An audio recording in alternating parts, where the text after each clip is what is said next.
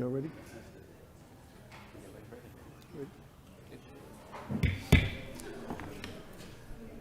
We'll call to order the Friday, September 20th, 2024 meeting of the Georgia State Election Board. My name is John Favere. I'm chairman of the board. I'm joined today by Dr. Janice Johnson, Member Janice Johnson, Member Rick Jeffries, Member Sarah Gazal, and Member Janelle King, and our Executive Director, Mike Cohn, and our paralegal, Alexandra, the one that does all the work. Thank you, Alexandra. We're going to start the meeting today with our invocation, Pledge of Allegiance. Dr. Johnson, would you lead us in our invocation, please?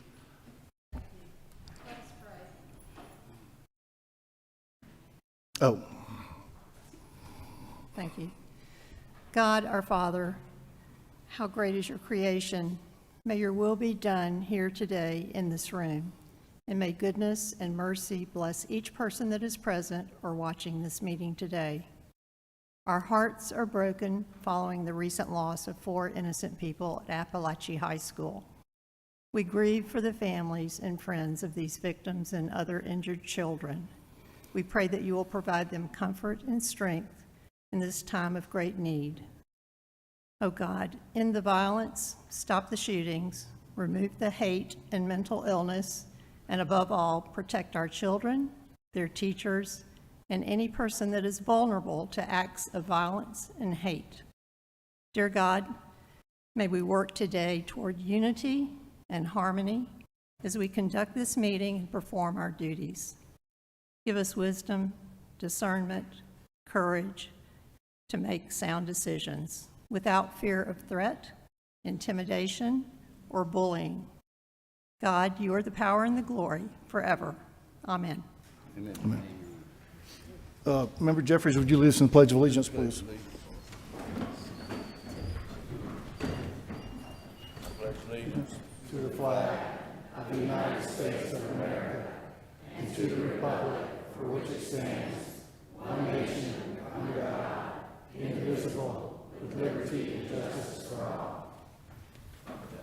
Thank you, Member Jeffries. Thank you. Member Johnston. Now, for a few ground rules, we have a lot of people here today. I'm glad to see that all the seats are filled. I want to thank the Georgia State Patrol for helping us out this morning. We couldn't do this without you. We have a wide variety of people here. We have members of the public. Well, we're all members of the public, right? We have state legislators here with us this morning. We have a lot of press people here with us. We have a lot of representatives of the counties here with us. And we have members of the public. And all I ask is for courtesy and consideration.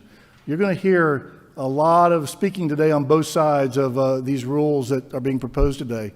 And, you know, the last thing we need is a lot of cheering and excess comments and all that stuff. If you want to be respected when you get to speak, then you need to respect other people when they speak. We all have opinions. This board has varying opinions.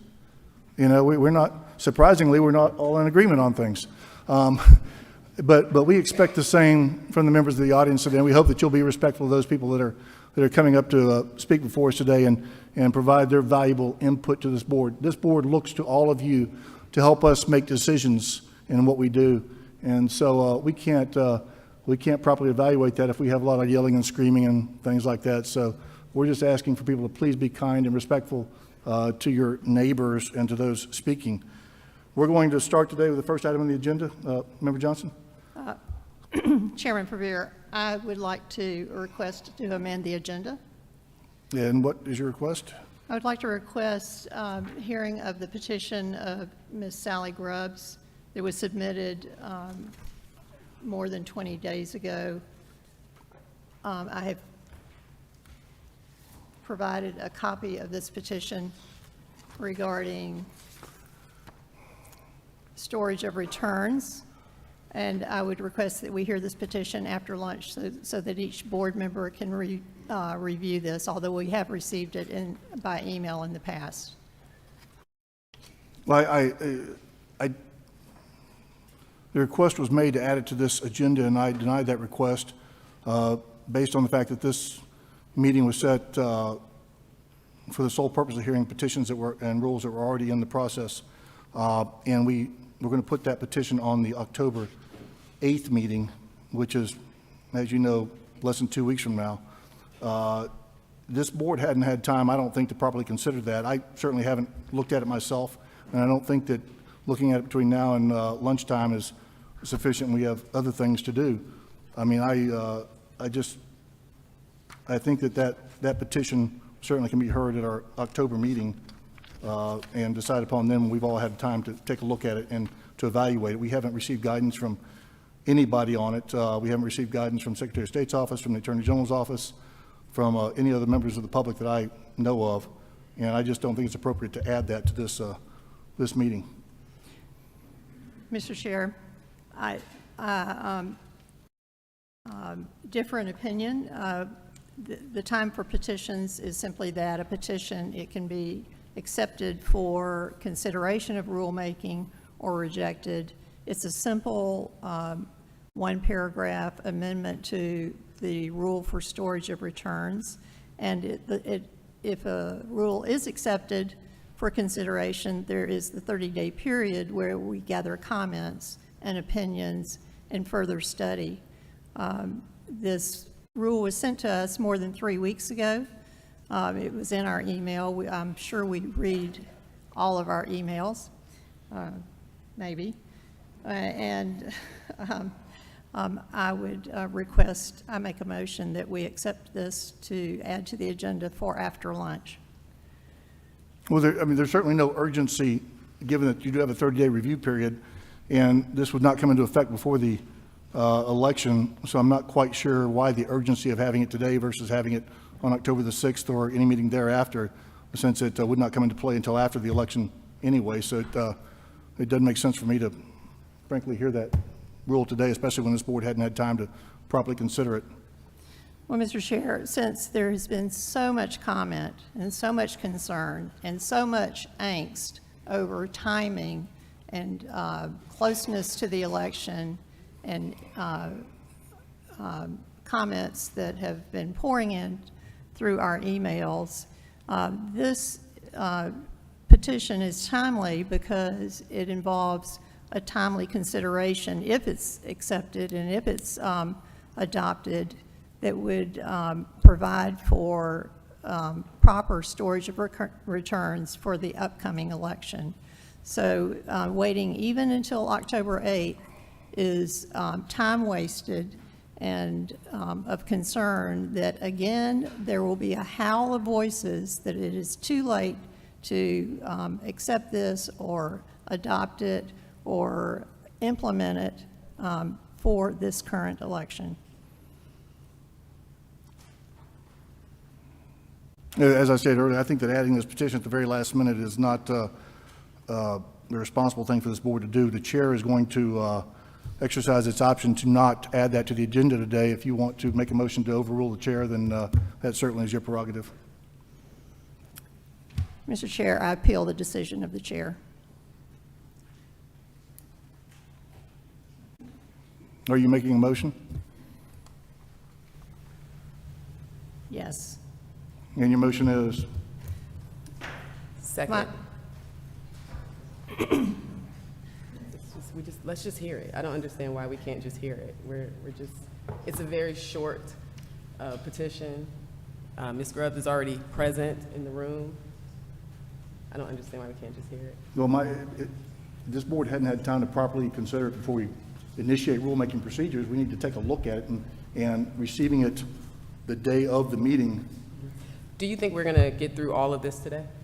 Or you think we're going to be back on Monday? I'm hopeful we can. You're going to try to get through it? Well, if we were able to go through the agenda as it was, we might could have, but it appears there's going to be some alterations to it. So, Well, I mean, adding one petition to be heard, I mean, it'll give me more information. I would like to hear directly from the petitioner. That'll help me to make decisions. well, that can be done on October the 6th. Like I said, this will not take place before the election this year, so I don't see the reason to go ahead and put it on the agenda today. Well, if it's not going to affect anything, I don't see the reason to keep debating it and wasting time. But we haven't debated it. We haven't heard it No, I'm yet. talking about this debate here of putting it on the agenda or not. Okay. We have a motion to appeal the chair's decision. Is there a second? Second. There's a motion and a second. Any discussion? Yes, Member Gazal. I have a hard time understanding how our mantra is transparency, and we are talking about debating a rule that nobody in the public has seen. To the point, I mean, I have a challenge as well, and that's whether or not we're following procedures. If she presented it and submitted it within the right time frame to be on the agenda today, then it should be on the agenda today.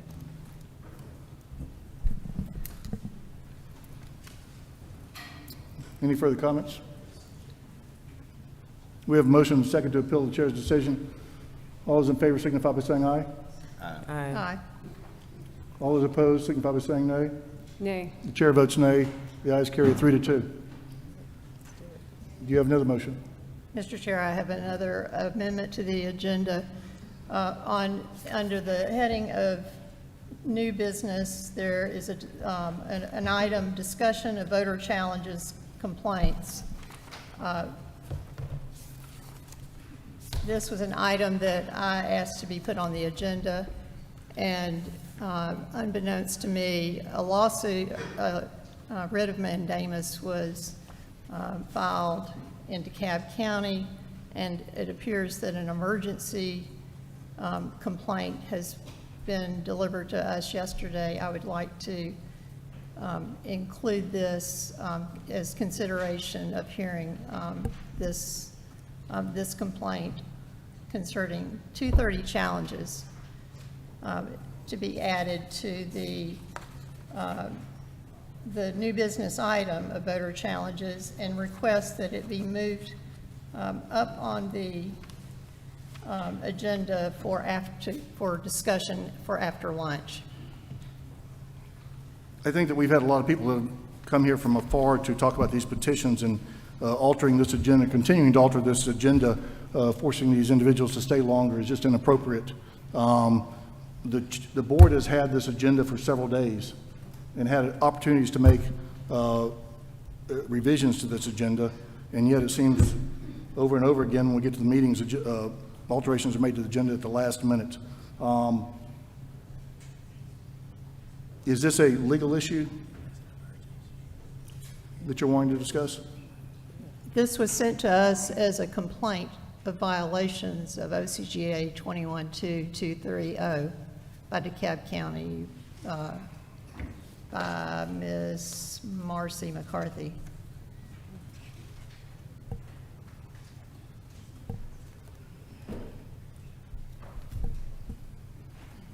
And it can be appropriately discussed during the discussion of voter challenges complaints? It could. And then we'll add it to that at that time slot. The chair would like to leave the agenda as is for consideration of people who have traveled to come here to talk about their petitions. Mr. Chair, in consideration of the time and out of respect for the petitioners, I will add this to the new business item. Thank you. Is there anybody else that would like to change the agenda today? Motion to adjourn? I would second that one in a minute. The first item on the next item on the agenda is the State Election Board meetings and hearings, approval of the minutes from the August 6th and August 7th meeting, which is tab number 1 in your board book.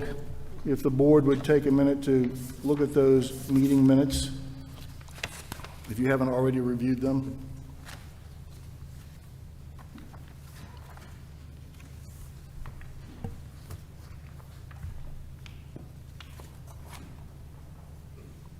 Are there any corrections, alterations, or additions to be made to the minutes? Make a motion to approve. We have a motion from Member Jeffries to approve the minutes of the August 6th and 7th State Election Board. Do we have a second? Second. We have a motion and a second from Member King. Any discussion? Mr. Chair? Yes, Member Johnston. Yes, I'd like to request that in the minutes from August 19th, that the rule number be included with each of the petitions. Some of in the minutes, the petitions do not provide the rule number for the petition. Member Johnson, that, we're working on the 6th and the 7th now. That'll be the next item on the Oh, agenda to sorry. discuss. So we have a motion and a second to approve the minutes from the August 6th and 7th, 2024 meeting of the State Election Board. Any further discussion? Mr. Chair, Yes, Member Johnson. it's the same applies for the meeting of August 6th and 7th.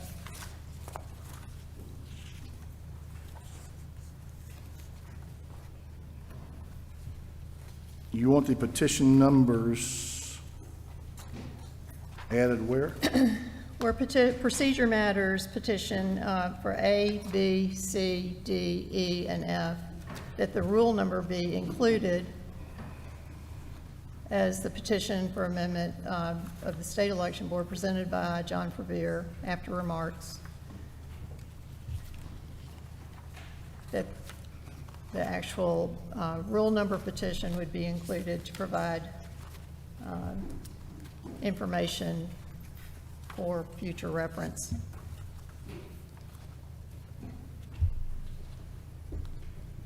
We have Member Johnson has requested that the rule numbers be added to the sections or petitions.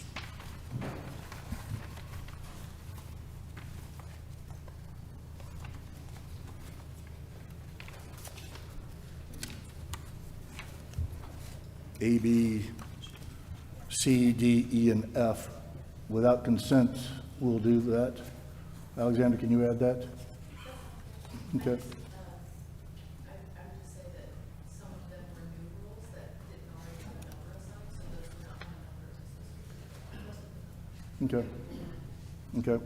We'll make that alteration. Are there any other alterations to the minutes? No, sir. With the alteration and the board's approval recommended by Dr. Johnson, we have a motion and a second to approve the minutes with that alteration. Any further discussion? Hearing no further discussion, all those in favor signify by saying aye. Aye. Any opposition? Hearing no opposition, so moved. Carries 4-0. Next item on the agenda is to approve the minutes from the August 19th, 2024 meeting. Member Johnson, I believe you had some comments about that? The request to amend the minutes to reflect the rule referred to under it has for A and B, but not C, D, E, and F.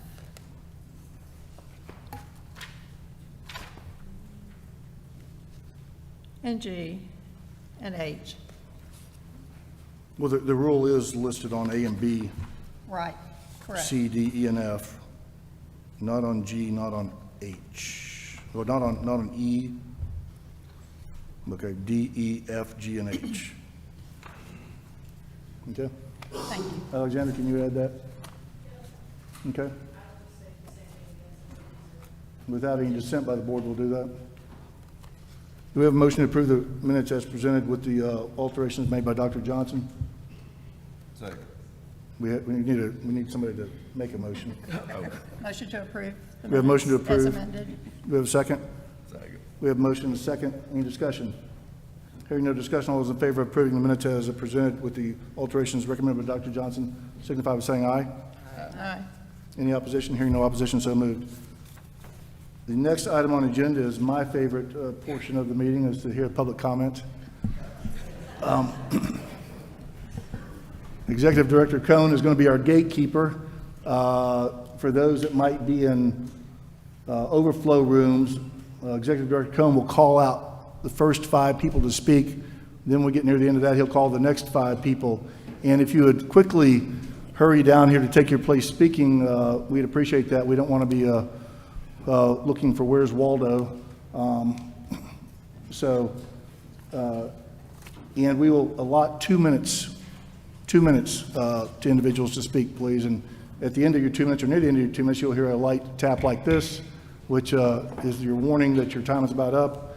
And if you exceed it, then you'll hear heavier and heavier and heavier taps, because Executive Director Cohn can be quite heavy-handed with that gavel. So Executive Director Cohn?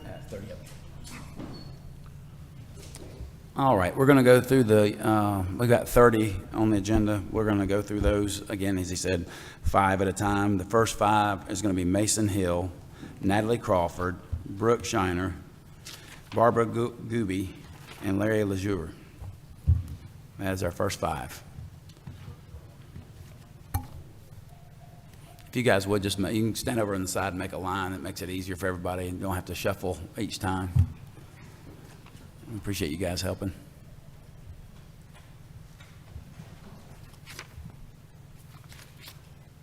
All right, Mason, you have the floor.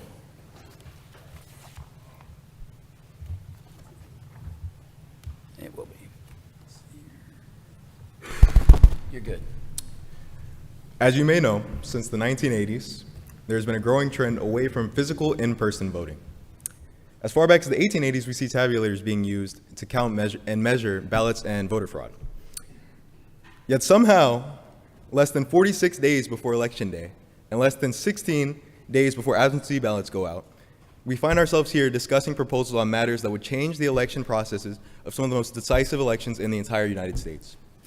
It's quite hard for me to believe that these century-old issues are being brought up 2.5 weeks before game time.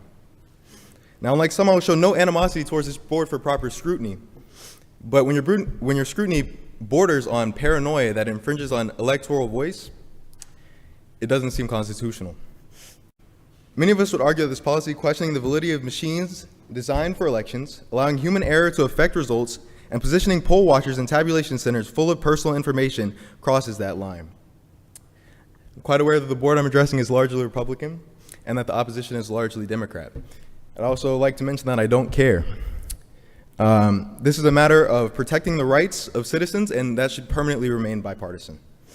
No matter what political lens you want to view this through, this proposal has no grounds in protecting the uniformity, safety, and efficiency of our elections. I will not pretend to possess any expertise in these matters of logistics, but presuming our shared goal is for every citizen of Georgia to vote in this election and get their vote counted, there's no way that any of these proposals infer a fair election. I ask you, anyone, please explain to me how printing 2 more ballots for anyone who wants to vote absentee or early has to be printed in the next 2 weeks would ensure we have a fair election. I ask anyone who questioned voter fraud in the last election, how do you think that people unsealing the ballots and then counting them themselves by hand would ensure in any way that there would be less voter fraud? I ask anyone who questioned safety in the last election, how would poll watchers, volunteers, which I'm not discrediting in any way, being positioned in tabulation centers where reconciliation is happening, prevent people from seeing personal information of voters? Please reconsider this matter. Thank you. Thank you, Mason. Next up is Natalie Crawford. Chair, Board, thank you very much. Again, I'm Natalie Crawford, founder of Georgia First, a cross-partisan nonprofit whose mission includes ensuring election access and security. We always seek to put people over politics. The instability, injustice, and confusion introduced into the public councils have in truth been the mortal disease under which proper governments have everywhere perished.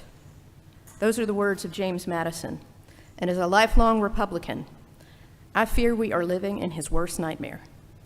I'm appalled by the recent actions of this board, the hyperpartisan behavior, and its embrace of ill-informed, conspiracy theory-fueled rulemaking.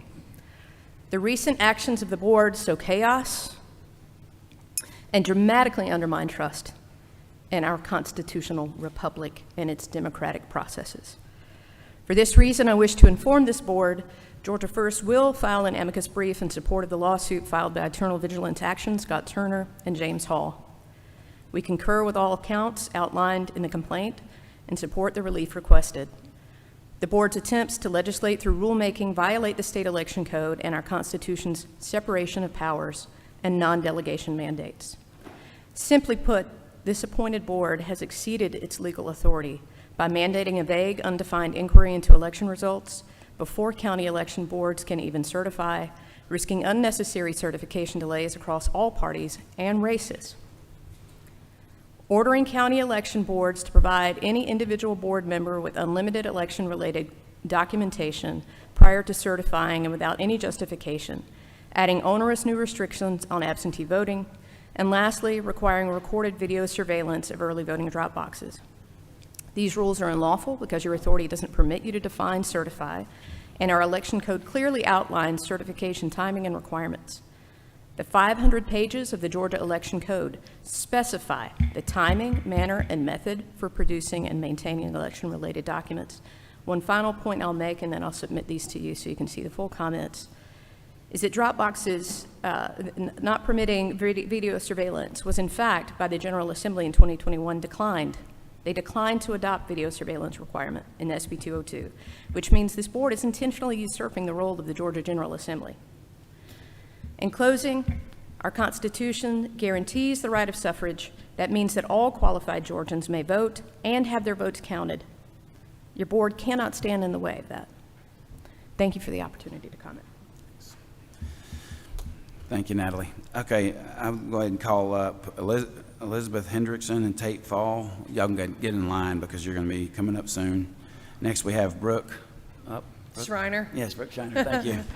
Good morning, Board. Brooke Schreiner, Butts County Board of Elections Registration, Gavrio member, and Region 6 leader. I, as well as my colleagues, urge you to refrain from voting on the proposed rules this close to an election. We are currently in the critical stages of election preparation, which includes setting up voting machines, training poll clerks, and organizing election night procedures. Additionally, some counties are in the initial phases of preparing for a potential March election as well, and these efforts require significant planning and focus. As per election law, counties are prohibited from making certain changes within 90 to 60 days before an election. I believe the same consideration should apply to rule changes by this board. While we do not oppose many of the rules being processed, the timing could certainly be improved. Regarding the rule on election night ballot counting, requiring the poll manager and 2 clerks to individually count ballots from the scanner would unnecessarily delay election day tabulation. Poll managers and workers are already tasked with sealing all ballots, securing the memory cards, ensuring all recap sheets are accounted for, which is then transported to the tabulation center. Adding this additional step would slow down the 2 required uploads for an election night reporting. Furthermore, many poll workers and managers take time off from their regular jobs for election day duties and return to work the following day.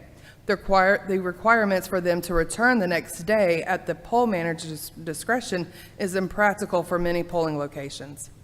Finally, I encourage the board to consult a variety of counties, small, medium, large, not just larger counties like Fulton and Cobb, to ensure the rules are practical and beneficial across all types of election jurisdictions. Thank you for your attention to these concerns. Thank you, Brooke. Yeah, you're the first one that really hit the number on the head, so good job. Thank you. Appreciate that. All right, next up we have Barbara Gooby. There. Hi, I'm from Chatham County. I've been a poll watcher, poll clerk, and now poll manager. I believe the proposals being discussed today introduced huge opportunities for chaos, error, voter insecurity, and therefore, as we heard, lawsuits. Please know that every poll worker and elections board worker I've ever worked with has always acted absolutely professionally, taking every precaution to ensure that all ballots are accurately counted. Using the current procedures, they are. The elections board trains us never to touch the ballots. Only the voter handles their printed ballot and enters it into the ballot box. This assures voters that no one has interfered with their ballot.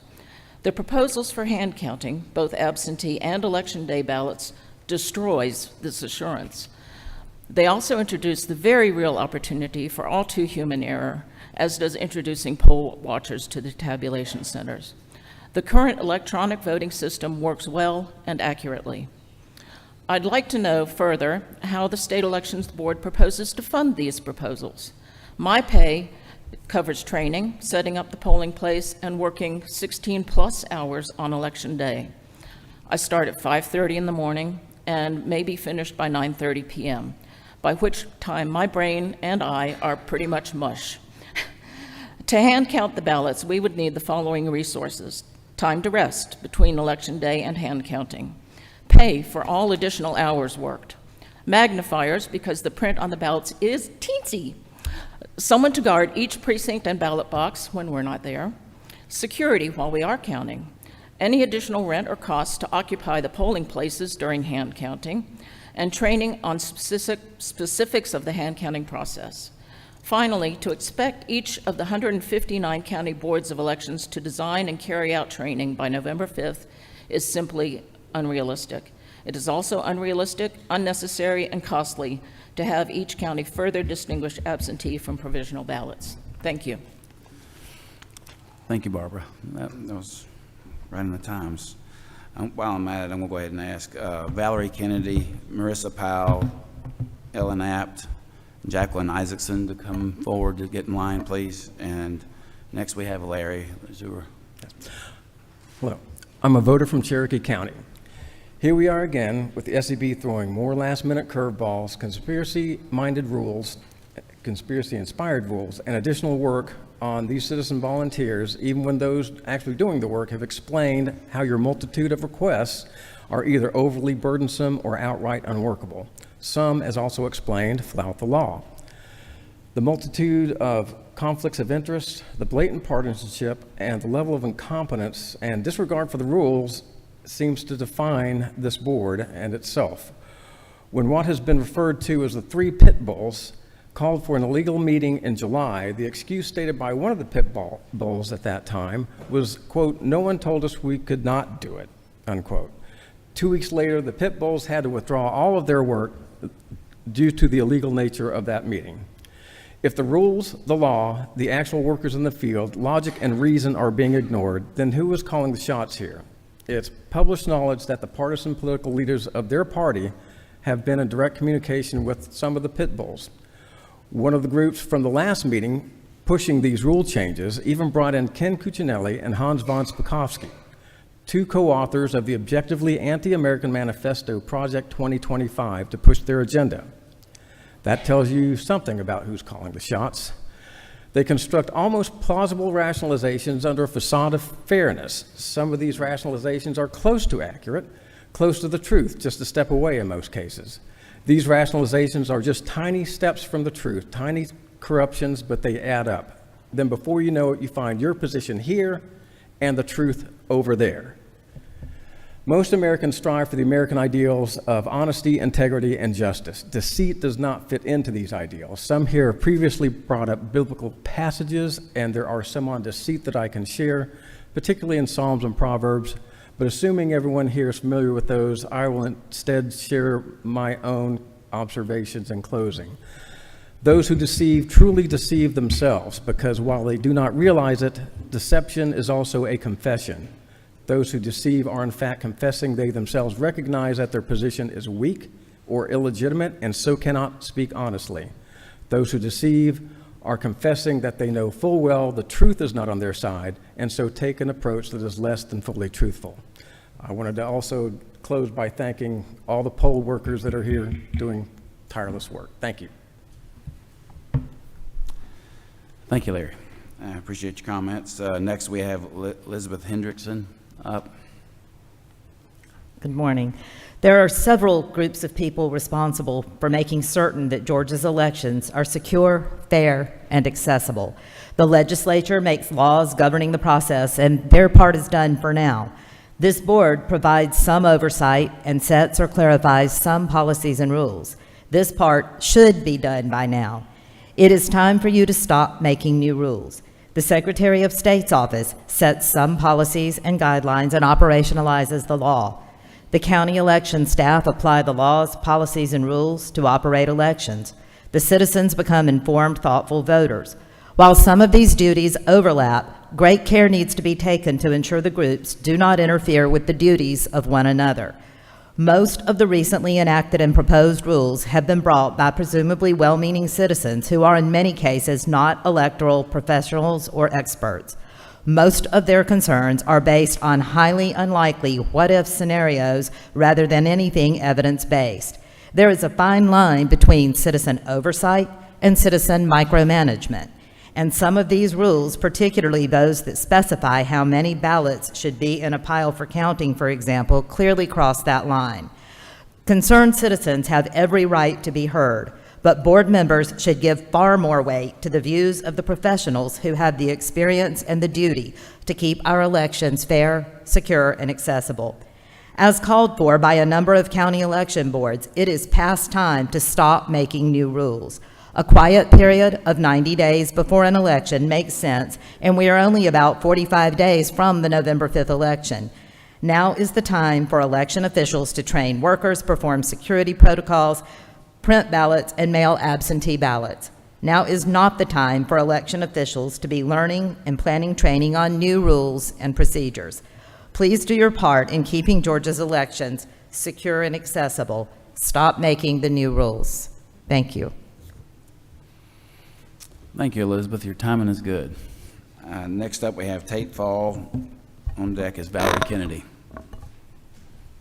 Good morning, Chair, Board, Director Cohen, and staff members. Thank you for having us here today. I wanted to start by kind of remembering that modern election administration only started 24 years ago, right, because of Bush v. Gore. And so much has changed in those 24 years. A lot has changed since 2020, just in the last 4 years. The equipment, how we vote, when we vote, the members of our county boards, the members of the state board, so much has changed. But what hasn't changed is the passion and the purpose of the nonpartisan election officials that make up our state of Georgia. And I want to join with my staff, other election officials that are here today. We represent 11 different jurisdictions, just over 2 million registered voters, which is a fourth of the registered voters here in Georgia. We range from jurisdictions of 9,000 to 655,000. And we are asking that you, as a board, mirror the NVRA status of 90-day quiet period that boards in my county of Cobb, Gwinnett, Athens County, and Muskogee County have also asked for a 90-day quiet period prior to the election. The reasons for that is yesterday, Cobb County emailed just over 1,000 ballots to our uniformed and overseas voters. Today, we mailed 70 ballots to uniformed and overseas voters. The first ballots are out the door. The election has officially begun. Additionally, we're only 17 days away from mailing regular absentee by mail ballots. We are just 25 days away from advanced in-person voting starting and 46 days from Election Day. In Cobb, we've already trained all of our AIP workers, and to bring them back in and retrain them on new procedures at this time is not only time prohibitive, but very cost prohibitive and is not a good use of our taxpayer dollars. So again, we join together to implore you to mirror a 90-day quiet period on all rules. Thank you. Thank you, Tate. That was timely again. You guys have timed your speeches. That's great. Appreciate your words. Valerie Kennedy, you're up next. My name is Valerie Kennedy. I'm a resident of DeKalb County, Georgia. I'm a former election worker, and I'm a data nerd, so I'm going to hit you with some facts here. The majority of absentee ballots cast in Georgia in the 2020 presidential election, 548,432, were cast by people aged 66 and over, and the second largest absentee ballots were cast, 389,289, were cast by people between the ages of 45 to 64. Why does this matter? 55% of 2020 votes cast for the Republican presidential candidate in Georgia were cast by people over the age of 65. 52% of votes cast for him in that election were by people between the ages of 45 to 64. The proposed changes to absentee ballots will disproportionately disenfranchise those voters. I'm going to hit you with some facts about voter fraud in general. August 16, 2014, Justin Levitt, professor of Loyola Law School, expert in constitutional law with a focus on election administration, published an investigation covering the years 2000 to 2014 elections, found that out of 1 billion votes cast, that's B like Betty, billion, 31 were found to be fraudulent. I also want to remind the board that on November 13, 2020, the Federal Cybersecurity Infrastructure Security Agency issued a statement. The November 3rd election was the most secure in American history. The head of that agency, Christopher Krebs, was hand-chosen by Donald Trump to lead that agency. Ken Block, an expert data analyst, was hired by Trump's team in November of 2020 to investigate election fraud and found zero evidence of it. Trump lost 61 of 62 of his voter fraud lawsuits, with one of his lawyers, Rudy Giuliani, saying, "We've got lots of theories, we just don't have the evidence." I'd also like to point that 80 million voters in 2020 did not vote, so the idea that people are going out of their way to commit fraud when they are eligible to vote is a bit of a stretch for me. Lastly, 2 weeks ago, at the Lex Friedman podcast, Donald Trump said, not sarcastically, that he lost the 2020 election by a whisker. We know that these proposed changes are designed to give him the advantage, and they are nothing more than voter disenfranchisement, voter suppression, and voter election and worker intimidation. Thank you. Thank you, Valerie. I appreciate your words. I'm going to go ahead and call it the next five. Marcy McCarthy, Jane Branscombe, Sam Collier, Alicia Fredlin, I believe is the way it reads. So you guys can go ahead and get in line, please. And next we have Marissa Powell. Hi, board members. My name is Marissa Pyle. I'm the Senior Democracy Defense Manager at All Voting is Local Action, a nonpartisan organization that advocates for policies and legislative procedures that expand voter access, not limit it.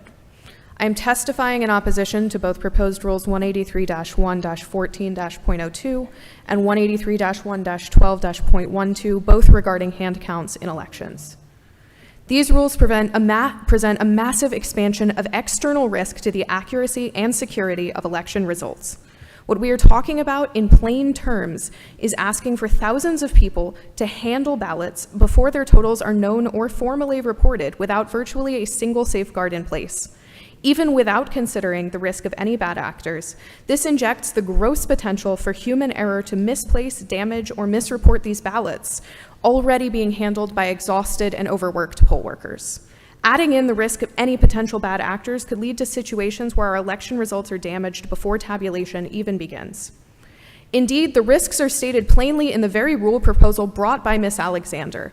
In the attached email from Secretary of State Elections Director Blake Evans, I quote, "Deciding to have poll workers hand count ballots on election night is not something your poll workers should do.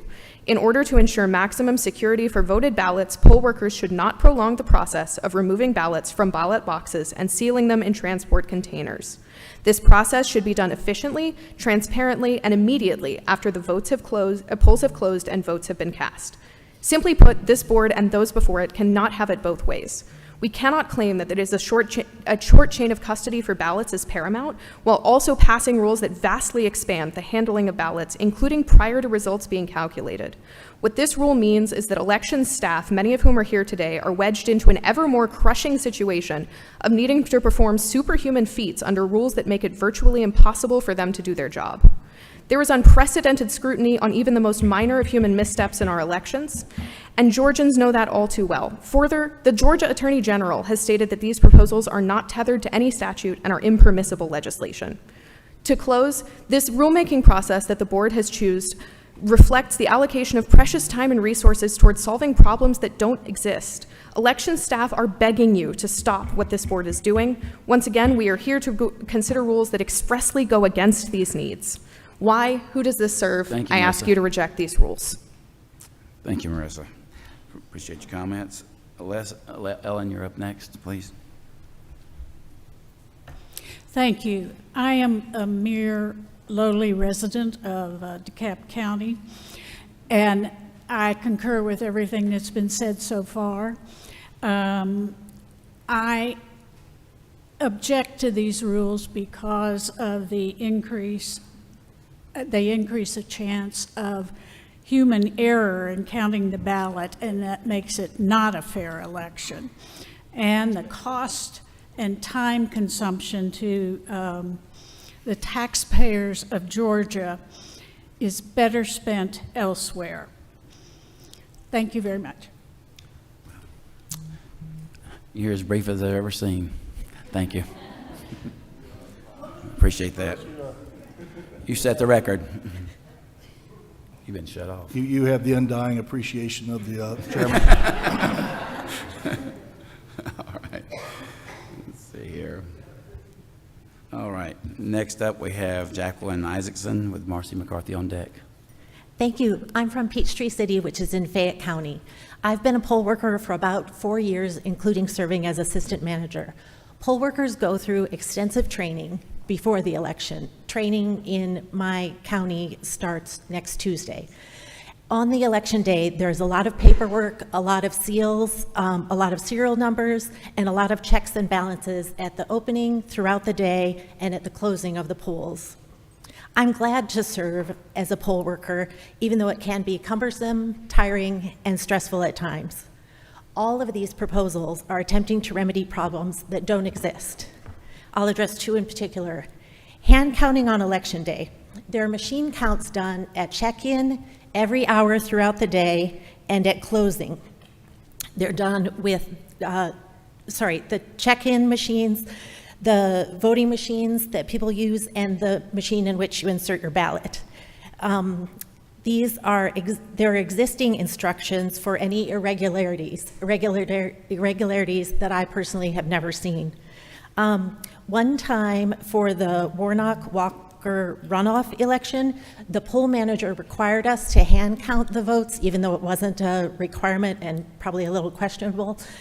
We had to do it 3 times because of human error, because the machine was right, the people weren't right. Also, poll watchers at election centers. My fellow poll workers and I receive a modest stipend, but we do this to serve. We're carrying out the election process. The proposed rules will crowd locations, cause chaos in what is already an intense yet organized process, and critically, there's a high potential for personal information being compromised and poll workers being intimidated.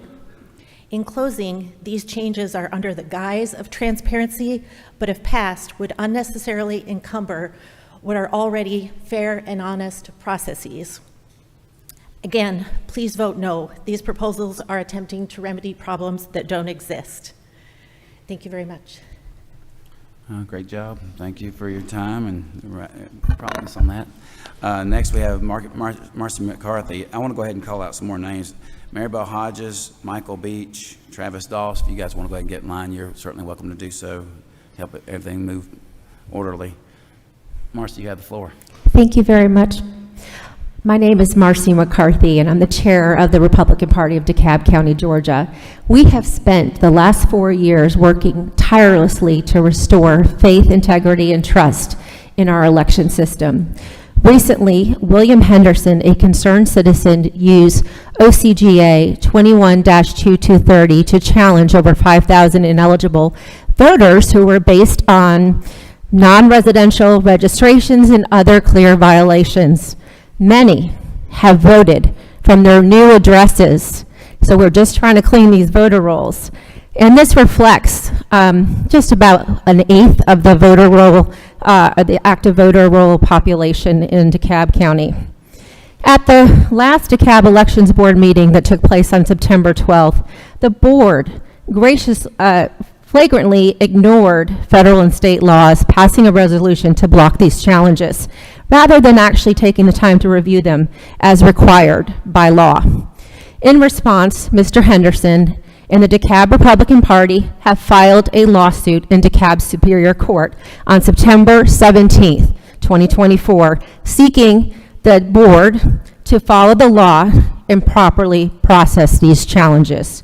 We urge the SEB to take immediate action to set clear procedures and enforce compliance with OCGA 21-2230. It is absolutely critical to protect the integrity of our vote by ensuring that ineligible voters are not allowed to dilute the voice of eligible citizens. Thank you. Thank you, Marcy. That was very good on time and everything. So good job. Okay, next we have Jane Branscombe up. Jane? Good morning. Candidate Trump praised 3 of you by name as pit bulls fighting for honesty, transparency, and victory. You are acting like pit bulls in pushing through new rules without proper transparency, input, and deliberation. And I'm sure there are many in this room who believe the drumbeat lie that there was widespread fraud in the 2020 election, who will think you're fighting for honesty and transparency. But given that the system we have has been proven over and over and over again to be free of any systematic fraud and all but the most trivial and innocent irregularities, your moves instead are promoting chaos, election worker distress, and voter anxiety. The third objective of your actions that the former president stated gets straight to the heart of the matter: victory. Specifically, his victory. Your actions attempt to stack the deck for a particular outcome, and that is the definition of anti-democratic. Thank you for hearing me. Thank you, Jane, for your comments. Sam Collier, you're up next. Thank you. My name is Sam Collier, longtime resident of Georgia, and I'm pleased to talk to you today.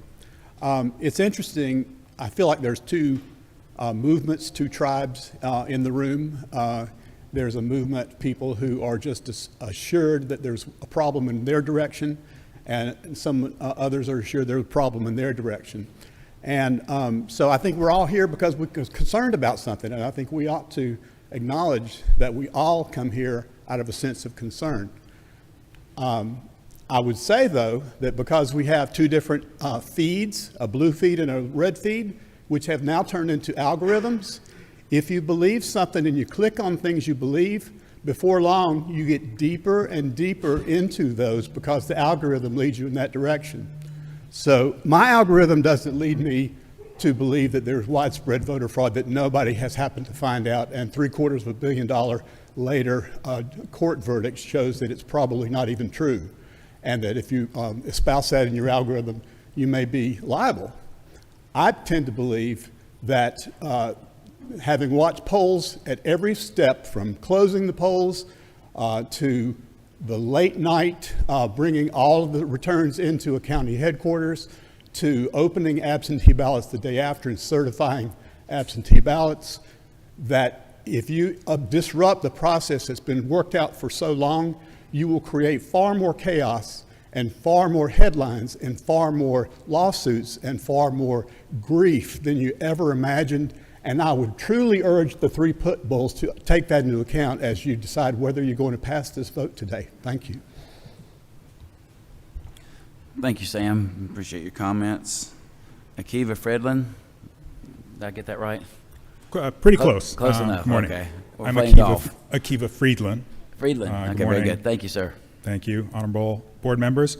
I'm an attorney at the ACLU of Georgia, where we work to ensure that voting is easy and accessible for all Georgians. I ask you to wisely reject all 11 petitions in the rulemaking phase today, especially asking you to vote against the revisions to 183-1-12.12 about hand counting ballots in polling places, and 183-1-14.02 about hand counting at early vote locations. These amendments add needless extra burdens for our local officials.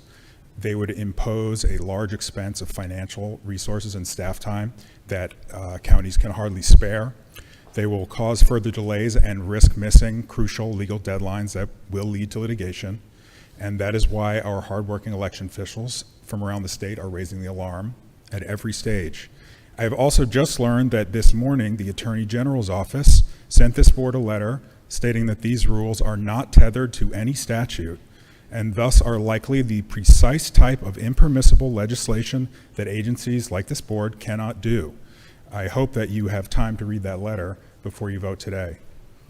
The timing of the rules is especially problematic. By taking effect on October 10th, the rules would wreak havoc just 5 days before the early vote period begins and 21 days before the election. That's also long after September 17th, when counties have begun sending absentee ballots to our service members overseas so they can be in this process. How are we going to change rules that affect absentee ballots 23 days after counties have been instructed to start mailing them out? Again, as the AG's letter advised you this morning, it is far too late for last-minute rulemaking that will create significant confusion for voters and burdens on local administrators. Finally, one last point about the amendment to 183-1-14.02. It is incorrectly written. It references precinct poll officers, a position that does not exist during the early vote period, and it calls for precinct reconciliation of ballots, which is impossible during early voting because there you have polling places are vote centers, not precincts. Authors of petitions should know the difference, and the board should refrain from codifying people's misunderstandings. As you decide today, please put the needs of Georgia voters first, and thank you for your attention. Thank you, Mr. Friedland. Next up, we have Mary Bell Hodges. Hi, good morning, Mary Bell, Gwinnett County. I am one of the people as enumerated in the Georgia Constitution.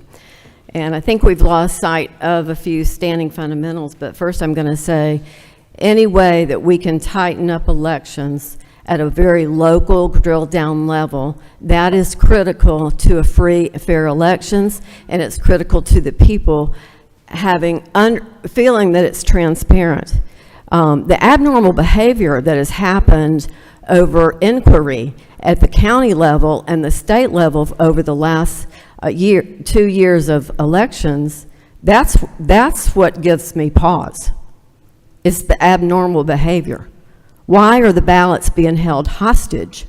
Why aren't the people who are the public servants are accountable to in Georgia, why aren't the public servants allowing us to see the accountability?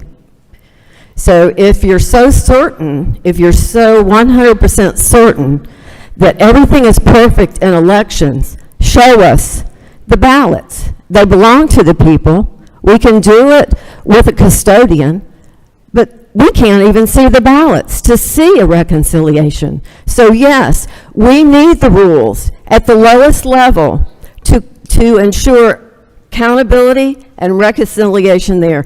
You wouldn't go to the bank teller and see her run the money through your process and walk away without counting it yourself. Our ballots are as precious as money and gold. They need to be guarded, and the people need to know. So I am in support of the bills, but this continuing of dismissing people's inquiry, just saying, well, it's a fraud, those court cases haven't even, the evidence hasn't even been looked at. So let's have a real conversation. You are public servants. You need to address what the people's concerns are, and all these people are welcome to come and speak, but election superintendents, supervisors, you are public servants as well. You are answerable to the people, not to NGOs, not to Democracy Now! You're answerable to the people. Thank you.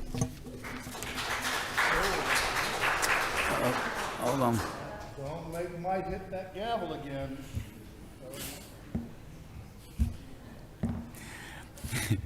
Next up, we have Michael Beach. Thanks. I'm Boomer. I've got paper. My name's Dr. Michael Beach. I'm speaking as an assistant poll manager. There are only 25 days until early voting opens, and I ask you, as you've heard already, that you respect county election officials across the state who've been asking you for a 90-day moratorium on rule changes before any election. It's too late for changes. Some process thoughts. I believe board members want a process to hear full, accurate, and truthful discussion on rule changes before voting. Instead, I see a process where individuals submit proposals and often air false narratives and reference misleading or false information. I'm not aware of any other rulemaking process that hears seemingly unlimited oral presentation from the petitioner with no oral process for listening to other perspectives. I ask you to develop a process where decisions are based on a full, well-rounded, and fact-based summary for each proposal. I'd like to ask what the board's trying to accomplish when they are doing this. I haven't heard you ask petitioners, what problem are you trying to solve? What documentation says that such a problem exists? Why do we need this? We should be using accurate data and information to identify key areas for improvement, to target our limited time and resources. Attempting to make such a complex process error-free is resulting in over-bureaucratization by massing layer upon layer of rules, which may likely increase errors. We have to accept that this has become an argument between a belief that elections are not secure and the facts that they are secure. Changing beliefs cannot be accomplished easily. There will always be new beliefs requiring endless new rules. Finally, I've been through the proposed rules. I won't get into details. You've heard some of them. Much of what I see is already part of the polling place protocol. I wish petitioners would become poll workers and thoroughly study poll worker manuals so we could focus on needed improvements. So in summary, we should weigh the facts about the security of our elections, the impact of increased staff turnover, the increased difficulty recruiting poll workers, and the efficient use of taxpayer money so Georgia continues to have secure elections. Thank you. Thank you, Michael. I appreciate your comments. Okay, let's go ahead and get the next 5 in line. We've got Tawny Adams, Kevin Muldowney, Kathleen Hamill, Lisa Rutherford. And we'll go ahead and do Matt Ravensick as well. That's the next 5. God bless you. You win a big prize. You just become the chairman's favorite.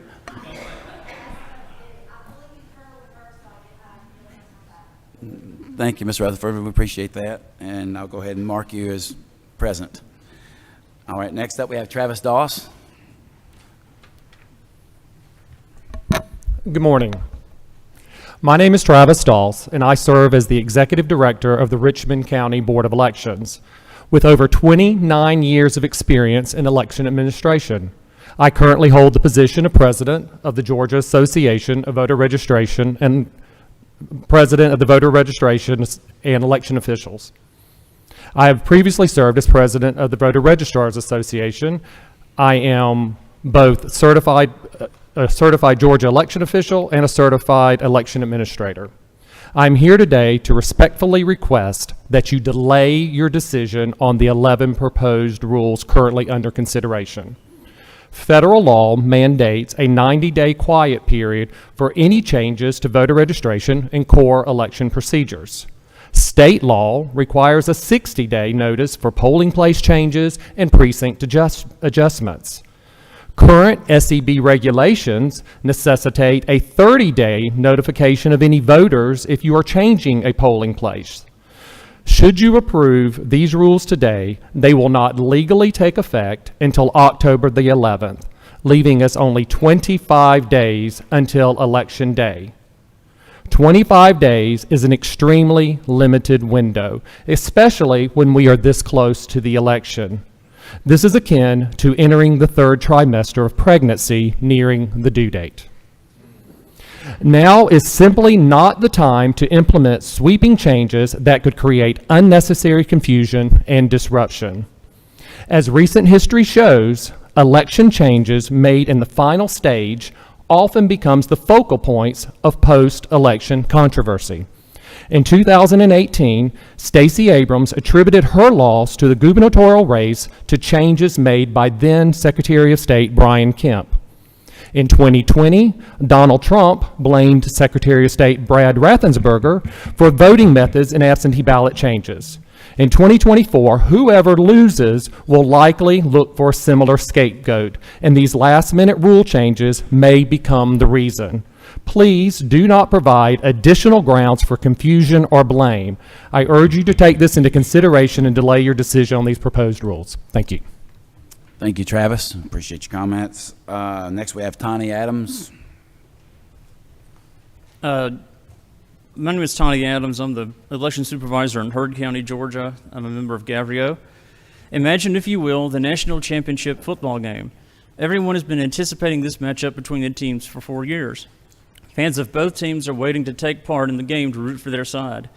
However, there is a small group of fans who do not like the way the game is being played, so they have decided to approach the 5 commissioners of the Football League to change the rules less than 2 months before the game. 3 of these commissioners think it's a good idea to change the rules, despite the pleadings of the officials on the field who would be the referees and must understand the rules the games the players and fans operate under. The other 2 commissioners have made the point that changing the rules this close to the playing of the game might confuse the players in the field, the referees, and the fans watching the game. The game officials have been told that the rule changes the commissioners have proposed are common sense rule changes. This is all despite the fact that some of the changes the fans in the peanut gallery have proposed violate the official rules of the game as written by the overarching body who determines the final say of how the game is played. Some of the rules contain changes the commissioners are not even allowed to make because they lack the statutory authority to make those changes. So despite the pleas of their fellow commissioners, the referees on the field, the concerned fans, they decide to go forward with these changes. The game time approaches, and no one is sure what the rules are because of all the confusion the new rules have caused. The game is played. As the action unfolds, the referees do their best to implement the new rules. However, the confusion with the new rules causes there to be irregularities. During the post-game news conference, the media asked the commissioners why there was so much confusion on the field. In response, the commissioners who proposed the new rules so close to the game say that the new rules were common sense rules. So the problem must have been with the officials tasked with their implementation. Is this what will happen when confusion leads to inconsistencies with the November 5th, 2024 election? Who will be given the blame when new rules cause chaos? Thank you, Tony. Appreciate your comments. Let's go ahead and add some more folks on the line, please. Matt Rowensack, Milton Kidd, Joseph Kirk, Julie Adams, and Ethan Compton, please. If you guys will get in line, that'd be great, very helpful. I didn't think I called everybody. Okay, Kevin Muldowney, you got the floor. Good morning. Kevin Muldowney. Worked as a poll worker, poll watcher at Poll Tech, absentee ballot adjudication. I firmly support the proposed rules before this board and sincerely want to thank you all for your hard work. These rules will give much needed support, transparency, and clarity to existing Georgia election law. We are, after all, a constitutional republic. We are governed by laws, and clarity of those laws is of utmost importance. It's hard to imagine how anyone interested in free and fair elections could oppose any of them. Gavrio, a suspiciously partisan group, is trying to make any argument they can to stop the process. These proposed rules will increase confidence in our voting process and will be virtually invisible to the voters' experience. On to the issue of an election monitoring team for Fulton County. The very reason an election oversight team was ever considered was due to the fact of documented and very real manipulation of past elections by Fulton County Elections Department. Both Ryan Germany and the Carter Center have gone on record praising the supposed accuracy and perfect result of the 2020 election. That in itself completely disqualifies both of these entities. If the decision is made after fully adjudicating Rossi Moncla, then that we do in fact need a monitoring team, that team should be carefully chosen and approved by this board in its entirety. Thank you. Thank you, Kevin, very much. Your timing was great. Thank you for your comments. Okay, next up we have Kathleen Hamill. And Matt, you're on deck. Good morning. My name is Kathleen Hamill, and I'm here today on behalf of the nonpartisan Georgia Democracy Task Force. We believe deeply in the integrity of our current voting system. Our system is safe, it is secure, not perfect, it has stood the test of time. But today, I must express our grave concern over the proposed 11 rules. These rules threaten to upend our election process in just 46 days. The earliest these rules could take effect is October 14th. That's 1 week after counties begin mailing absentee ballots. It is 1 day before early voting starts, and it is long after overseas and military ballots must be mailed, which is by September 21st, tomorrow. This timeline is not just tight, it is impossible. Imagine the uncertainty and the confusion and the added burden on election workers and county budgets. These rules do not protect our elections, they undermine them. Our Georgia election laws are among the most robust in the nation. They have been tested, they have been audited, they work. The U.S. Supreme Court has warned us about this very situation. In the Purcell decision, the court cautioned against last-minute rule changes. Such changes confuse voters, they erode trust, They compromise election integrity. We, the Georgia Democracy Task Force, cannot stand by and allow this 11th hour attempt to thwart our system. It is undisputed that your job is to represent all voters in the state of Georgia and to ensure fair, legal, and orderly elections. These last-minute rule changes make it impossible for you to fulfill that duty. Thank you. Thank you, Kathleen. We appreciate your comments. Next up, we have Matt Rowensack. Milton Kidd, you're on deck. All right, good morning, Board. First of all, as a Georgia voter, and especially since I'm a Fulton County voter, I'm very much in support of the rules before you today. They make a whole lot of logical sense, and I'd ask for your approval today. And many of the comments before not once have talked about ensuring the accuracy of the election. And there is evidence of previous issues that we could talk about for pretty much all day. Secondly, watching the Gabrielle Group's behavior, in my opinion, you're losing credibility. Let me give you an example.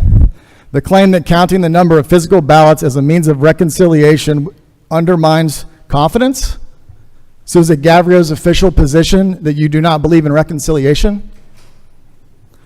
Let's pretend for a second that Georgia and the United States and many countries around the world hasn't done this for decades upon decades upon decades, and outside the U.S., centuries upon centuries. Let's pretend that someone appears at the bank. They give 5 $20 bills, and the bank gives you a deposit slip of $80. You say, I gave you $100. The teller says, the receipt says 80. You say, well, count the bills I gave you. The teller responds, I'm sorry, that's no longer our procedure. The person says, well, will you do reconciliation at the end of the day? They say, no, sorry, that's no longer our procedure either. But I gave you $100. Sorry, sir. The receipt says $80. And if you want an example of evidence, let me remind you of what happened in 2022 in DeKalb in the primary. This very rule would have prevented Michelle Long Spears, who ended up in last, when they counted the physical ballots, which this rule isn't even counting the results, it's just the ballots themselves, went from last place with about 3,000 votes to over 6,500 votes, and she won the race. This rule is very important. It makes a lot of sense, and you would never advocate for no reconciliation in your daily lives because you would be raising hell. Thank you.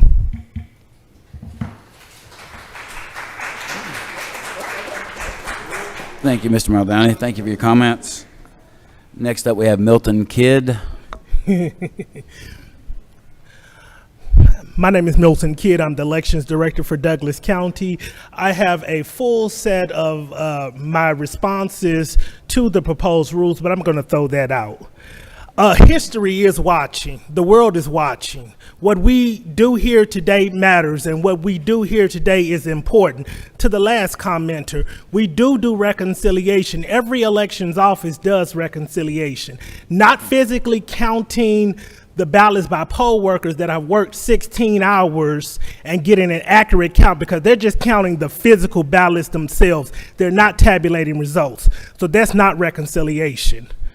The idea that you're not going to listen to the individuals that are charged with conducting elections is absurd to me. For the board members that want to implement these rules, because they're most likely going to implement them because they have the numbers, I challenge you to go into any county in the state of Georgia and to do the rules that you're passing on today. Work as a poll worker all day and then count the ballots.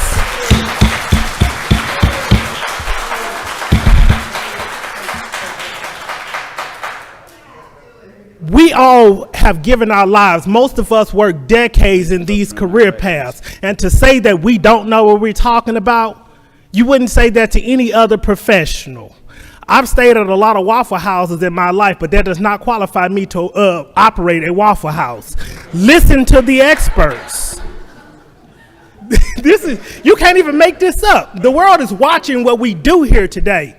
The world is going to hold us accountable for the decisions that we make. It matters. If this is how we're governing ourselves, let's be adults in the room and not push partisan ideology and partisan issues. Let's make rules that make sense and listen to the people. Let the people vote. Okay.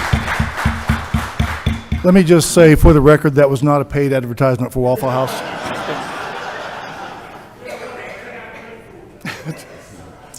Thank you for your comments, Milton.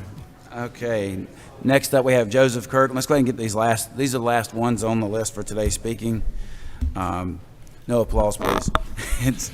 Yes, please, no applause. Sandy Shepke, Richard Schroeder, Christian Neighbors, and Syra Draper. Please get in line. And that'll conclude today's comments after those folks have spoken. That'll conclude the morning comment session. Yes. We will have an afternoon comment session. Yes. Joseph Kirk, you have the floor. Thank you. Thank you for the opportunity to speak. My name is Joseph Kirk. I'm the election supervisor from Bartow County. I've been in that position since 2007. I'm also the president-elect of Gavrio. Like my other members that are here today, I'm here to speak on behalf of myself, not my organization. But I would like to flag that Gavrio did submit comments about proposed rules. I'm not going to step through each rule today, but I do welcome folks to read those comments. If you do, you will see, for example, we have never stood against reconciliation just in the procedure outlined in rule. There's other ways to do it.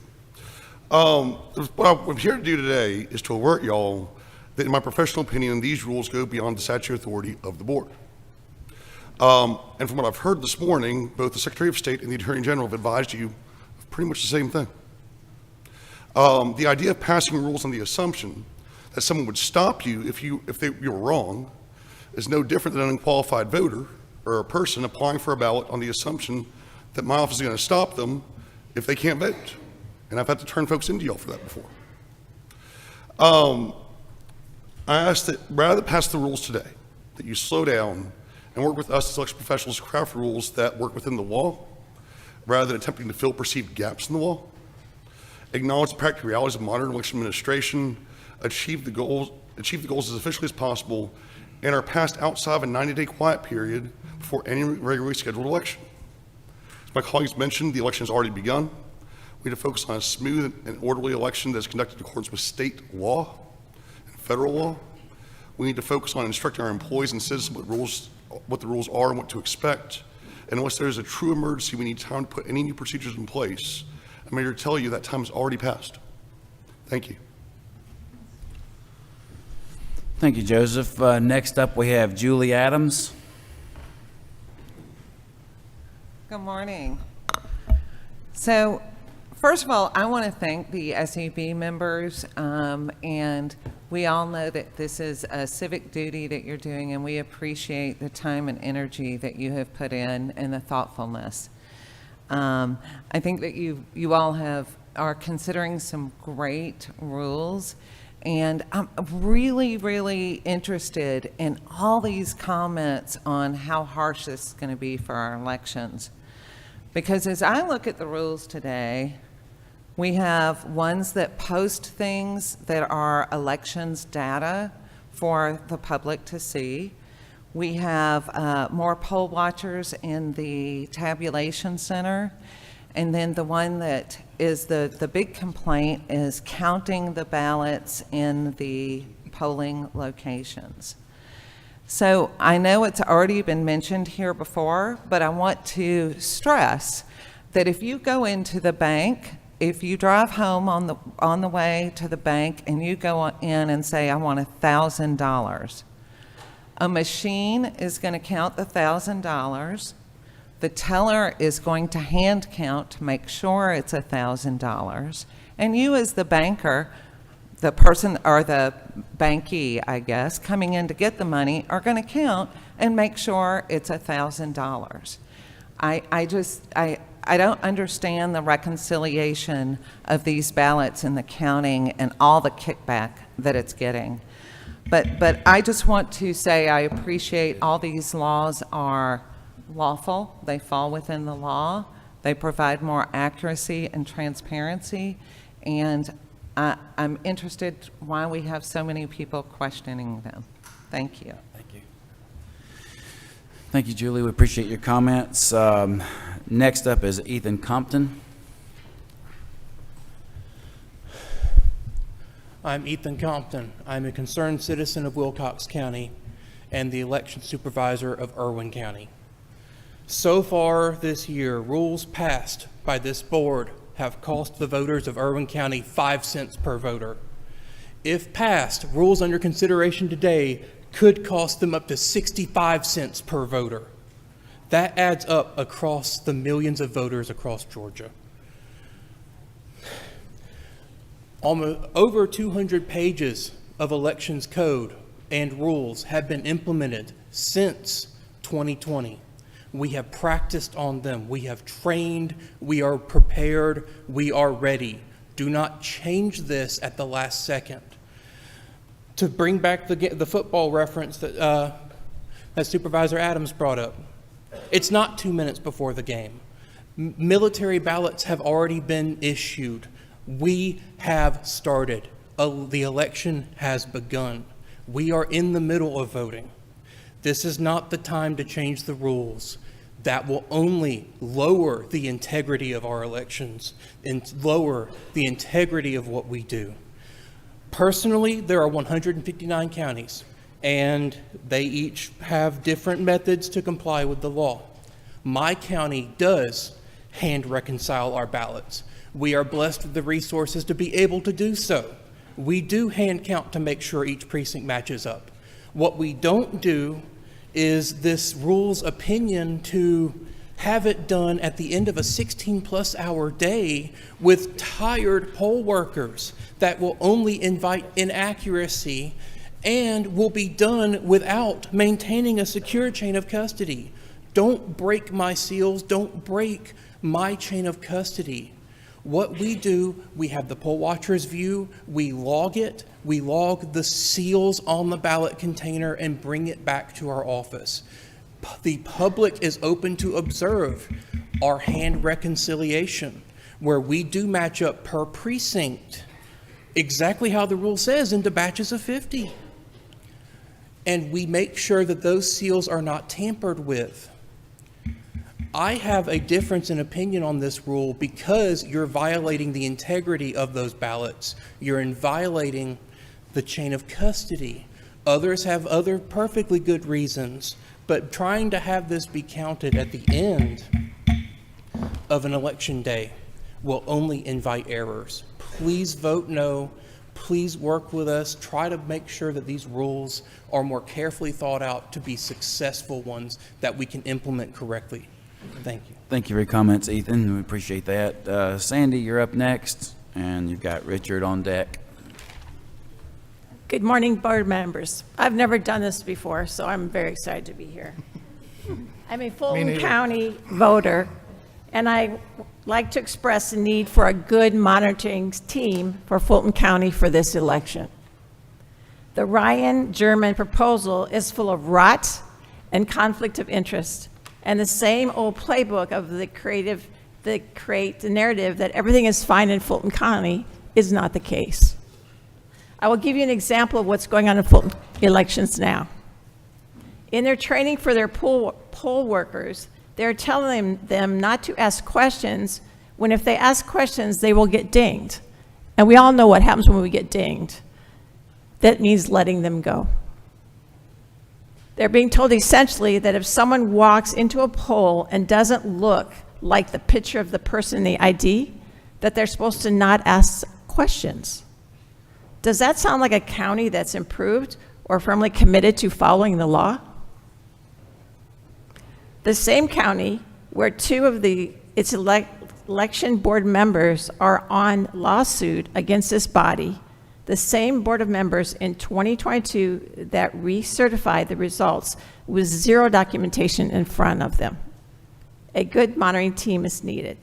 Lastly, the rules that are before you today, I think are excellent and should be approved. Thank you very much for this opportunity.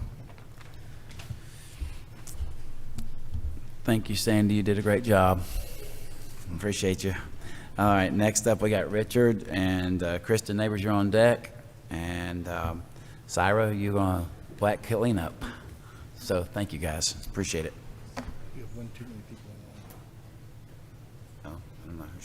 I'm Richard Schroeder. First of all, this isn't my speech. I'm a U.S. Army veteran. I took an oath to defend the Constitution of the United States of America. I'm also a poll worker in Hall County. I'm the tabulator lead. I take the paper ballots out of the tabulator, put them in a container. I'll stay till as long as it takes to count those ballots and make our elections better. Not going to what I got. Following the 2020 election, there was a significant lack of confidence in Georgia election systems, with many electors concerned about allegations of rampant voter fraud. This sentence is in this book probably 100 times. They put it as an editor's note after just about every law. They had to address the problems that were evident in the 2020 election. The changes made in this legislation in 2021 are designed to address the lack of elector confidence in the election system. I appreciate this current board and the progress in obtaining these goals for fair elections. However, the latest efforts last summer from our legislator does little to address the issues that plague our voting system today. We're still using the vulnerable electronic voting machines. We're running elections through an illegal QR code and sealing the electors' readable ballots, as in 300, into containers that are stored in various locations around the state with questionable chain of custody in place. Going back to last December, we had a SEB meeting on December 20th when Garland Favorito and Marlon Marks was petitioning the board. There was hardly a dozen people in attendance, much unlike the previous day when the room was packed out. There was a motion to make the sealed paper ballots available to the County Board of Elections and to the public.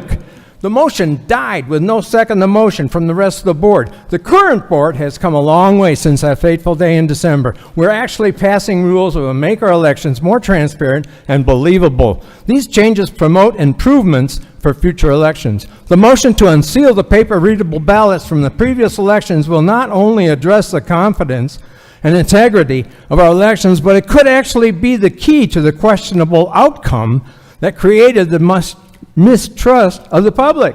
I make a plea today for this board to pass the motion, unseal our readable paper ballots, let us see our votes. Thank you for my time. Thank you for your comments, Richard. Next up, we have Kristen Neighbors and Sarah Draper on deck. Thank you, Board. My name is Kristen Neighbors. I'm the State Director for All Voting is Local Action. We're a nonpartisan organization that advocates for policies and legislative priorities that expand voter access. I'm here today to add my voice to the many election officials who have raised concerns regarding the two rules proposed by Charlene Alexander, which would require hand counts on every voting day. I've brought with me 1,872 pages of paper representing what a stack of ballots could look like on a busy counting day. And busier, larger precincts may have even more than this number. If I were to hand this stack of paper to 3 random people in this room, especially at the end of a long voting day, and ask them to arrive at the same total number, do we think that's feasible? Because I personally don't think that's very feasible. Asking our election workers to do this on every voting day is asking for errors. I've personally watched multiple counties conduct full hand counts over the past year. It's normal that many times an hour we can expect small errors to be made, the type of thing where someone's count is off by 1 or 2. This would result in having to count again. We'll also see mistakes where someone says one number when they mean a different one, which can lead to tallies seeming not to match when they actually do. I've also seen more significant errors made, including when one county added up their early vote numbers and the totals were significantly off by about 10%. It took them 3 tries with a weekend of rest in between to tally the numbers correctly, and this was for a race with 2,200 ballots, so not much bigger than the stack here today. I have someone helping me hold the stack because I was too worried it would fall on the floor and make a mess. Like, imagine if those were ballots. None of the errors I've ever witnessed have been due to a machine problem or any type of voter malfeasance. In every single case, it's been a human error. Counting large numbers of anything one by one is an incredibly tedious process and not one humans are well equipped for. People doing a hand count are going to make mistakes, which can then be exploited to spread lies and sow further distrust in our elections and our election officials. It's worth noting that a number of election officials have gone on record recently about the threats they've been facing from activists who don't believe our elections are fair. Passing this rule is just going to add fuel to that fire. I urge you to reject these proposals. Thank you. We appreciate your comments, Kristen. Next up, we have Sarah Draper to finish the morning. Thank you. Discussions. Good morning, everyone. My name is Syra Draper. I'm the state representative for House District 90.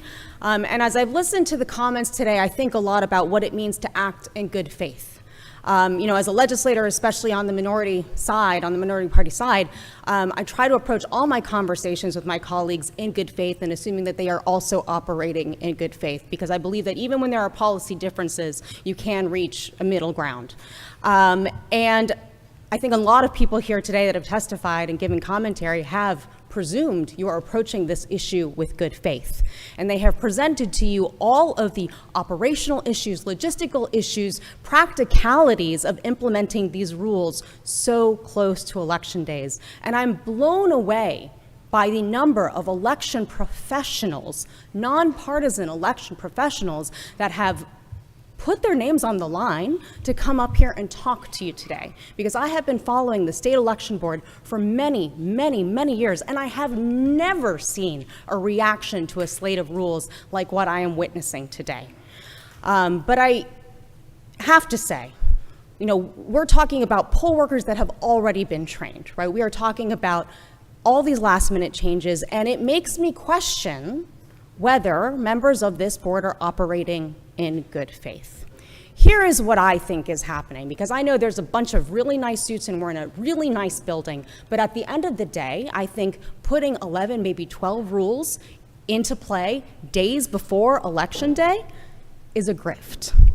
I think what is happening is we are setting up our counties to fail. Why do we know they're going to fail? Because they are telling you that. They are telling you they cannot implement these rules with the time we have left and with the funds they do not have. They're telling you that. And when these counties fail, when there are inaccuracies, if there is a result of the election that some of the members of this board do not like, they will be able to point to those inaccuracies and they will say that the election is inaccurate, that there is a lack of integrity in the election. I think the bottom line is, if your purported goal is to bring accuracy and integrity to our election, we now have an overwhelming mountain of evidence that these rules will not achieve that goal. So what are we trying to do here? We're trying to sow chaos.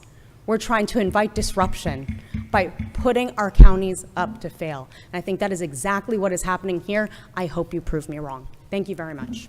Thank you.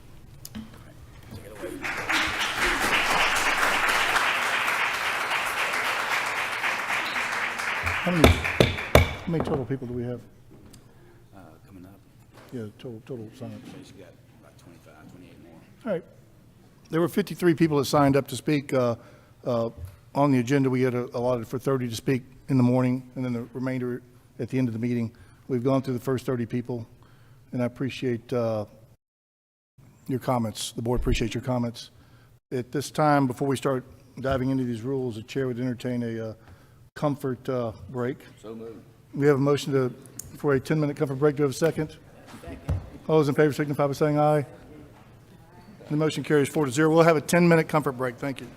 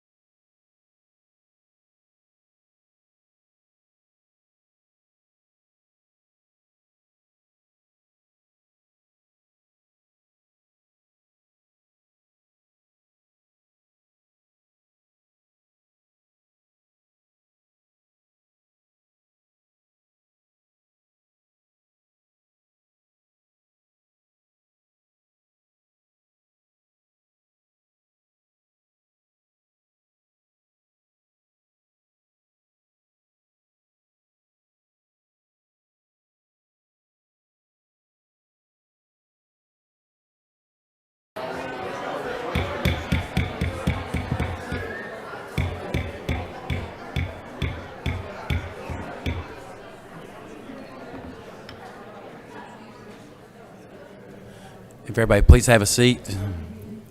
Which one? Which ones are hers?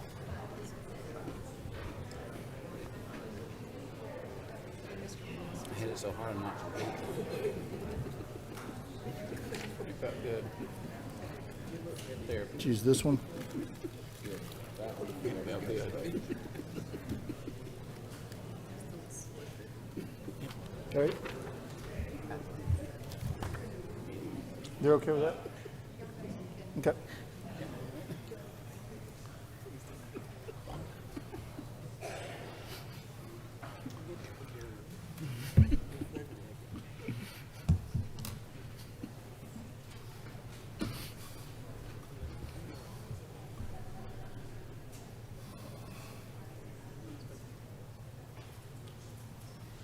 This meeting is now called back in session. This morning was the appetizer. Now we're getting to the main course, which are the petitions themselves. We're going to go slightly out of order. We've had a request to go out of order, and the board has agreed to it. So we will hear discussion and voting on proposed rule amendment to SEB Rule 183-1-12-.12, which is tab number 5 in the boards. We're going to try and put a little order in this. So we're going to ask the petitioners to come up and speak to the petition and give them 10 minutes for yourself and whoever else you want to speak on your behalf for the petitions. And then we'll reserve time after that for the board to ask questions, or if the board wants to hear from anybody else. We won't be taking public comments unless the board wants somebody in the audience to speak. And the board can ask for whoever they want to, obviously. But so if the board identifies somebody to speak, we'll listen to them. So we're going to try 10 minutes. We've heard all these petitions before, so we're not plowing new ground here. So 10 minutes with the petitioners, and then the board will ask any questions or listen to any other speakers that they want to hear, either pro or against the petitions themselves. Okay, and once again, let's observe all rules of courtesy and kindness and respect. I just ask you to be nice to people. So the first one is a discussion and voting on proposed rule amendment to SEB Rule 183-1-12-.12, tabulating results. Subject to the rules, hand counting presentation from Charlene Alexander and Janelle King, member of the board, Janelle King.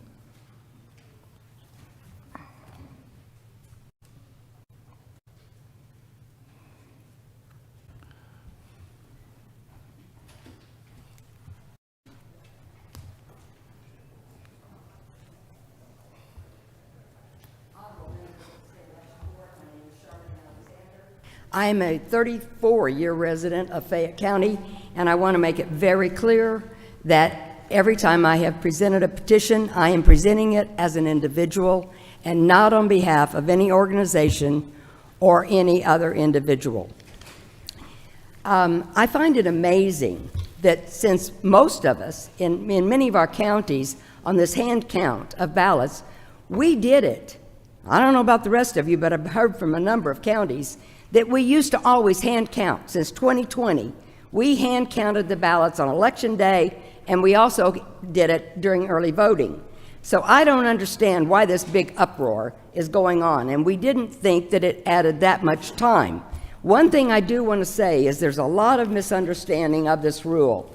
We are not saying that we are tabulating those ballots. We are strictly counting the number of ballots that come out of that scanner. And I'm going to show you something because I don't understand how this goes. But let's say this is a stack of ballots, all right? The paper might be a little bit thicker. All you're going to do is you can take a finger glove or a Stop Quick, that licky stuff, and all you're going to do is these are going to come in, they're going to be upside down. You could be looking at the back, it doesn't matter. You're pulling them out of a pile, and you're strictly going to go to the corner, and you're just going to count those ballots. Now, how difficult is that? That is not a big deal. I mean, in my opinion, that's not a big deal. So, and you should be thankful. I mean, if everything is so good, and we're back there and we are counting these ballots, and 3 of them come up with the same amount, and it agrees with the scanner, great. Have you ever heard the term cross-check, which we have in the airlines, we have all over the place? Cross-check means that we are verifying a set of numbers or a discussion by using another means. That's all we're doing. We are strictly saying that the ballots came out of the scanner, and we are going to say, this is the total number of ballots. It is not that difficult. I don't know why you keep saying that there's going to be errors.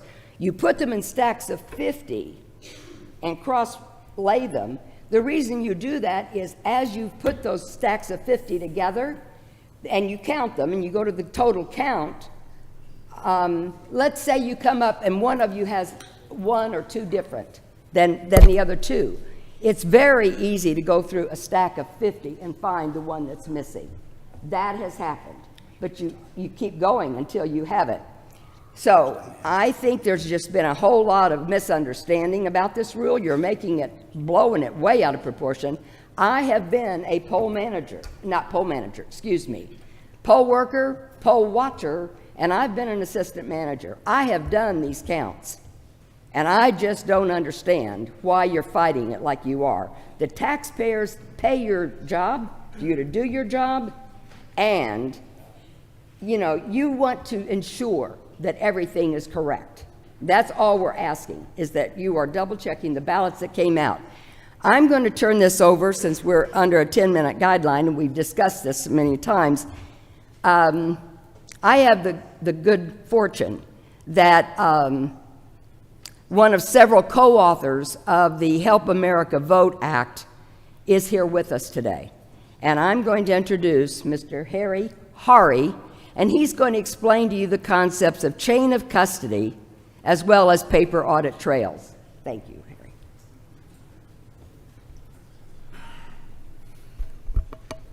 As introduced, my name is Harry Howry. I've been active in elections since the 1990s. Most people don't know it, but the Help America Vote Act was written by people from Missouri, and I happen to be from Missouri. That was John Ashcroft and Paul DiGregorio and one private individual that was a casual cyber and operational consultant. That was me. So there were hundreds of people involved. We got involved first in Bush v. Gore. And the goal of the Help America Vote Act was very simple. We didn't want to have litigation. We wanted to have a pristine election system.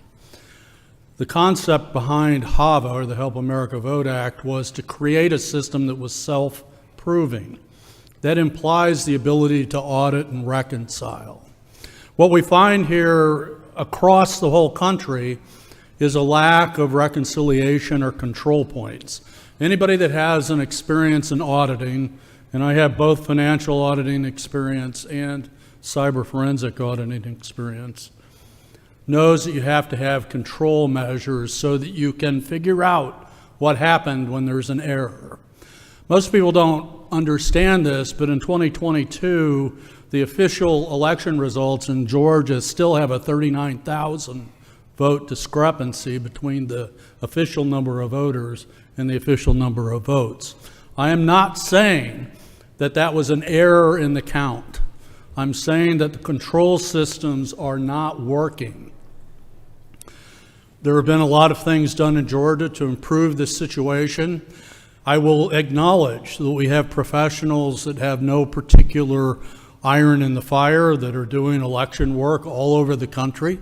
We have to acknowledge their professionalism, but at the same time, as Alexander Hamilton and James Madison started, they said our election system is intrinsically adversarial.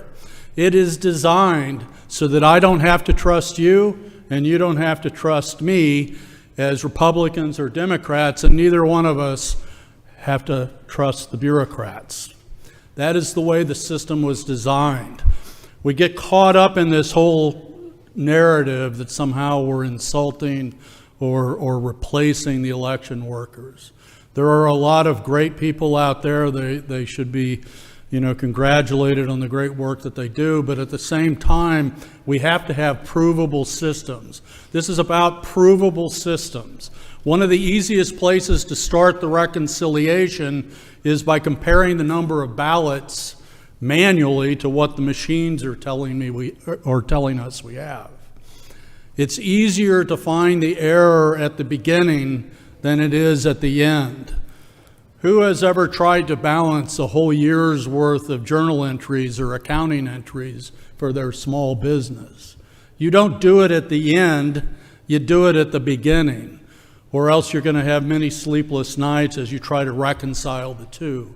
The example with the banking system of counting and recounting the money is an example of zero trust. I don't have to trust the cashier or the teller, and they don't have to trust me. Both of us compare the results. And when they don't agree, what do? We figure out why they don't agree on the spot, and it's solved. Now, the estimate, I don't want to impugn the numbers, but the idea that to do what we're talking about, simply counting the ballots, takes 65 cents a ballot is outrageous.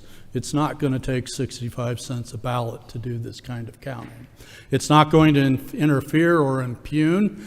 If the mechanical systems are correct, great.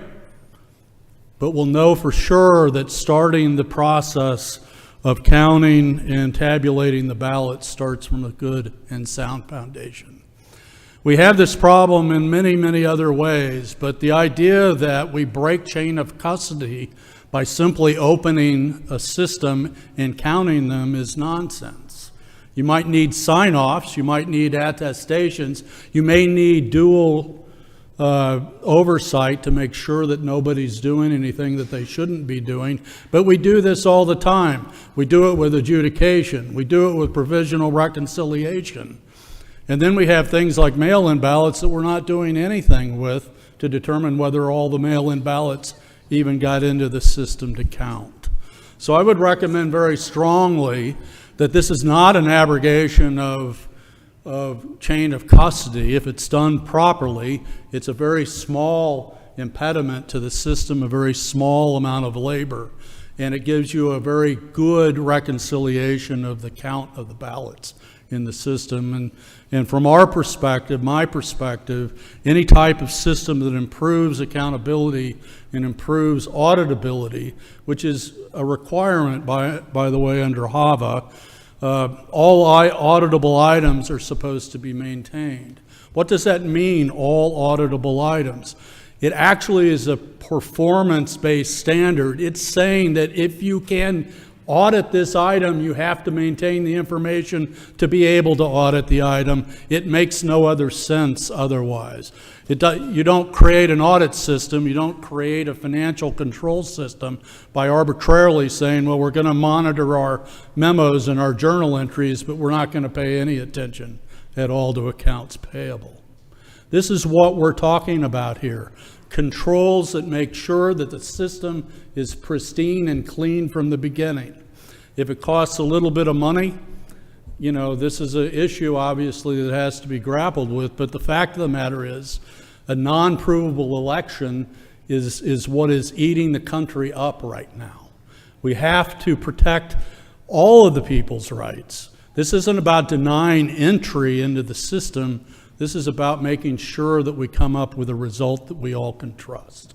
And I would suggest that you all consider strongly passing these particular resolutions. Amen. Come on. Let me stay here. Ms. Alexander, you have about a minute left. Okay, you're going to ask questions? Well, the board then will, if they Okay. have questions, they'll ask them. The other thing that we have to keep in mind is we're not counting the ballots every single day. And I know there have been a lot of numbers that have been tossed out. I've looked at the numbers, the ones that I could get.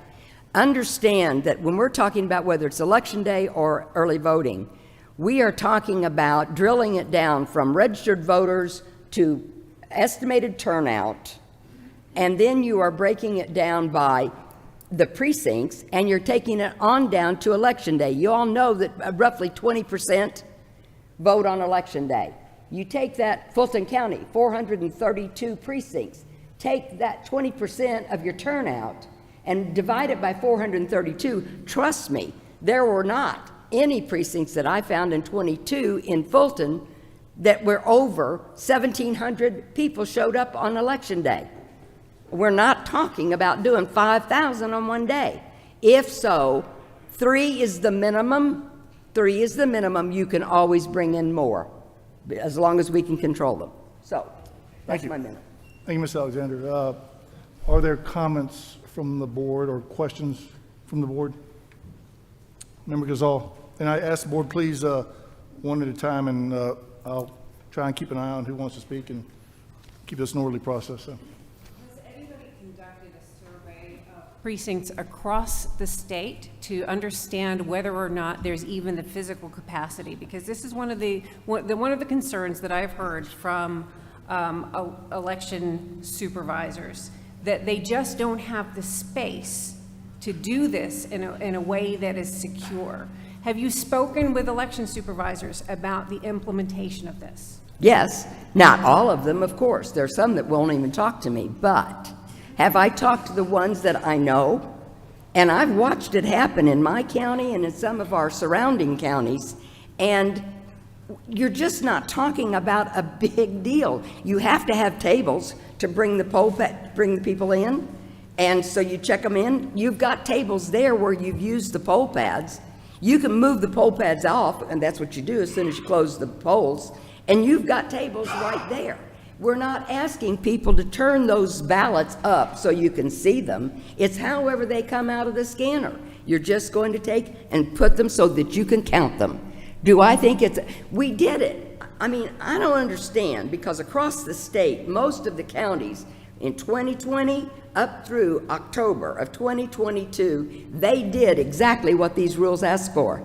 And we didn't hear any complaints then about not having room. The complaints that I have heard are that the late date, the resources, the time, and the fact that there are extremely strict statutory requirements of getting other information uploaded to the state. And that has been the reason that I understand the state recommended not doing this at the precinct, is because it was leading, it was not done in a way that was accurate. There were problems with it. They tried this and it failed. And I am going to defer to the 159 counties and the election experts who actually conduct elections and have done so for decades. And I'm going to rely on their expertise, because I have not conducted an election. I know a lot. I'm an attorney. I'm an election law attorney. I've observed elections across the globe. And I know that the 159 counties have professionals that we owe a tremendous debt of gratitude to. I think that the aspersions that have been cast... We're not going to cheer for election officials today. The aspersions that have been cast upon our election professionals, who are wholly nonpartisan, to suggest that they are partisan actors because they articulate the problems that they're facing, is a gross understanding of what the burdens and duties of election officials are. Sorry, I don't mean to get y'all in trouble. And the fact of the matter is, if we pass a rule, they're required to adhere to it, and they're telling us that they can't. They're telling us that this is a problem. We're hearing that this is also beyond the scope of our statutory authority. So I understand chain of custody. I understand the checks and balances very well, and I know that reconciliation is conducted throughout the day, comparing voters checked in, comparing ballots that are printed out, and the number of ballots that have been scanned into the tabulator. That is cross-checked multiple times throughout the day to suggest that we don't believe in reconciliation, because this rule that would come into force the day before early voting starts is a gross mischaracterization. Member King. All right. I do have a question for you, Member Gazan. When you say they and all, are you stating that every election worker and official is against this rule? I'm asking a question. I'm stating that everyone that I have heard from personally is against it. There may well be some who support this. I have not received any support from an election supervisor. I have not received any messages supporting this from an election supervisor. Poll workers, yes, but poll workers are not responsible for the entire county, and they will not be held responsible for violations of this rule. So what you're saying is that your poll workers, there are some poll workers that are in support of this, the individuals that will actually have to do it. And then you're also saying that, are you not including Ms. Charlene as one of those election officials? I'm talking about the people who actually run the elections and are responsible for running the elections day to day. Okay. And also, Ms. Alexander is here in her personal capacity, not representing the board. Well, I would hope that there isn't anyone that's just standing up here representing everyone, especially when there are differences of opinions. That being said, just to be clear, this rule is referring to election day only, correct? The first one, yes, ma'am. This rule, on average, as you stated, the 1,700 ballots that you saw that was in one precinct in Fulton County. 2022. In 2022. We did amend this rule, to be clear. This rule was an amendment that we basically said that those who have 750 ballots or more can come in the next day or the next business day, whichever, whatever, it is. Either way, they can come in and they can count throughout the certification week. That's how we amended it. When it comes to counting these ballots on election day, are we talking about an average of 250? What's the average number of ballots that we have in each precinct? I'd have to go back and look. I had to pull every precinct, and I pulled about 10 counties, Gwinnett, Fayette. Okay. And I don't know that I could tell you the average because it varies precinct to precinct in each Of the 10 county. that you pulled 10 counties of various different sizes, correct? Yes, Okay, yes. thank you. Any other comments from the board? Member Johnston?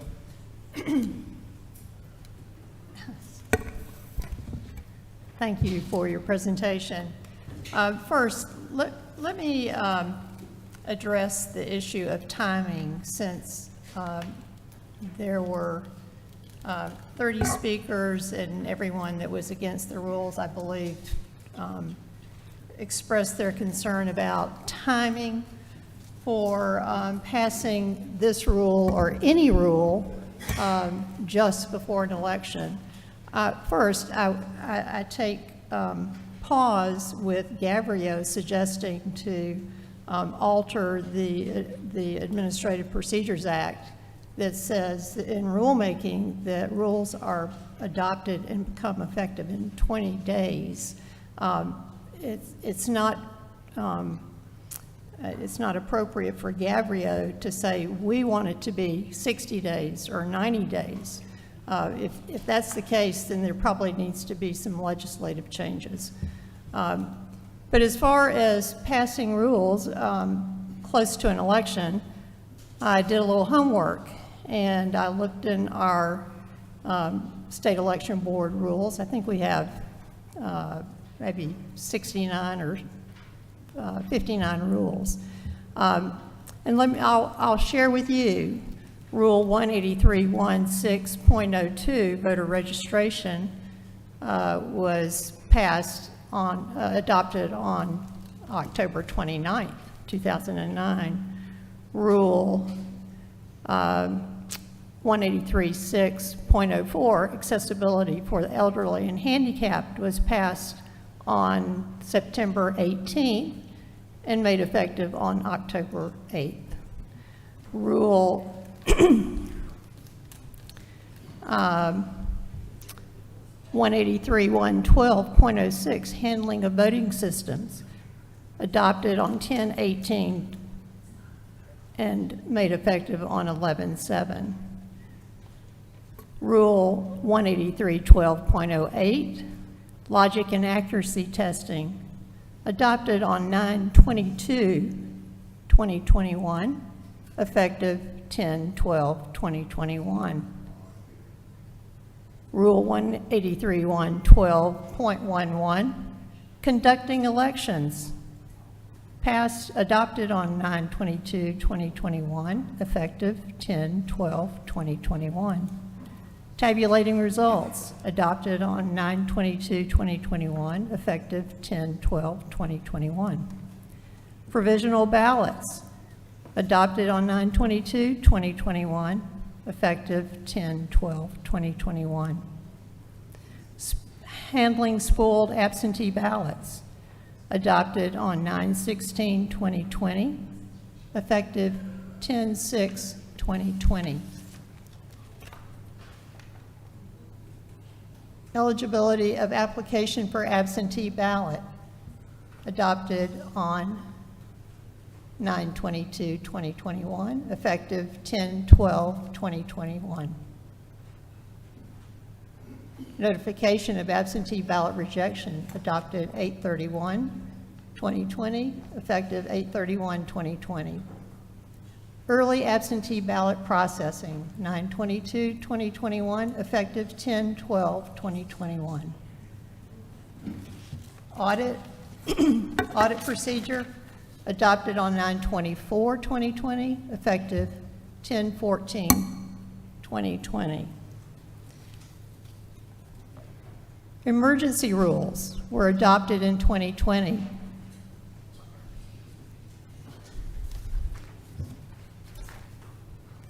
Emergency Rule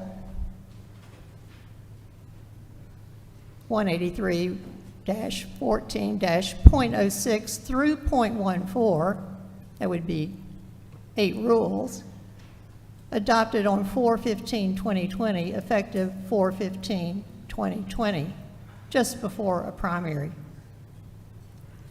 Rule 183-1-14.7 through .15, that would be 6 rules, effective, adopted 5/18/2020, and effective the same day.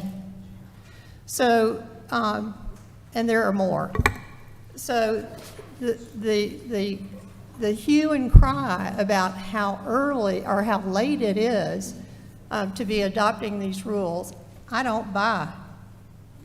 This is, rulemaking is good any month of the year, and as I look through the rules, actually the rules are adopted and made effective throughout the year, every month of the year. There's no exception. A good rule is good. Now, when it's effective may have an effect on whether it applies to a particular election. But I think the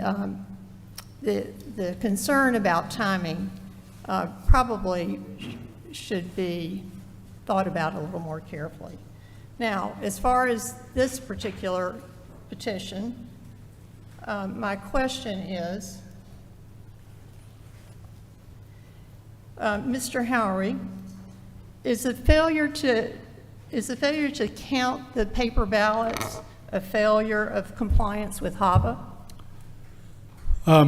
So there are many different ways that the objectives of HAVA can be met, but the idea that you can allow systems to ingest ballots without control points violates both HAVA and the security controls associated with the way that the machines are being used under the Federal Information Security Modernization Act. You're required under both of these to have auditability. And so when you dispense with anything that would provide control points, then you don't have auditability. This is a natural piece of auditing. So anybody that is familiar, CPAs or cyber people here, know what I'm talking about with regard to control points. So if you have no control points, you have no auditability. And so back to your question, if you don't have a mechanism of providing control over these systems, you don't comply with HAVA. I'm not sure how we could have control if we're not counting the ballots at the point of opening the ballot box, where you're breaking the chain of custody. Yeah, I agree. There's no way to do something quickly that would resolve this issue. This is a relatively light impact on the system, and it doesn't. There was a comment made about whether or not late rulemakings are appropriate. Generally speaking, when you're talking about enfranchising or disenfranchising people, this is where the judges generally get a little bit skittish about whether or not a late rulemaking is appropriate. But something that's purely operational like this, with zero enfranchisement impact, has no basis for delay. It simply does nothing to change the basic concept of counting the votes. Now, you have to have chain of custody procedures that are protecting the ballots, but that's a foregone conclusion and already done in the existing system. Thank you. So this rule would not impact voter experience. No, it shouldn't at all. Okay. I have read many complaints about a delay in the counting or delay in election night reporting. But the fact of the matter is, it's not the ballots that are counted on election night. It's the memory cards that are counted. And my understanding is runners take the memory cards to the election office, or to designated law enforcement, or to designated employees, election workers. I see an election worker shaking her head. But it's the memory cards that tabulation occurs with. Correct. Please. No, not unless Dr. Johnson would like to hear from one of you. Please. Sure. Press your button so I can. All right. So thank you for hearing from me. Rebecca Anglin from Greene County. So this varies county by county. What my county does is not what a neighboring county does. Many counties do not have the ability to run the memory card or have these runners that you speak of or have sheriff's deputies. What I do in my county is not what my neighboring county does. They do not have the resources to do that. So to say that it would not cause delays on election night is not true or accurate. It will cause delays for certain counties. Now, my county does it one way, and we will get our results in. What my neighboring county does, they do not have the resources to do it the same way I do it, and they have to wait at the precinct because the manager and both assistants, or the manager and one, because it has to be under dual control, they have to bring the results back. So you're waiting until everything has been counted. They have to keep those ballots with them and that memory card with them. That would break chain of custody if they did opposite of that. So if they do not stay together, fill out their chain of custody, have that memory card, have those ballots with them, and drive it back to precinct, you are waiting until all of this has been done election night before it gets back to that office. And you're talking about counties with multiple precincts. We're not talking about a small county. I'm in a small county. We're talking about counties with larger capacities and many precincts. If they're not implementing something like what I do at my county, you're talking about 12, 15, 20, 30 precincts that you are waiting on. It will definitely delay results on election night. I'm gonna have to get a bigger gavel.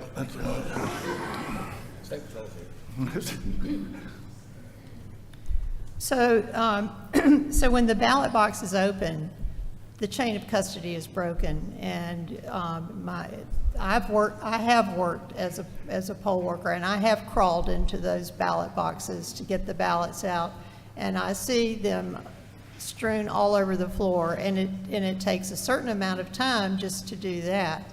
and to put them back together and tap them and get them straightened. It's not like the pristine pile that somebody walked up here with. It's like 52 card pickup. But I think that's the time, that's the moment when these ballots could be put on the table and counted. And as I spoke last month, I looked at several counties at their election day ballot cast, and the numbers were not that great. And as the trend continues to move toward early in-person voting, the election day vote ballots cast actually becomes smaller and smaller. And so I think the time to do that and bring all the equipment together, that's what we're trying to work for. What I'm trying to work for is some uniformity. And if some counties are counting ballots and others are not, it's not uniform. Now, how you get them to the polling place, there's certainly options and choices for county supervisors to use. But counting the ballots, if you're not doing that, then I fear that we're not providing equal protection, okay? And that's very important. That one county is providing the provable, auditable trail, and another county is not. And if you ever want to do an audit, a risk limiting audit, or if you need to do a recount and you have not counted those pieces of paper, and then you open the batch and the number of ballots is not the same, what do you do? How do you remedy that? What's the remedy? Because you didn't count it in the first place. How do you reconcile that?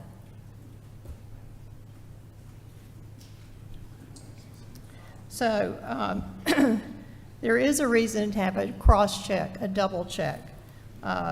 There's a reason. The ballots are being touched. I've heard complaints that, oh my gosh, so many hands touching the ballots. Well, I'll tell you what, their hands are touching the ballots, because I've been there at the end of early voting and at the end of election night, and the ballots, you're dragging them out of that box and they're all over the floor, and there are a lot of hands touching them, but that's not bad. It's just that you're trying to restore the order and follow the process that's called for. But it's the perfect time to count the ballots anyway, and it's better to do it in the beginning than try to do it at the end when you don't have a remedy for a miscount. And yeah, you might get it wrong the first time. You counted 49 instead of 50, but you do it again until you get it right. It's easy, nothing to it. So,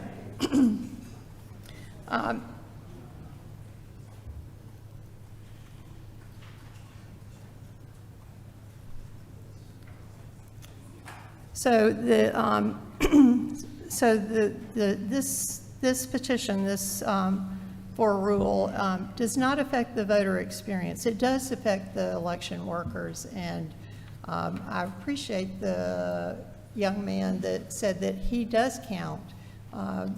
But that means that if somebody else is not counting, we're not treating the election the same. We're not uniform in how we conduct the election. And we are tasked to make sure that there's uniformity in all of the counties. I'll yield. Mr. Chair. Member Jeffries, you have any comments that you'd like to make? Member King. So during early voting, at the end of the night, let me backtrack. When I worked for the state party and I did data work, what would happen is at the end of early voting, we had a group of people who were going out doing door knocking, and so that we weren't disturbing people who had already voted, we would use the data from the Secretary of State's office that showed who had already voted early or submitted their absentee, and remove them off of our rolls so that we would knock on their door because they've already voted. So during early voting process, or early voting, at the end of each night, there was a form of reconciliation for those who were tracking data throughout the election process. We had, if something came up and there was a problem, you had a couple more days to address it in live time, and at that time. I was recently given a perfect example of why I think election day counting for sure is necessary. Here's why. So a gentleman, this is a true story, there was a gentleman who walked into their polling place. They voted, they got the printout, and then they asked if they could take a picture of their vote before they put it into the scanner. They were denied. Unfortunately, this man did something that's against the law, but he ran out and decided not to put his scanner, his document in the scanner, his ballot in the scanner. That would mean that the poll pad number would be different from the scanner number, right? So when we're talking about, so during early voting, if I saw that, I would have a couple of more days to call and say, hey, why doesn't this number match? What's the problem? On election day, it's a little different. The data that will come up, obviously you have your certification week, but it's a little different. So I believe that particularly on election day, having one additional step to ensure that there's an understanding on a precinct level as to why our numbers are either matching or not matching, because that's an example of how the numbers could be a little off. And there are people that do not trust the machines. So there are people that would like to have a record of some sort of their ballot, although that's not permissible. But that particular situation could occur, and it can occur several times over. To Dr. Jan's point, should we not have those extra days like we do with early voting, where we can go through, look at the data, see what's happened the day before, what happened a couple of days before? We're now at the mercy of addressing this issue on a statewide level. And that will cause, if we want to talk about chaos, I mean, we are still, to this day, talking about things that took place, not just in 2020, but also in 2018, because we're trying to comb through from a statewide level. So I personally, the reason why I amended this rule personally was because I did take into consideration the fact that people were working long hours. And I did feel like if you have over 750 ballots, now that number came from looking at the average that we discussed prior to amending of how many ballots at the most all the way down to the least per precinct. And what we found was that there was maybe 1,700 in one precinct in Fulton. I think the greater number was, next greater number was 750. And then at that point, it dropped down to about 300, and it kept going. 300 to 500. Right, Yes. 300 to 500, and it just kept going. So that's why I amended that, because I did feel like counting 1,700 ballots after working 18 hours or 16 hours is a long time. So that was amended. That being said, I do not want to continue, and I say continue because as I listened to speakers, we had one speaker state that there was 31 counts of fraud, but then in the same conversation, the same message said that there was no fraud. And I get confused when I hear stuff like that. However, what I don't want to do is set a precedent that we are okay with speed over accuracy. A delay of any sort, whether it be a couple of hours, I can guarantee you as a voter, I would rather wait another hour to ensure that the count is accurate than to get a count or get a number within that hour, and then to find out at the close of an election, after certification has already taken place, that we have people suing because the count was not accurate. Not only that, we have people who are upset about the whole concept of the reasonable inquiry, but we're also saying that we do not want to ensure that our numbers are accurate enough to push these numbers to our county board members and then have them sign that legal document that they are held accountable for, that they will be charged with a felony if the count is incorrect, because the document says accurate and perfect. So I think that what we're doing is creating more stability in our election process. We're also putting our county board members in position to certify with confidence, since that's the big concern. And again, we're counting election day only ballots. If it extends it for a short period of time, let's do so that we can be accurate across the state. Now, I know there are counties that are doing this to perfection. I know that for a fact. And I am sorry that there is a slight impact on you because you have to almost bear the brunt of the counties that are not. However, to Dr. Jan's comment, uniformity does matter, and it does create foundational stability. Any further comments from the board? Yes. Dr. Johnson? Just to remind the attendees here, California counts their ballots, the largest state in the country. Illinois counts their ballots.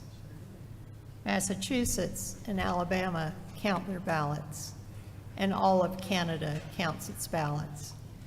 This is not an unknown or an unused process as far as elections go. And this is the opportunity to pick up on the errors, such as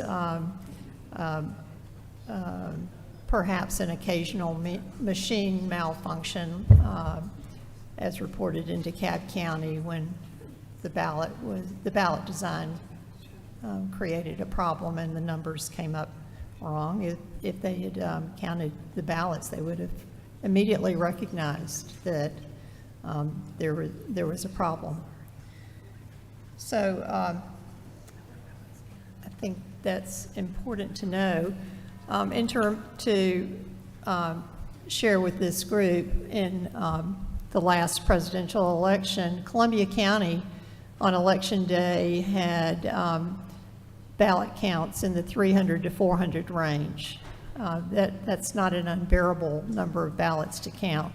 Paulding County had ballot totals in the 500 to 700 range. Cobb County had 480 ballots average on election day. And similarly, actually during advanced voting, now I think 4 years ago things may have been skewed toward absentee by mail because of COVID, but even during early voting, the number of ballots per day, per scanner, is very, very workable. Cherokee County had 287, with a large number of, at one precinct, of 1,400. So the checks that I could find suggest that this is not an unreasonable number. I think the delay would be warranted, and it would provide that auditable control feature that one would strive to have to be compliant with HAVA. And oddly enough, when we do when we do a recount, the option is either, now it's machine, but there can be a request for a hand count for a recount. So what are you doing? You're counting the ballots by hand. The RLA, or the audit that we're using now, is a hand count. It's also a tabulation, but you're also hand counting the ballots. So anyway, I will yield for others. Any further comments by the board? Member Jeffries? I'm good. Okay. Mr. Chair? I have a few comments, Oh, okay. if you don't mind. Go ahead. Ms. Alexander, I appreciate you submitting this petition. I really do. It's given this board a lot to think about. I think that there's some gold in it, a little bit of it. I disagree with some things that I want to talk about. And I've received more comments from this, I think, than any other rule that we've tried to pass so far. And if I were to count them, which I haven't, it would probably come up 50-50 pro and against, but the overwhelming number of election officials that have reached out to me have been opposed to this. And I, for one, greatly appreciate the comments made by the election officials, because they're the ones that have to run this election on a day-to-day basis and have to staff those facilities and hire those poll workers. And so I appreciate their comments, and they're the ones that have to deal with whatever rules we put into place. There are several things that concern me about this. Number one, I do think it's too close to the election. I do. I think that it's too late to train a lot of poll workers that have already started their training processes, and to go back and have to retrain them on something like this. I think there's a lack of resources in many counties to effectuate this rule, and the cost we hadn't discussed about the extra workers, the time for that, just hiring extra workers to do something like this if it's necessary. I think there's significant chain of custody issues, because now you're talking about if you wait till the second day to try and count these things, well, then you're putting them in a box, taking them someplace else, taking them out of a box, you're counting them, you're putting them back in a box. It's just a lot of chain of custody issues I have concern over. But most importantly, I believe that this is not supported at all in statute. This body, this board is an administrative body. It's not a legislative body. If the legislature had wanted this, they would have put it in statute. It's not in statute. You can't read any place in statute where this is. This board is not here to make law. We're here to interpret law, and I don't see any place in statute where we're interpreting the hand counting of ballots after they come out of the machine. And therefore, I don't know if you're clapping for me or Waffle House, but that's okay. But it's just not supported in statute. We have received guidance from the Secretary of State and from the Attorney General's office that say it's not supported in statute. If this board votes to implement this rule, I think that we put ourselves in legal jeopardy by taking this rule. I think that the more appropriate course of action for this board would be to send a proposal to the legislature. If we believe in this, then let's send a proposal to the legislature and ask them to enact this. You know, let's let the legislature do their job. We don't need to do the job for them. That would be my comments on this. We know the legislature is not shy of passing laws, whether you like them or not. But you know, they need to do their job. So this board needs to take seriously the guidance that we've received from the Attorney General, from the Secretary of State's office, and from the election professionals across this state that have opined on this particular rule. For that reason, I will oppose this. Like I said, I don't disagree with what you're trying to do. The mechanics of it bother me significantly, especially when it comes to statute. I will always follow the legislature on these types of issues. What about HAVA? Do you agree that you should be compliant with HAVA and the other federal laws? Well, I am going to pass the buck to the legislature on all of this. So, are there any other comments from the board? One further. Yes, Dr. Johnson. One further comment. In OCGA 21.2, the definition of ballot is 21.2.2 is ballot is official ballot or paper ballot.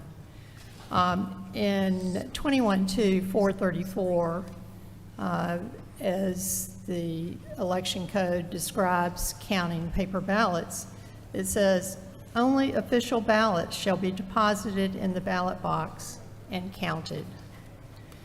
21.2.437 says, after the polls have closed, the ballots shall then be counted one by one and a record made of the total. So one could argue that we do have an electronic voting system, Dominion, but it was sold to the state of Georgia that it produces a paper ballot. So indeed, you know, we actually have a voting system that uses a paper ballot, and these statutes should apply. 434 and 437, after the polls have closed, the ballots shall then be counted one by one and a record made of the total. So if we're following that statute, because we tell the citizens of Georgia that we have paper ballots, then we're not following Georgia code. Now, there is a separate section that deals with ballot marking devices and the ballot summaries that are printed out. But we call those the official paper ballot. So we should be counting the paper ballots. Well, I'm going to disagree with you a little bit on that because counting a ballot and counting a piece of paper are two different things. And this rule has us counting a piece of paper. This rule has us counting pieces of paper, not counting ballots. This is not tabulating. I'm not talking about tabulating. I'm talking about counting the ballots. Totals. Mr. Chair. Yes, Member King. I just want to point out that according to our Georgia code, the role of the state election board, part of our role is to promulgate rules and regulations to define uniform and non-discriminatory standards.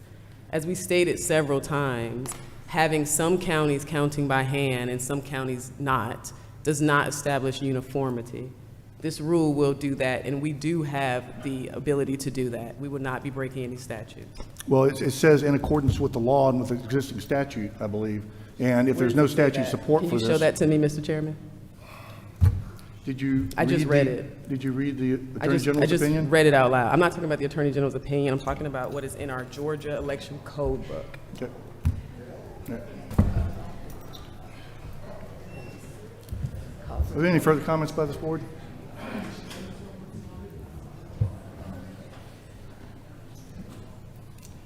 Chair will entertain a motion. Mr. Chair, I make a motion to adopt the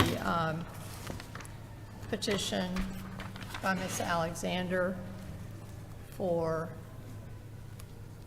Rule 183-1-12-.12, tabulating results. We have a motion to adopt this rule. Is there a second? Second. We have a motion and a second. Any discussion? Member Gazal. As a matter of statutory interpretation, the provisions that deal with paper ballots predate even the DRE system. Those dealt with paper ballots that were deposited in a box that did not tabulate, and they do not apply currently. So just to make sure they do not apply to the current system. We have precedent. We can do this. Any further discussion? No. My last comment is this board voting an affirmative. I want to make on the record that we'll be going against the advice of our legal counsel by voting in the affirmative. We will have no further discussion. We'll have a vote by voice. Before we vote by voice, my discussion is that, Mr. Chairman, I have to point out that every time you make a statement that this could be against the law, you are welcoming lawsuits that will be dismissed. lawsuits that we know will be dismissed. I just read in our code what we can and can't do, undisputed. So I just want to be on record stating that I really am getting a little tired of encouraging lawsuits. We can vote.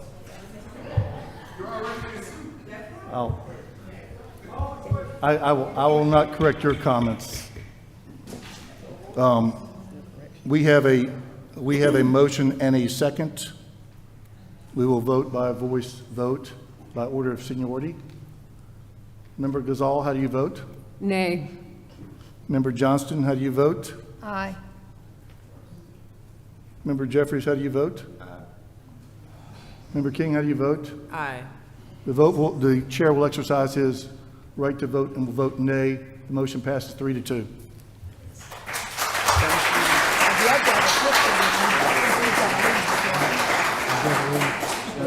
Not true. Not true. Although we just were told that all those cases are going to be dismissed, are you really doing this? What? It's not good, man. You gotta stop this.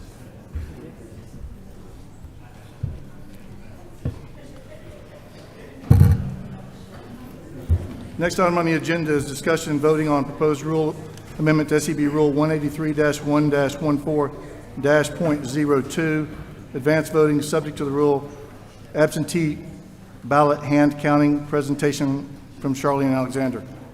That is tab number 6 in your binder. Ms. Alexander? Yes. 10 minutes, please. What? 10 minutes. 10 minutes, you bet. I need to make a correction in the public record. At the August 7th meeting, Member Gazal read a correspondence from the board chair of the Fayette County Board of Elections. In that written comment, he wrote that in fact the petitioner brought the proposal for ballot counting before the Fayette County Board of Elections, and the board rejected the proposal. I'm here to correct that public record. I have the video and I have the minutes. I never presented this petition to the board, and the board, in fact, voted to make no comment. So I think we both know that, in my opinion, I'm not an attorney, but I've been told that this is a violation of 16-10-20 regarding the submission of false statements to an agency of the state of Georgia. I will leave it to your discretion whether you want to process a criminal inquiry on that, but I'm correcting the record. The second petition, which gets into early voting, within the rules, it says that anytime your scanners during early voting approach 1,500 or more, at the close of voting, you are supposed to pull those ballots. And so this petition really says that it's requesting that you do counting the ballots, just like we discussed. You would be doing it 2 times. You can do it as many times as you want, but if you're opening that scanner, you really need to be counting those ballots. So the rule itself calls for, at 1,500 plus, you would be pulling those ballots, you would be hand counting them, and recording that number. Again, it's the same process. 3 people would take them, they would count them and agree with the same number. The other time that you would be counting the ballots for sure is the last day of early voting. Please understand, we have never said tabulating, never. We only talk about totals, and it's against the law to be tabulating. So if you see anybody that's looking at these ballots while they're going through and counting them, they have violated their oath, and it's against the law. The whole purpose is to just do a totals count on what the scanner is saying, and it's a cross-check, which is another way to verify. As I said, it's another way to verify a process or a system. So that's the sum total, and I'm willing to, the arguments or the questions are going to be just about the same. Yes, we do have, and we've looked at the numbers. I can only get the numbers that basically 22, in my opinion. 2020 is an aberration. I don't think we can look at early AIP or election day. That was COVID, And I think all of those numbers are skewed. I did go back and look at 2016, but then you've got to, ratchet it up for an increase in registered voters. I looked at 2022 at a number of the counties, and again, I'm looking at it and saying, a lot of these, it can take, in Fayette County, let's take Fayette County, we're open for 17 days, don't forget that. When you're looking at the numbers, you can see in each of the precincts maybe a total, because for some reason, the rule states, that you take the votes that are happening at your smaller number of AIP locations, but those ballots, they get counted back to the official precinct of the voter. So it's kind of hard to get to those numbers if you don't capture them right away. But what I'm saying is that in Fayette County, we're open 17 days. Most of you are for early voting. It can take us a good 2 weeks for us to ever get up to 1,500 at one of our precincts, of our early voting locations. You have more, the law says you're going to be pulling them at 1,500 anyway. So what's the deal that you count them? That's my basic presentation. That's under 10 minutes, right? Yeah, if I had some more gift cards to give you, I would pass those out.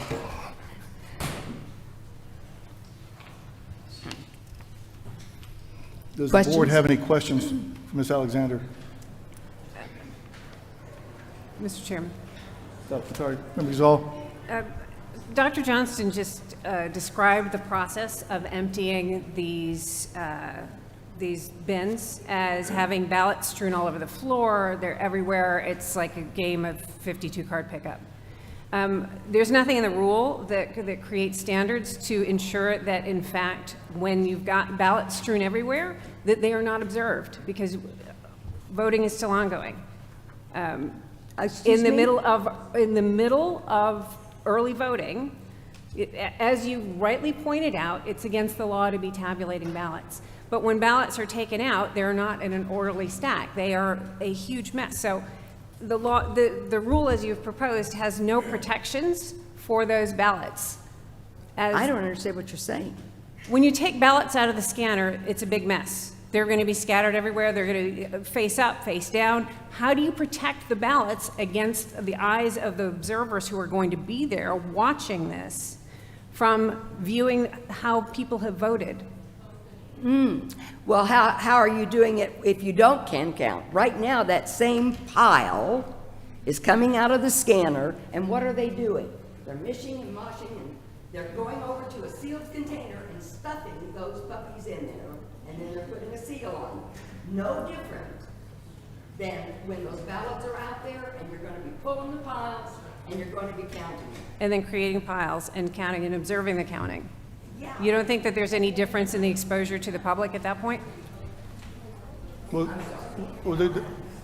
there is a slight difference when you're trying to put a pile together in an orderly fashion and then looking at each piece of paper. Because I understand how you say you're going to count just the corners. Yes. That's probably not going to be uniform across the state. People might take it and do Well, whatever, I can gladly do a video. I mean, it's not that difficult. I understand that, but we have 159 counties that are going to do it differently like they are now.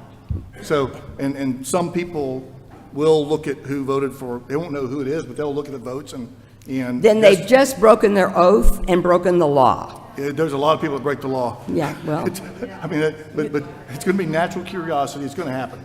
It's going to happen. Yeah. Can I say something? Yes, Member King. Okay, I reviewed this, and as I stated before, during early voting, the poll pad results, as well as the tabulation, or the scanner, not the tabulation, the scanner results, are continuously being reported. Yes. The Secretary of State's office is continuously reporting this as well. I must say that I do have a shared concern that when you have people pulling ballots out 15 days before the election, going through them, I feel like the precinct will get an idea of what's happening in that election. And unfortunately, this race to me is going to be too close to risk it. Do I think this is a bad rule? Absolutely not. Would I like to revisit it maybe for next year? Absolutely. I want to make sure that we are certain that we have a plan in place that would prevent people from knowing the direction of an election that early. My concern is that we are in a technology world, taking pictures with your phone. Now, mind you, all of this is illegal. I am with you 1,000%. Unfortunately, I do not have a lot of faith in people. That has a lot to do with some of the, there's accusations being thrown at us every single day from people who have no clue who we are. So clearly, there is a bit of a concern. I would hate for someone to be talking to a family member and just say, hey, what are you seeing in your precinct? What are you thinking? And then that turns into a discussion on social media, which then turns into chaos, which then turns into lawsuits. So that I do have a similar concern about pulling ballots out and counting them the same way we're counting on election day, but doing it 12, 13, 14 days before the election day. I just don't trust it. Do you, and you're okay, I understand the concern, and there's really no way that I know of that anybody could get a formal count, you know what I'm saying, from the poll pads of the direction, who's getting the votes. And I think what you're saying is that maybe they're looking at the ballots, and so they're sitting there, maybe they've got one office that they're interested in. Well, two things, and we've already stated that that's against the law, and you've come down on a lot of counties that ran totals tapes during early voting, which you've chastised them, but also understand there are going to be poll watchers there, and I can assure you if anybody's trying to do anything other than starting to count the corners and going through it rapidly, that will be reported, and it will be reported immediately. And I understand that, and what I do know is that you are someone of great integrity, but there are many who are not. And I would love it if everyone counted exactly the same way, but, and as a poll watcher, you can see someone counting, but you don't know what they're also counting in their head. Because if to my point, in public comments, there was a election official who said in public comments, she referred to the writing being too tiny to read. Now, we were talking about counting ballots, but she mentioned that the writing may be too tiny to read. So why is that? Why are you reading the ballots if we're just supposed to be counting? But that's what an election official said in this meeting just a short hour ago. So it is happening, or somebody's looking. And again, it's not that I don't like the rule, it's just that I don't feel comfortable implementing it today for 2024 unless those concerns can be mitigated. Just because this election cycle is extremely contentious, it's extremely close, and it's a presidential. So I would absolutely support revisiting this and consider supporting it should it go into effect in 2025 or we are able to discuss it a little bit more. Okay, thank you. Any other comments from the board? Member Johnson? Mr. Chair, my opinion as far as taking the ballots out during early voting is that indeed it's a violation of law to try to tabulate. They're taken out anyway. If they're taken out for 1,500, for a 1,500 reason, they're there and they're available for if people are looking, whether they're counted or whether they're straightened, the ballots are exposed. I personally think this is a defect in our voting system to have a ballot box that you have to empty out in this manner anyway, the way the ballots fall into the bottom of the bin and require quite a bit of effort to get them out, and they get hung up in that ballot box and get left in different compartments. But I don't have an issue because the ballot summary prints out the the voters' choices in such small print, it's actually difficult to read. I mean, you'd have to really kind of be obviously looking at that ballot summary if you wanted to peek at who somebody got a vote for. And at an early voting site, I think it would be impossible to make some sort of determination that somebody was indeed getting more votes than another, or something, some sort of idea like that or notion like that. And this should be a public process. It should be open to the public or available for witnessing and public observation of the actions of the poll workers as they do this from time to time during early voting. So I don't find it an issue. Any further comments from the board? Ms. Alexander, do you have any comments? You didn't use all your time before.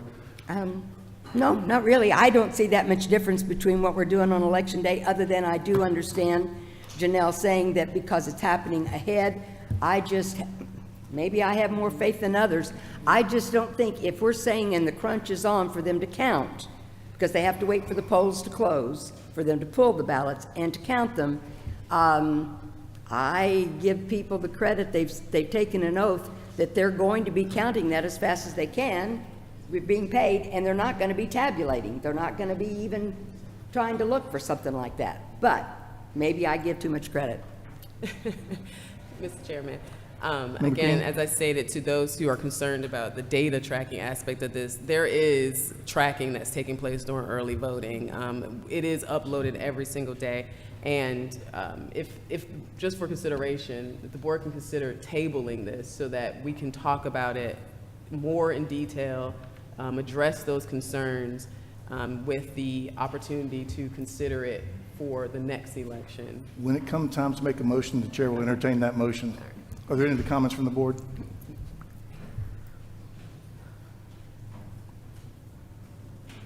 The chairman's comments on this are the same as on the previous petition, so I will not reiterate those again. The chair will, if there's no further comments, Member Jeffries, I always want to give you an opportunity to speak. At some point, I want you to say something.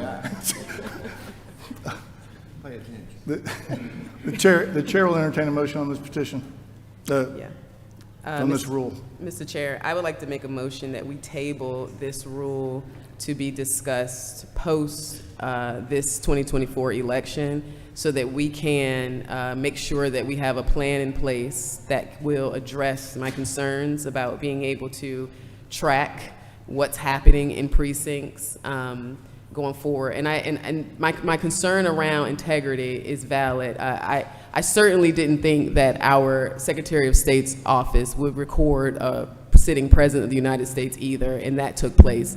So I do know that people do things that are a bit unethical. So that I have precedent why I feel a little concerned about unethical behavior. That being said, my motion is that we table this to discuss it after the 2024 election, so that I can ensure that we have some parameters in place. We have a motion from Member King to table proposed rule 183-1-14-.02. Is there a second? Second. We have a motion and a second. Any discussion? Hearing no discussion, we will vote. We'll have a voice vote in order of seniority. Member Gazal? Aye.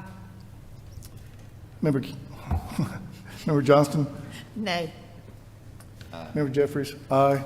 Member King? Aye. The chair will exercise his right to vote and will vote aye. Motion carries 4-0. 4-1. I'm sorry, 4-1.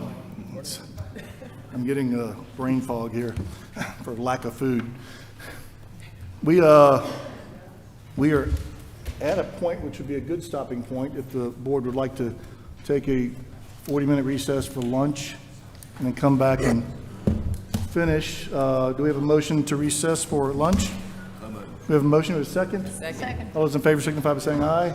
Aye. So moved. I don't know. We're going to have to ask Alexander.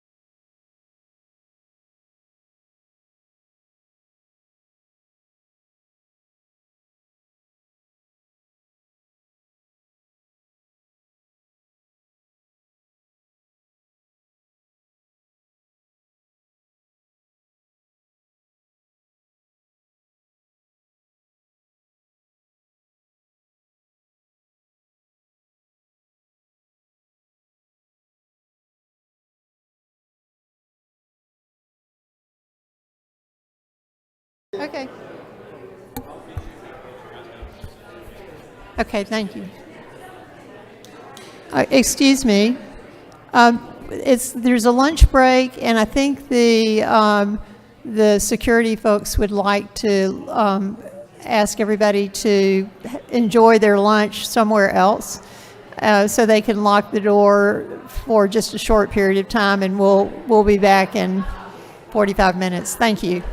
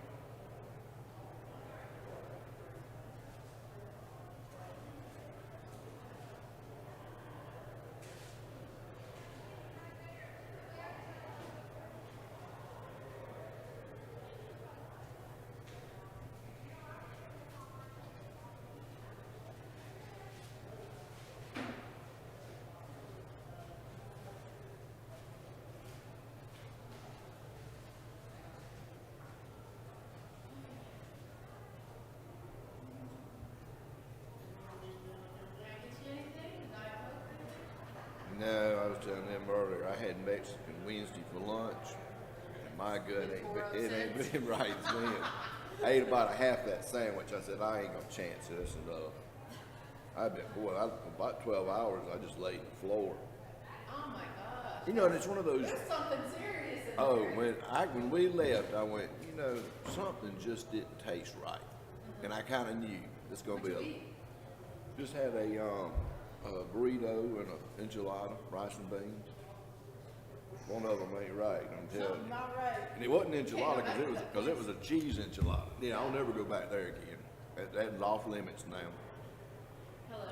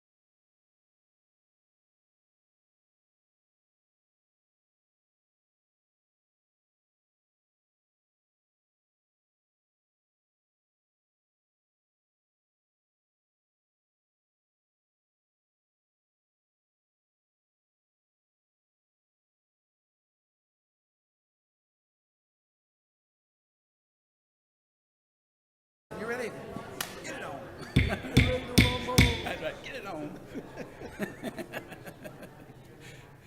Gotta keep a sense of humor. That's right.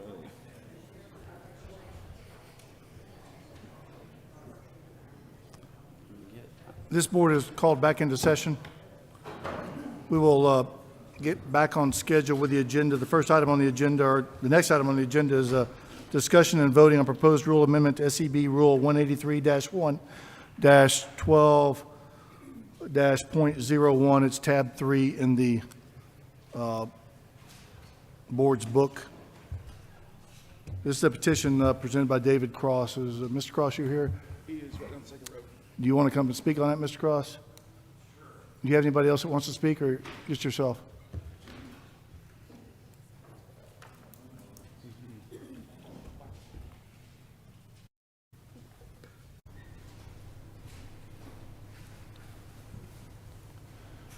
Once again, we're going to limit comments to the petitioners to about 10 minutes for whatever they want to say, and anybody else that they have. I understand that people are raising their hands and want to speak. The way we're handling it today is if the board wants to ask a question of somebody from the audience and they have the opportunity to do that, we're just not going to take comments without questions from the board being asked. And the board obviously is free to ask whatever questions they feel is necessary to help them with their position on this. So, Mr. Cross, you have the floor. Thank you, Mr. Chairman. 10 minutes. The room's kind of cleared out a little bit. So, as many of the proponents for these rules understand, we're getting a lot of flack from the press and opponents of election accuracy and security. And as my grandfather, World War II veteran, used to say, if you're taking flack, you know you're over the target. I am glad that Gavrio member Tony Adams brought up the Super Bowl. During the AFC Championship game on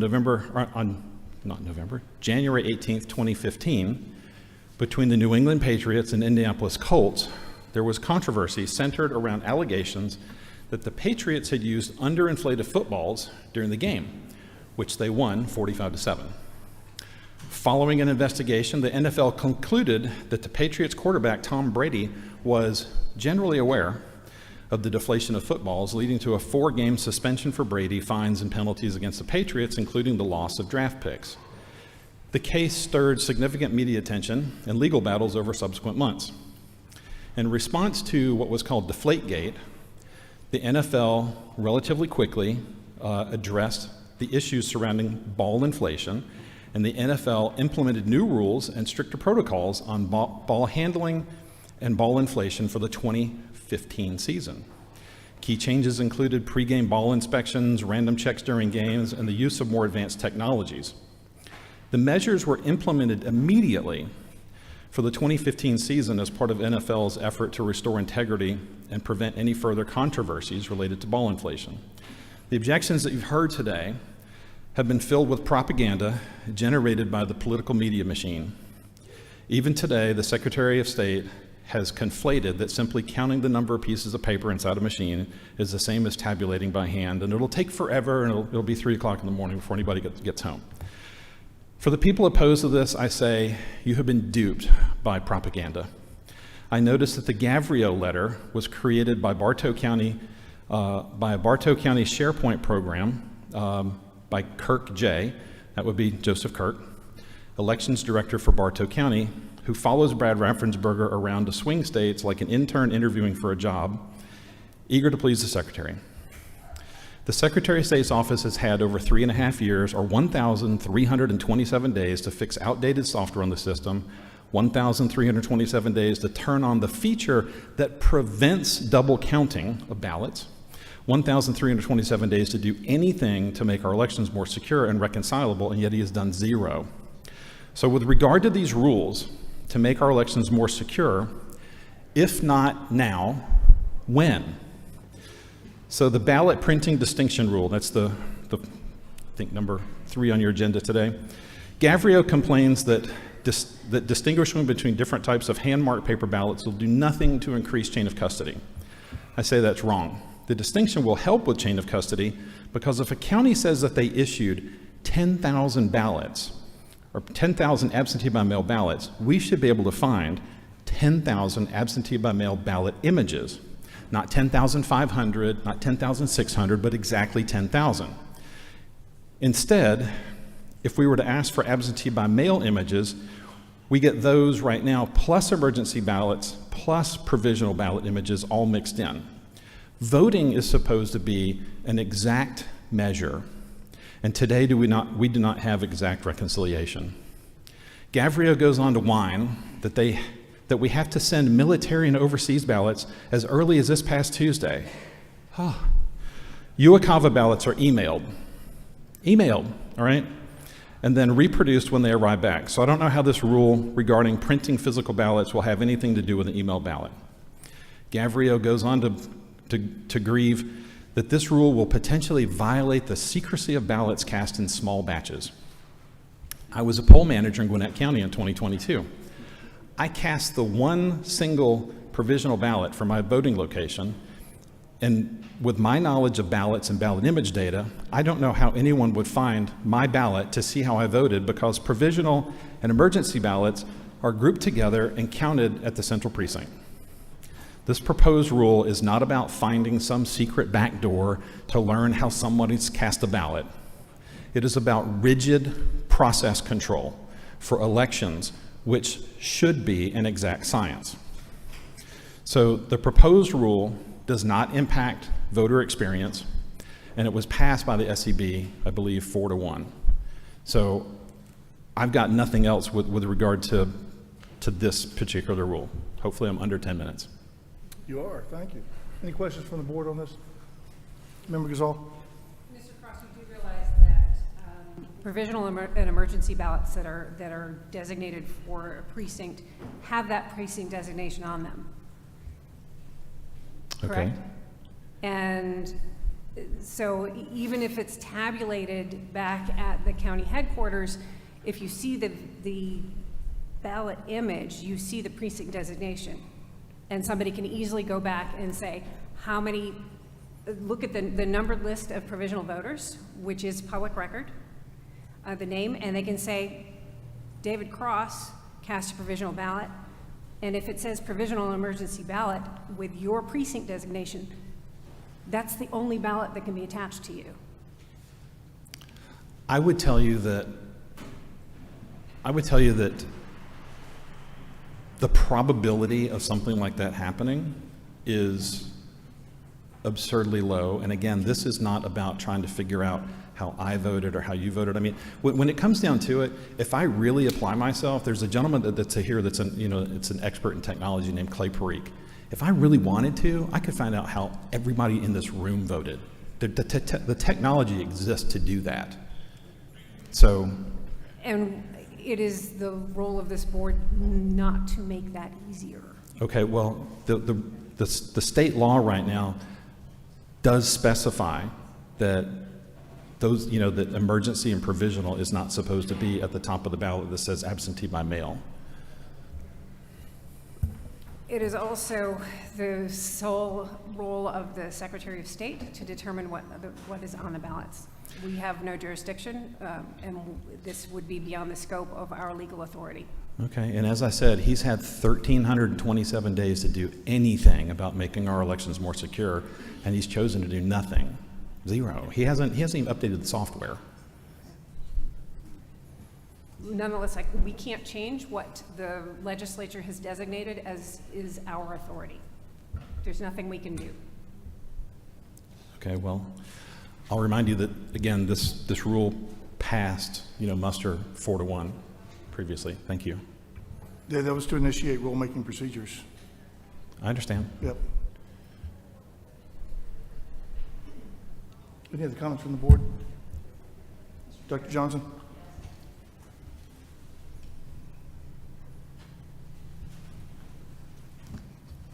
Thank you. My opinion is that the State Election Board, we oftentimes say we need to do what is consistent with law. And Georgia election law states in 21-2-384 that the ballot I'm sorry, 383 says the ballot shall be marked, quote, official absentee ballot. That's all it said, end quote, and shall be substantially the same as other ballots. So I would recommend that the board vote to be compliant with the law, and the Secretary of State may take our lead and correct the absentee ballot labeling.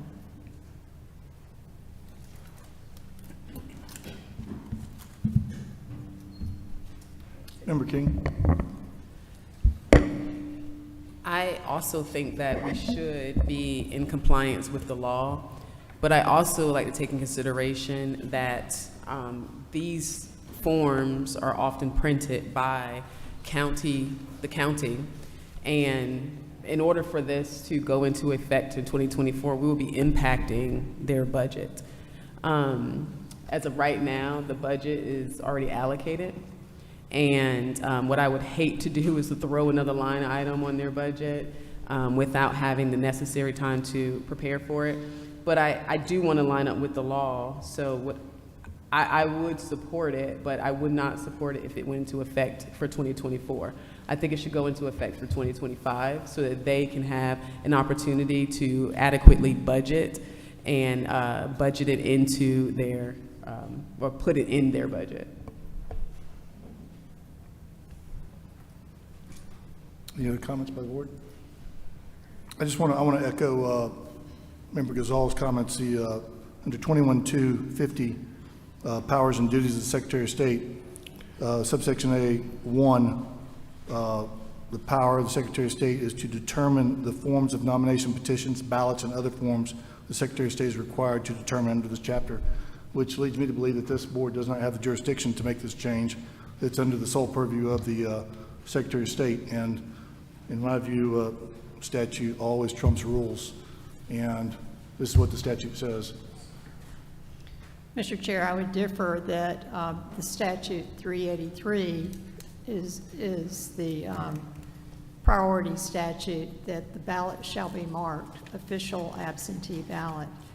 Might I ask any of the election directors if they have already printed their emergency provisional ballots for Election Day? Rebecca? Yeah. Yes, mine are already printed and in office and sorted by precinct, so we're done with that. So you have already ordered and printed those? Yes, and our absentee as well. Everything's in. Deidre? Yes, ma'am, they're all printed, ready to go. We've already sent the UOCAVAs out, so yeah, they have. But I do want to say that, you know, what the heading says, it does serve that one ballot serves all three of those purposes, provisional and challenged as well. So it's the same ballot, it's just headed that way. You use it for three different purposes. Again, but if I as a citizen am trying to reconcile how many absentee by mail ballots and differentiate those from provisional or from emergency, I can't do that. I just get like this big load of dirty laundry where it's all mixed together. We always keep ours separated by what is absentee by mail, provisional, and challenged.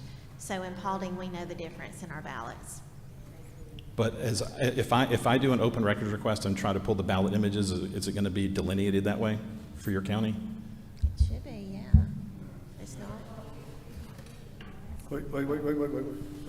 The board needs to ask questions. Is the board? Sorry, I didn't mean to step out of line. Rebecca? Open records request for like an EMS report, it would show you how many provisionals, how many absentee by mail. You would be able to differentiate. And then if you also pulled recap sheets for each of those specific purposes, you would be able to differentiate. Now the ballot itself is not going to say provisional on it, which is what I think you're alluding to. But we keep the ballots come in with stub numbers. So you've allocated ballots 0 through 3,000 for emergency. 3,001 to 3,050 for provisional, and so forth. So we definitely have chain of custody of all the ballots, and we definitely have processes for recording what is going where, and there's recap sheets accordingly. So everything is kept up with and documented. Now, whether or not a citizen would know to ask for those things could be a totally different argument.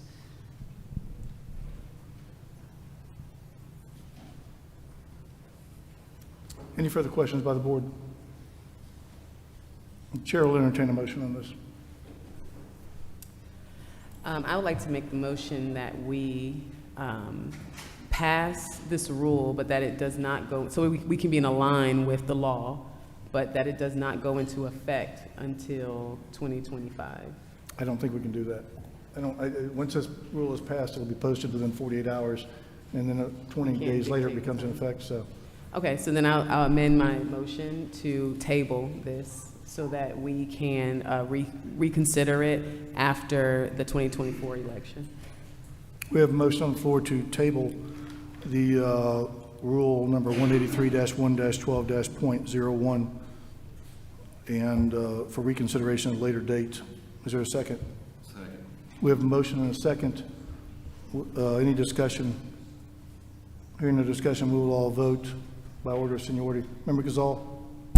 Aye. Member Johnston? Nay. Member Jeffries? Member King? Aye.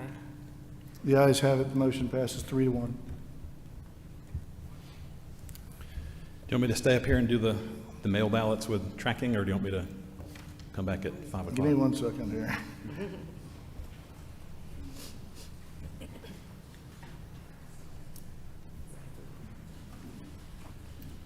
Oh, you are next, aren't you? Well, I was supposed to be number 1 and number 10. It was just kind of weird that I was like bookended on the initial. I actually have you as 1 and 2 back to back. Awesome. We can wait till later if you want to. Hell no. I mean, it's your choice. I don't care. It's today or Monday, your choice. Today's Mr. good. Cross, you have 10 minutes, please. I'll be brief. All right, mailing ballots with tracking rules is what we're talking about now. So regarding my proposal for tracking ballots by mail, Gavrio falsely claims that this rule, because it fails to increase chain of custody, enhance security, or improve transparency, and furthermore, it cites a law that does not exist. That was the primary objective. So right now, we have 0 chain of custody documentation when a ballot is mailed. Nothing. The county has no idea if a ballot is lost in the mail, thrown in the trash, or in a dead letter office, and the county keeps no records for public inspection.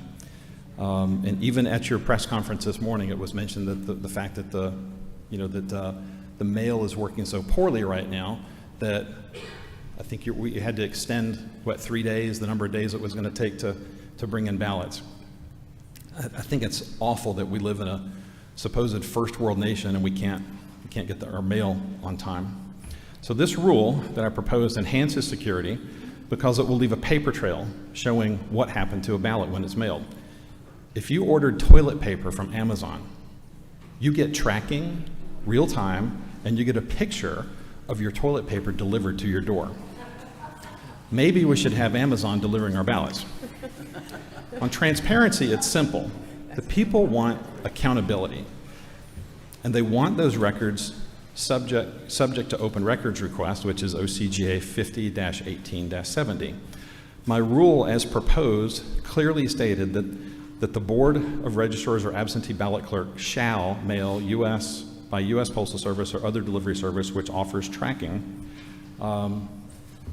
And in my proposal, I did write that the records shall be maintained pursuant to OCGA 50-17-70 instead of 50-18-70. And that typo should have been caught by the crack team of $400 per hour lawyers who could have had a first-year law student do the job and would have had it corrected to read 50-18-70.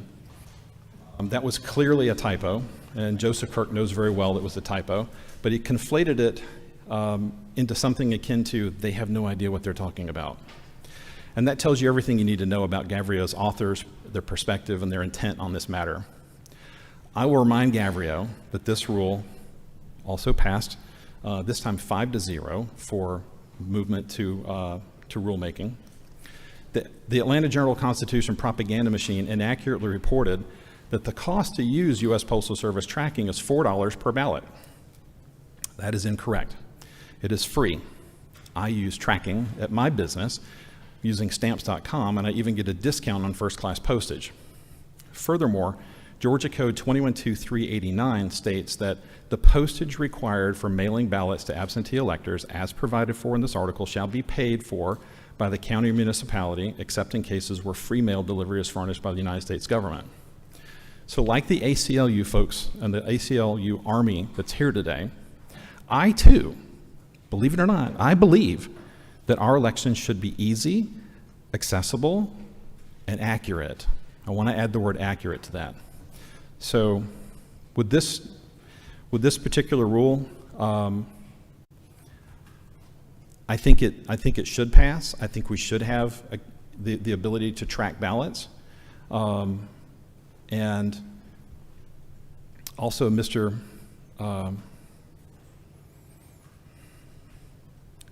Kirk also mentioned that the wording on this particular rule, where it says mail by U.S. Postal Service or other delivery service which offers tracking, doesn't necessarily obligate him to track the ballots, which again tells you what Gavrio's intent is and what their thought process is on this whole thing. So I think we should be using tracking. Like I said, Amazon tracks your toilet paper if you're ordering that, and everything's fully accountable. Right now, we have no tracking, no accountability. Thank you. That's exactly the reason I don't use Amazon for my toilet paper. Mr. Doss, how do the counties track absentee ballots now? Currently, with the absentee ballots, we will enter it into the voter registration system, which is Jarvis. We put in when the application was received, when the ballot has been issued, and when the ballot has been mailed. There are a few counties that actually use an absentee by mail service that actually processes our absentee ballots and mails them for us. Most counties, however, do the mailing themselves, so they will, once they have entered it into the voter registration system, they will hand package the ballots and either take them to the post office or take them to they may run postage themselves, they may take it to the county postage office that will actually enter the postage. Then when the ballots are returned to us, we also will then again enter it into the voter registration system as far as when the ballot is received, and then we will make the verification on the envelope to make sure that the oath is completed and whatnot, and we'll have that ballot as being received. I believe starting with this election, they're also offering ballot tracks from the Secretary of State's office that offers ballot tracks to also track the ballot. And I believe when this rule was originally proposed, ballot tracks was what was mainly discussed. With this rule talking about United States Postal Service or other delivery, I would question when you say that the post office offers free tracking, how do you go about getting that free tracking? Are you taking it to the post office and getting them to put the postage on the ballots? That's not what we do. With the military ballots, those are postage paid. They do not have to put postage on there when we mail those out. The other thing, about this rule, I mean, originally when you proposed this rule, you had taken out the language during early voting, but this particular one, it's back in there again. We start mailing ballots before early voting starts. So this particular rule of tracking is we're not treating all ballots the same. We're not tracking the military ballots. We're not tracking the ballots that go out the week before early voting. We're only, apparently according to this rule, only tracking during early voting. Can I address that? Absolutely. Okay, so it's very simple. My admin goes down to the post office and she picks up this wad of stickers that look just like this, all right?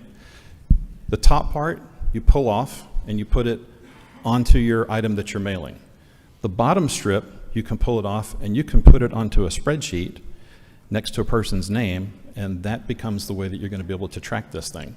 You can enter the numbers if you want, but it's probably just as good to, to use the stickers that are provided. But it's simple, it's free. You can go to the post office and say, I need all of your tracking stickers, and they will give them to you.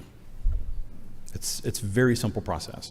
And if you have folks that are going down to the post office and they're dropping those things off, this is a simple process. When they're putting the ballot, in the envelope, very simple process. Pull that, sticker off, put it on the ballot, pull the, the tracking sticker off, put it next to the person's name that they're working from, that they obviously have to be working from. And then when you take it to the post office, they're going to affix the postage and they're going to scan it with their little digital gun.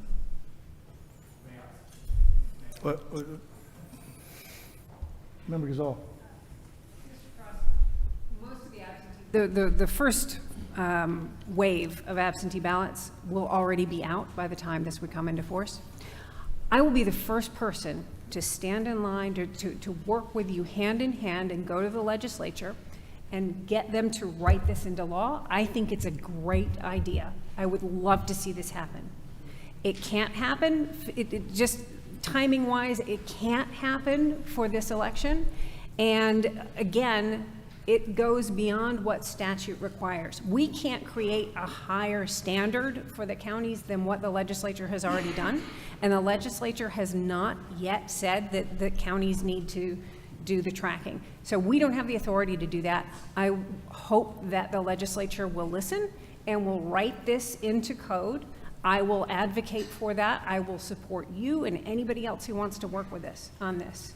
But we can't do it in time for this election, and we can't do it as an appointed body by regulation.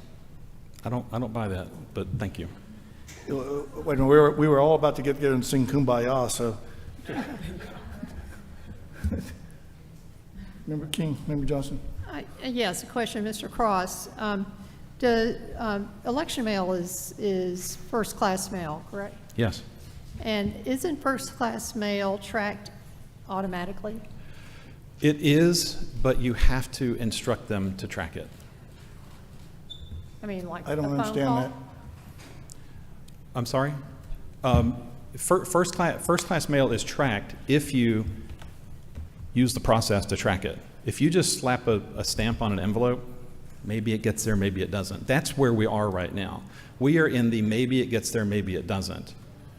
And with the way that the post office is working right now and all the problems they have in Palmetto, I mean, if I was an election director, I think I'd want to know if I was mailing out 10,000 ballots, did they all get to where I mailed them to?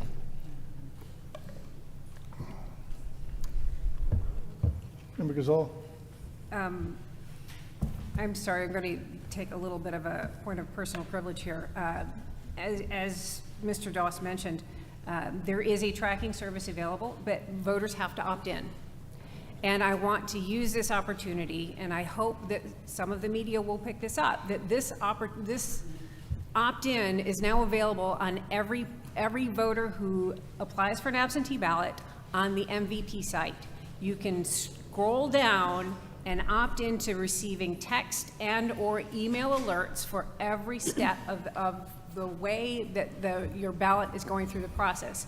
You can receive a text when your application has been accepted. You'll receive a text when the ballot is mailed out. Some counties that use these third-party groups, third-party organizations that mail them will track it all the way through the mail because they have that barcode.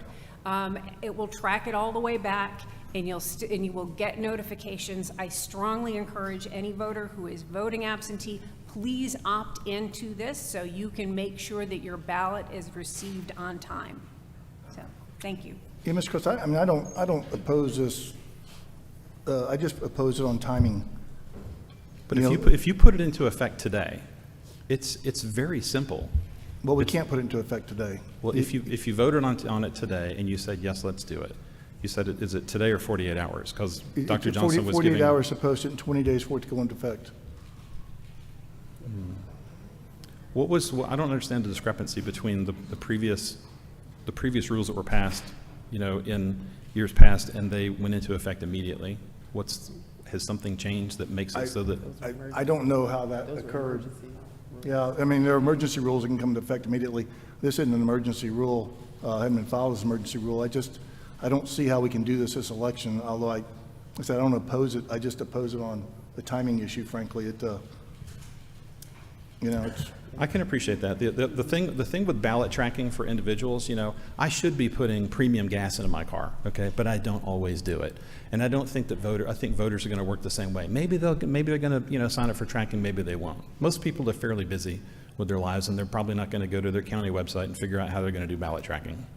So it's a wonderful idea, but it's an idea that is a push from the voter. It is not something that the counties can actually give me a report and say, I mailed 10,000 ballots and 9,900 of them got to the places they were going to and 100 of them got returned. We need that kind of accountability and accuracy. Member King? So I'm okay with certain administrative procedures that would, may incur a little bit extra time, but where I do draw the line is when we're starting to affect county budgets. And once again, budgets have been set, and what we don't want to do is put a cost on our counties that they weren't prepared for, because then they're going to have to pull it from other places. And those where they're pulling it from could affect other aspects of the process. So I also agree, I am in the same vein as pretty much everyone here, that this is something that I do think we should put into effect. I just don't think we should do it for this election, because I don't want to impact their budgets any further. However, I really, really want to make sure that this is something that we can do for 2025 and onward. Would you like to make a motion? Yeah. The chair would entertain a motion. I'd like to make the motion that we, again, table this so that we can discuss it after the 2024 election and hopefully pass it during that time, so that this is something that we can put into effect in 2025 and ongoing. Ms. King, there's no cost to do this. There is a cost. We have a motion. Do we have a second? Second. We have a motion and a second to defer this rule for consideration for a later date. Any discussion? Yes, Mr. Chair. Yes, Member Johnson. I don't understand the logic that the Secretary of State declares that they'll have a tracking program, and that's not, and that's okay or within the realm of the authority of the Secretary of State. But when the State Election Board entertains a petition for a rule for tracking, it's not within the authority of consistent with law. So I don't understand the logic there. It's okay if the Secretary of State does something, but not if the State Election Board considers something.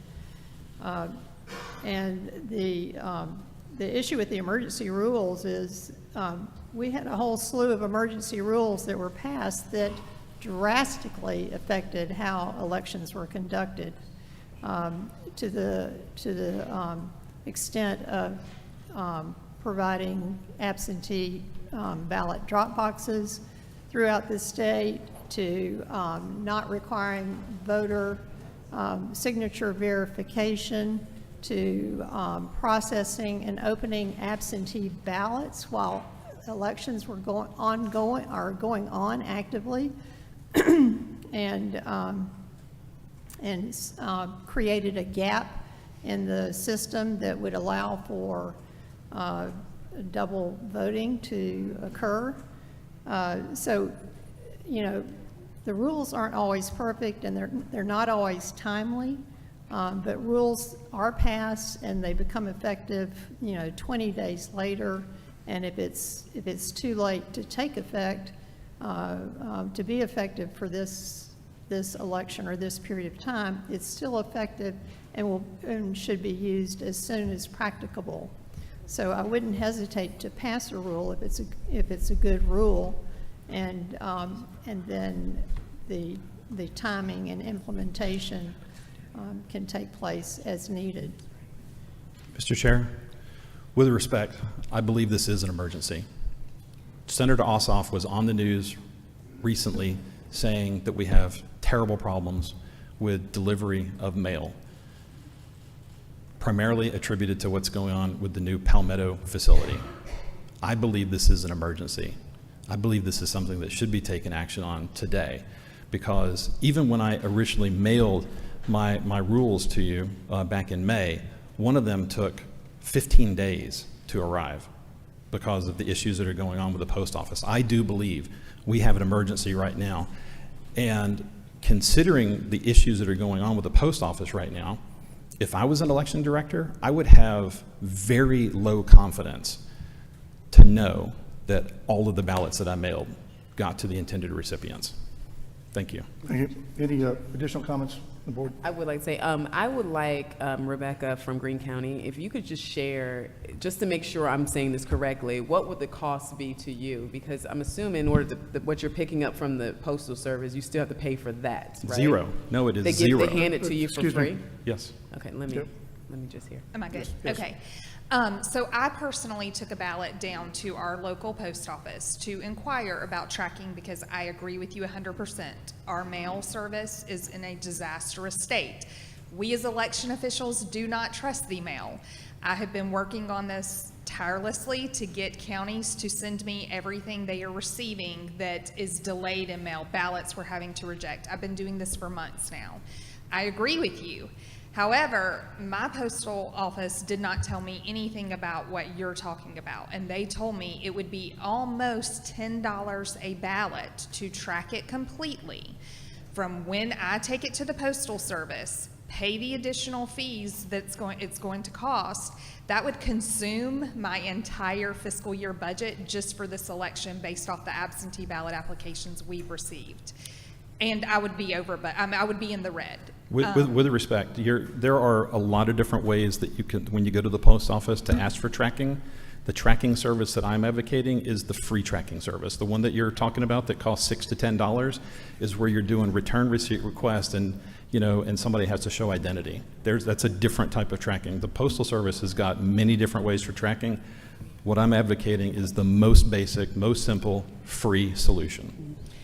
And to your point, though, I agree. We agree on several points of this, but I still don't trust the Postal Service to get them their ballot. Well, right now, you've got no way to track it. I just want to be clear. Yeah, so I'm finding it hard to believe that there's anything that's 100% free. So I'm trying to find where the cost lies, right?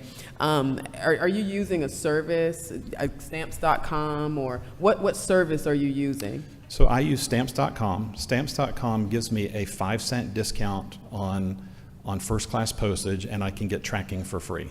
It's just an option that's in the system. So you would still have to Stamps.com costs me purchase- $11 a month. Okay, so it's $11 a month subscription, but you would still have to pay for that first class, like that 5-cent, that discounted rate, right? You still have to pay for that, and then you get your free tracking, correct? So there is a cost that's still associated with this per ballot. Okay, just want to make sure. Even though it's $11, adding any line item to a budget that has not already been any county that wants it, I'll pay for it. If I can just finish what I'm saying. I think I agree with you. I think that we need to fully understand the cost of this before we move forward. I just want to make sure I know, even if it's $1, because I know for my business, every single dollar is allocated. So that $1 sends you into the red if you don't have it budgeted. So I just want to make sure free. We are free. We have a motion on the table and a second to defer this rule. Can you make a motion to later make date. it become an emergency ruling? Is that possible? We have to vote on the original motion first. Or you can rescind it. Mr. Chairman. Wait.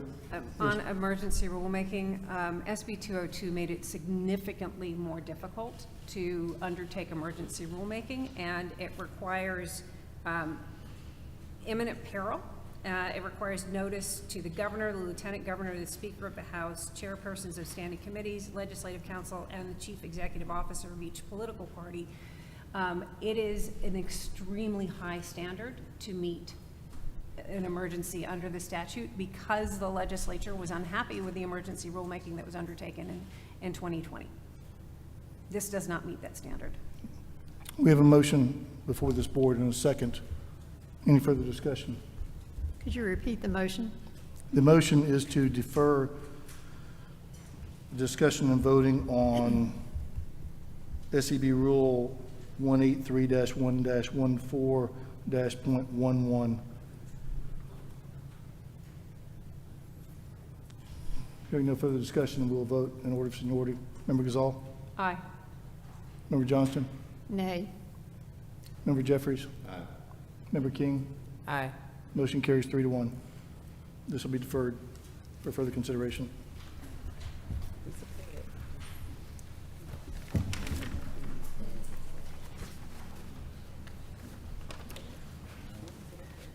Well, we get to skip over number 5 and number 6 since Ms. Alexander already presented to us. The next item on the agenda is discussion and voting on proposed rule amendment to SEB Rule 183-1-12.12, tabulating results subject to rule reconciliation reports presentation from Gail Lee and Janelle King.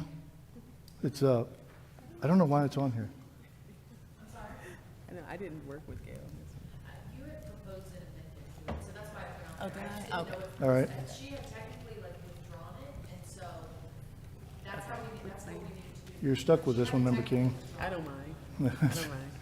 It's tab number 7 in the board book. Yes, Gail, please. Ms. Lee. 10 minutes, Ms. Lee, for, do you have anybody else that you'd like to speak with you? No. No? Okay. You have the floor. Well, I was surprised that I was on the agenda because I thought it had been adopted using the simple language that you added to it last time. But I want to take the opportunity to add maybe 3 more words. We can't add anything to it at You this point. can't? No. No? Okay. Well, in that case, You can withdraw it and we can revise it. maybe next time I'll take it off and amend it, but I think it should go into effect for this election. For those people who were not familiar with the rule, it's very simple. The election offices, within 30 days of certifying the election, supply the Secretary of State with a reconciliation report. And my role was just asking that it be posted on their website, and if they didn't have a website or a web page, then they would post it in their office. And the 3 words I wanted to add was in view of the public, because I don't want it to be posted inside a closet. So anyway, Surely they wouldn't do that. you never know. So anyway, that's all. Is that it? Yeah, Thank would you like me Ms. to read the rules? No, we have it in front of us. I think that the board was in full favor of this last time, if I recall, for initiating rulemaking procedures. If the board doesn't want to ask any questions, I'm okay with that. The chair will entertain a motion on this rule. Mr. Chair, I move that we adopt this rule. We have a motion to adopt this rule. Is there a second? Second. We have a motion and a second to adopt Rule 183-1-12.12, tabulating results. Any discussion? Hearing no discussion, we will vote in order of seniority. Member Gazal. Aye. Member Johnston. Aye. Member Jeffries. Member King. Aye. The rule passes 4-0. You win a prize, Ms. Lee. I'm not sure what that is yet. I got a box of candy, I think.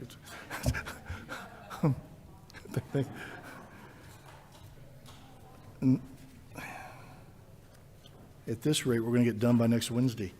The next item on the agenda is discussion and voting on proposed rule SEB 183-1-12.19, preparation of electors list and use of electronic poll books, subject to the rule voter list presentation by Lucia Frazier. It's tab number 8 in your book.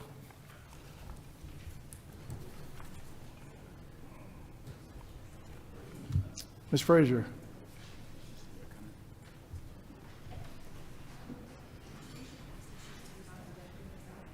Can you, how long is that going to take? Well, how long will it take? All right, see if you can make it work.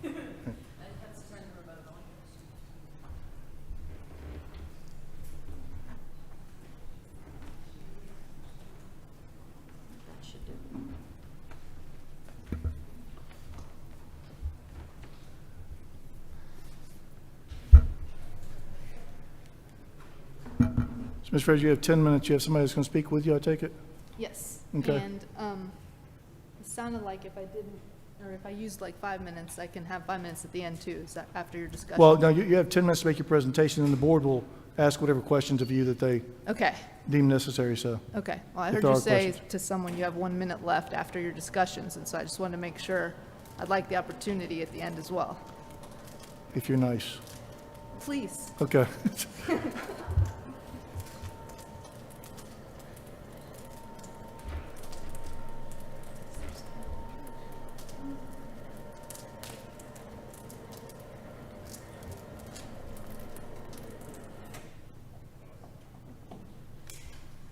Is this Pfeiffer Beach and Big Sur? I'm sorry? Is this Pfeiffer Beach and Big Sur? Oh, I don't, this isn't me. Okay. I guess that's what this is, right? Okay. If you, Oh, okay. I don't see why not, but yeah, definitely try. All right. Have that. Oops. Yeah, that one looks like it's just out a little bit. Awesome.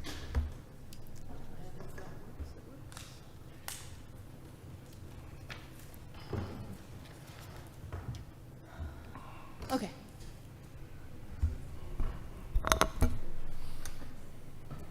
All right, thank you, board. So this was for the certified list of electors before voting begins. And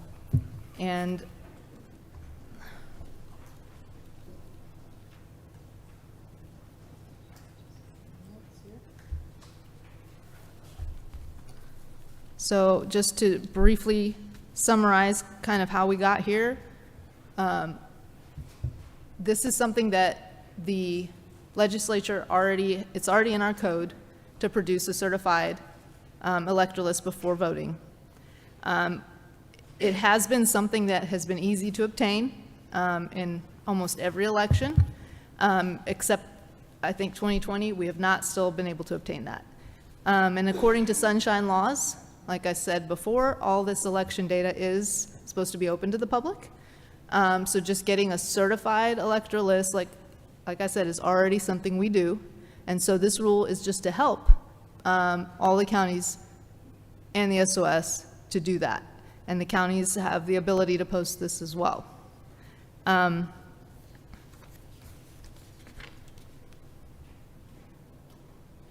that's all I have, actually, because there's, I mean, and then I think Mark would like to say a few words on that. Would you like?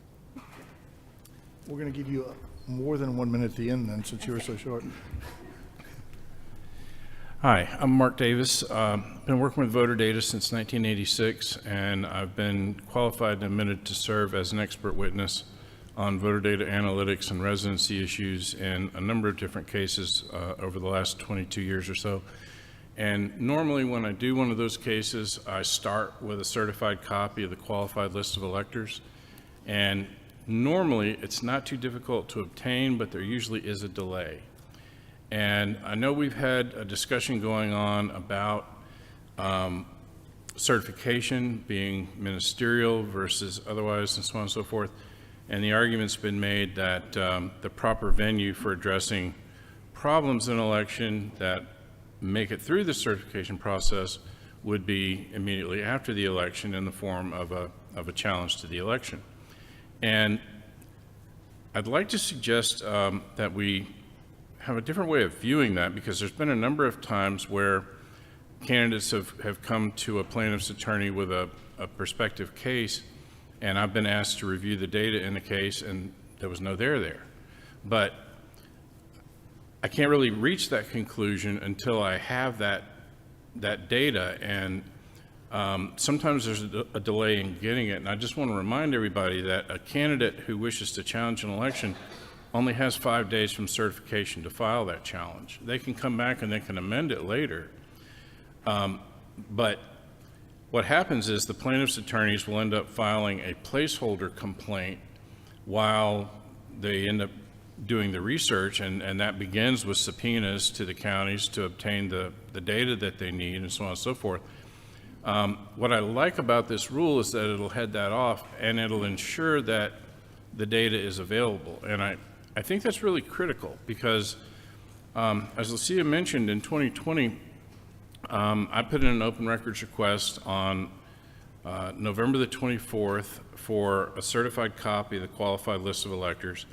I first got back a absentee voter file, which is not what I asked for, and when I objected to that, I got a supposed voter file that was supposedly in response to my request, but it was nothing like I'd ever seen before in 30 years of working with voter data. It was the voter file usually is at the time was about 62 fields. What I got was maybe 12 or 18. A lot of them were blank fields I didn't even recognize. It was basically just a hot mess. And I went round and round and round with the Secretary of State's office trying to get that replaced. I never succeeded. And I've spent the last 4 years trying to find anybody on the face of this planet who received a certified copy of the qualified list of electors for that election. I've been unable to find anybody. I'm to the point where I'm about ready to offer a reward for it. So I think it would be a great move. The OCGA 21-2-224 already mandates that the list be produced. We already know that it should be subject to an open records request, a simple open records request as opposed to a subpoena. But normally attorneys will file subpoenas for them. I don't think any of that should be necessary, and if it's made publicly available, then we can head off some of these complaints that don't have merit. We can expedite the ones that do. And I've been involved in a case recently where the legitimacy of a complaint was proven to the satisfaction of the county that was involved, and that didn't even lead to a hearing. The election was tossed out and ordered redone because of the issues in the data. So for what it's worth, I fully support the rule. If any of you have any questions about that, I'd be happy to answer them. Yes, ma'am. Member Gazal. Thank you, Mr. Davis, and I understand that you have deep experience in this and looking at the data, and and I appreciate the work you've done identifying problems with districting and that sort of thing. My concern, I've got a couple of concerns with this. Just again, as a threshold issue, the Secretary of State is the sole authority to oversee our registration list under both federal and state law. We don't have the authority to do anything. But I'm also very concerned about having a static list this early in the process. And that is, and it is exacerbated by the problems we've been talking about with the postal system. When registration forms are mailed in, our registration deadline is a postmark deadline. So they can make it in the mail by October 7th. But they may not make it to the election offices until a week later. And then they have to be processed. And depending on what form of identification these voters have used, whether it's a driver's license number or the last four of their social security number, it could take another 5 days to clear all of the verification processes. So if this list is published before early voting starts, which with our timing would literally have to be published the day the rule comes into force, you've got a static list which in reality in the back end is changing because voters are going to be added to this list as they're being processed. And so when somebody who doesn't understand that process looks at this list and then looks at the list of actual voters, they say, we've got unregistered voters who are casting ballots. And that's exactly how disinformation gets started and gets spun up. And having a static list out there just makes it much more likely that people who don't understand what's going on perpetuate these myths. And that's what concerns me about that. Well, I think Lucia wants to address that, but I think you're talking to me, so just real quickly. If we look at our interpretation of 224, the words before the election kind of stand out to me, and then we have to ask ourselves, is before the election when voting starts, or is it before Election Day? If we're talking about the 5 days before Election Day, then all of that should be put to bed, I would think, because the statute mandates that the list be produced 5 days before the election. But the rule says before advanced voting begins. Correct. So it's before, the statute says before the election. And before the election, advanced voting is the election. So that is why this rule says before advanced voting. We do need a certified list, a stamp, a set in the ground, a line in the ground before in-person voting starts. And changes can be made. That is why there's such thing as a supplemental list. The certified list that, even if you want to argue that it should be before Election Day, there are still changes those days before Election Day, and there's a supplemental list that is given to each poll of the people who didn't make it to that list.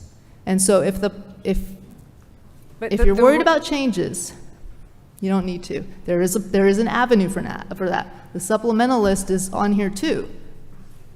But again, it also says before, the supplemental list before advanced voting starts. It's essentially, it would be like the supplemental list would probably be empty on that day, but that's where all the changes go.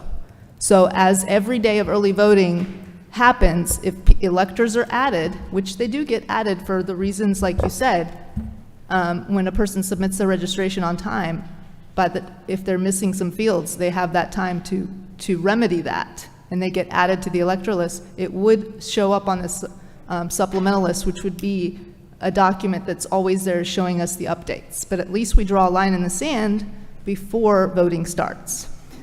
Well, my final objection to this is the retention period of 10 years, which is 8 years beyond what statute allows. We cannot, in rulemaking, create higher, stricter standards for what the counties must adhere to than what the legislature has set.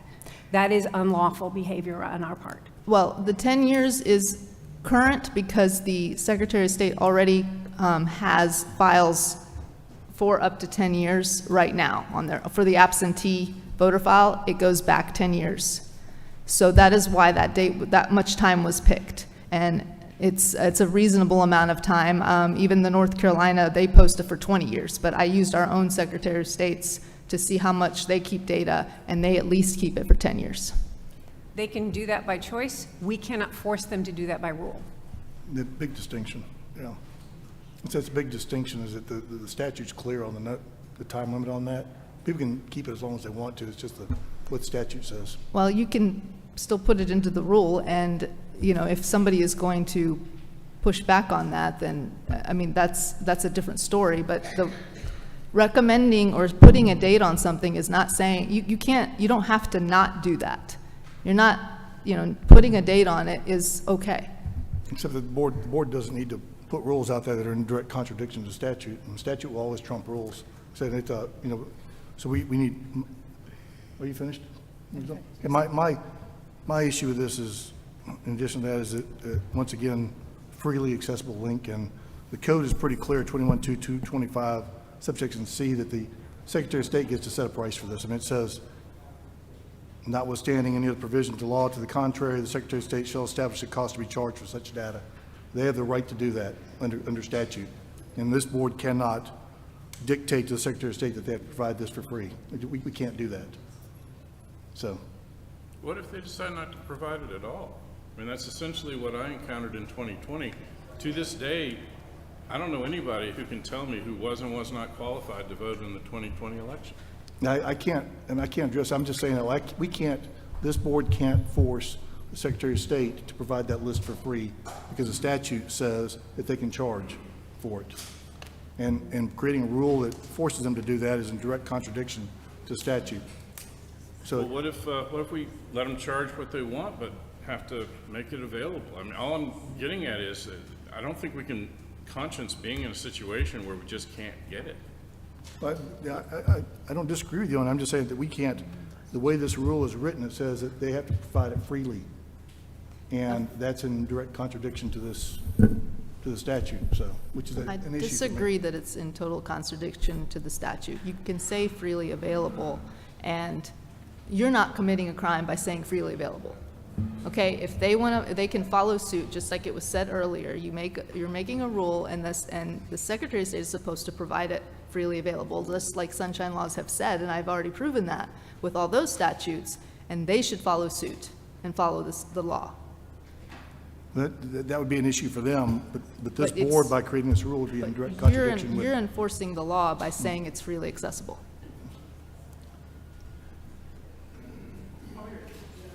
Are there other comments from the board? Yes, sir. Member King?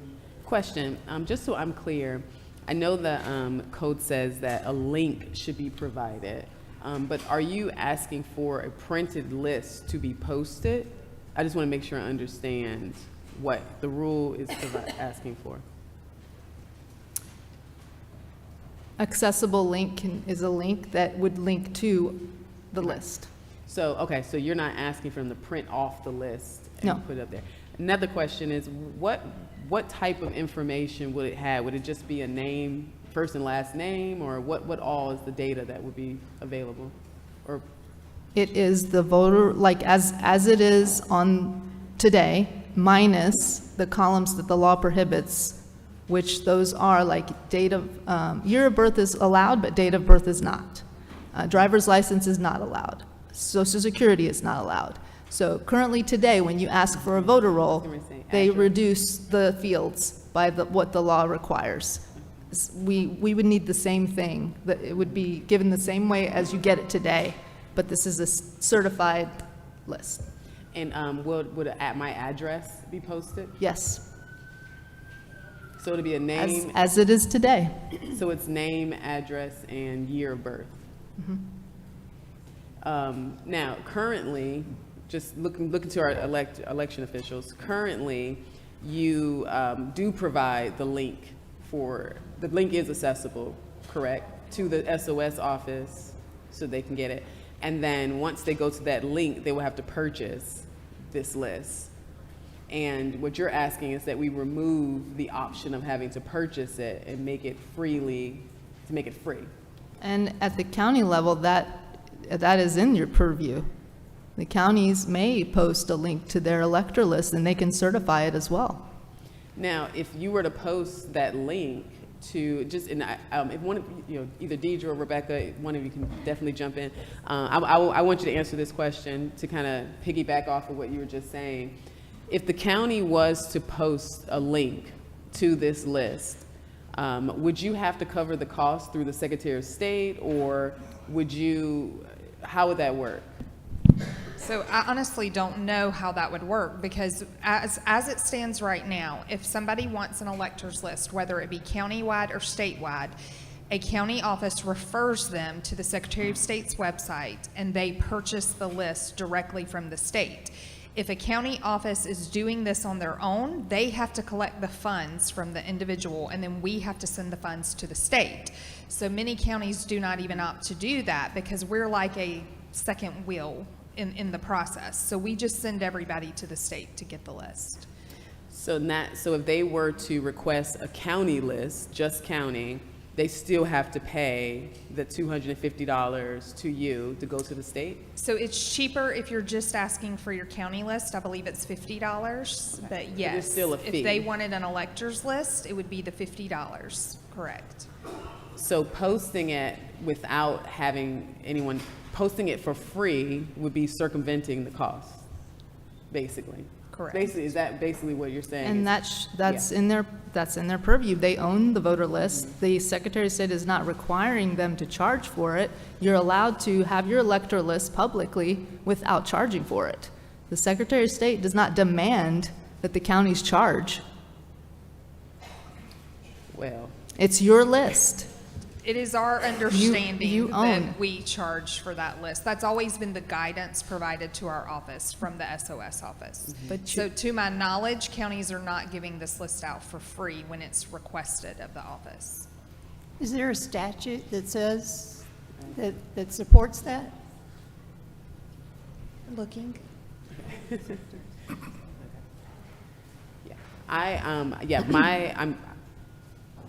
My challenge with this is that I do feel like it does disenfranchise people who are not able to afford to pay the $50 or able to afford to pay the $250, depending on which list they're trying to obtain. That is a concern for me, because if it is supposed to be freely accessible and it's supposed to be open to the public, then I don't think it should be open to the public who can afford it. That's a challenge for me. However, I would like to know, I think we are in a bit of a gray area when it comes to trying to, overrule what's already set in place as it relates to having to purchase this list. So, I would love to give you time to, I want to make sure there's a law, there's a statute, there's something in place that says you have to charge. And if it's not, then I'm willing to further discuss this. There is no law that I'm aware of that says you have to charge. And in fact, it's the opposite. With the sunshine laws, they should be freely available. Just because the Secretary of State is choosing to charge that's irrelevant to here, and it's irrelevant to a county because the county owns their own information. They are allowed to give it to you without charge. But we're not talking about the county's talking about the Secretary of State. Well, The actually, statute- I am, yeah. So This rule is dealing with the Secretary of State.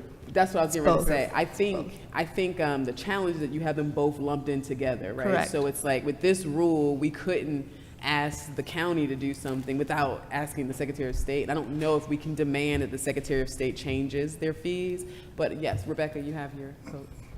So we did find the code section. So it's 21-225C, and it says it shall be the duty of the Secretary of State to furnish copies of such data as may be collected and maintained on electors whose names appear on the list of electors maintained by the Secretary of State pursuant to this article, and then it goes into the limitations and so forth. So Right. But that same section talks about them having the right to set the price for it.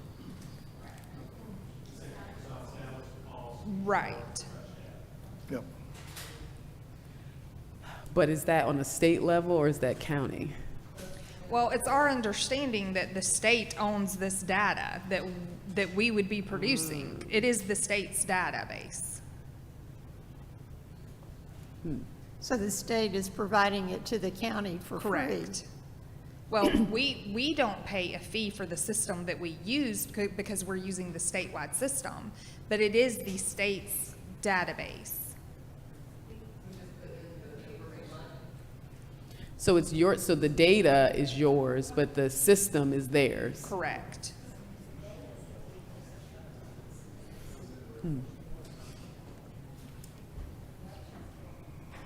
If you go to B, it kind of expounds upon that.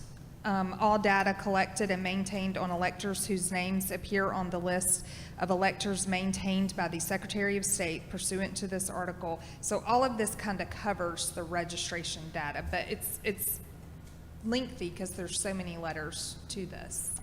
I'd like to make one additional point here. When I go to get a voter list from, just a regular garden variety voter list from the state, there is an ordering process that I can go through on the website, okay? But when I submit an open records request for a certified copy of the qualified list of electors, that goes through a different department, and it's a slightly smaller subset. For example, if you're 17 and a half, you can register to vote, but you can't go on the qualified list of electors till you turn 18. You can register to vote 2 weeks after the deadline, but you can't vote in that election, so you can't go on the qualified list of electors for that election either. So there is a subtle distinction here between just a regular voter file that anybody's going to order off the website and this certified copy that we're talking about here. I just wanted to draw that distinction. So the way I read the statute, it's required, the state's required to produce that file anyway. So what we're basically saying here is, well, if it's required to be produced, make a copy available to the public. The data that the counties send to the state is already compounded. It's already compiled, I mean, and organized, correct? You just send, you put it in their database, I'm assuming. Entering the voter registration information into the database, but one of the reasons why it is important for the state to produce this list is because of the PII that it does involve. All that has to be redacted before you put this out for the public. If you put this on a county level and you're letting counties do this, the likelihood of some of this slipping through or somebody not knowing what they're doing is great. Because I will tell you, I contact my county attorney anytime somebody messages us because I am afraid of doing something that I shouldn't be doing or sending out somebody's PII. So you have to make sure that this is redacted. That is the security level built in with the state file, because they have an individual that pulls this file, redacts the information, and then posts it publicly for them. Or if they wanted a printed file, they would get a printed file. So it sounds to me that if this rule was written where it was asking that counties provide a redacted list that specifies what that redacted list can show freely. They know that, yeah. It may be easier to support because when you're adding the Secretary of State into it, they do have the right to charge. So we couldn't tell them that they can't charge. I think there's a lot of speculation going on right now. I think when you say the Secretary of State has the right to charge, that's true, they have the right to charge, but you're claiming that they own that data. No, I just said, what I'm saying is the way the rule is written, it's written to the county and the Secretary of State, right? Correct. If you separated it to two rules, one that's just to the Secretary of State, that would be something that I absolutely can't support because I don't see how we can tell them that they can't charge. But for the counties, you may have some footing because counties may be able to provide this information as long as they understand that it needs to be adequately redacted. But the fact that it's all together is where there's some complications. I guess as I said earlier, and it was said earlier in some comments on another rule, the Secretary of State can follow along the law. If you're saying freely accessible and you're including the Secretary of State in this, that is not against the law. They're breaking the law by charging for it, and that's in a different rule. We'll get to that. I agree with you on that 100%. So I do not like that they're charging. I don't see why this rule is really well written for what the law is now. It is it is taking the law into account 100%, and I don't think we should be changing ourselves to follow the law because somebody doesn't have the capability to produce it. They need to find the capability to produce it because that's what the law is. I don't think we're debating capability. I think what it is that you say the SOS will also post, right, freely. That line right there says that we are demanding the Secretary of State to get rid of the costs associated to this list. Because the link, there is an accessible link. However, once you click on it, you got to pay for it, right? So what I'm saying is the rule is demanding that the Secretary of State remove their costs, which, according to the statute, they have the right to charge for it. So I don't know if we can tell them that they can no longer charge for this list. However, if this rule spoke to counties, with working with counties, there may be some room there. Because I must say, I do have an issue with the possibility that this is disenfranchising voters, the public.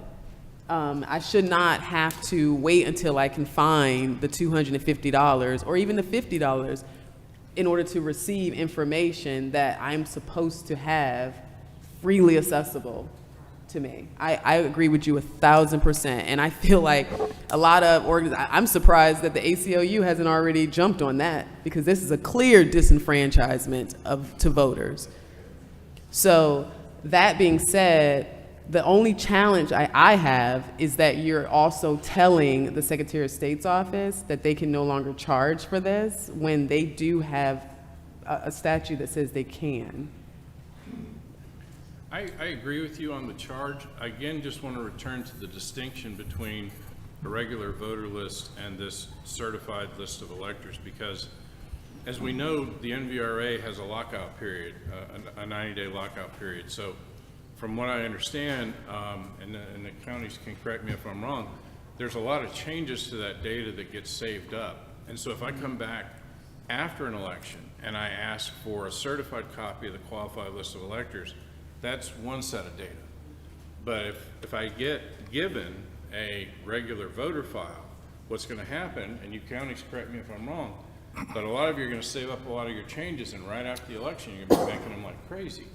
And so then what I'm asking for and what I'm getting are two different things. And I think we need to have a vehicle here where that certified copy of the qualified list of electors as a separate and distinct database or data set is created and available to the public, as opposed to just a regular garden variety voter list. And I agree with you wholeheartedly on the charges for that.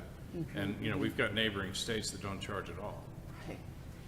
So this is something I think needs to go before the legislators to see if we can remove cost completely. Deferring this would not do any good because we'd have to consider the rule as is for deferral.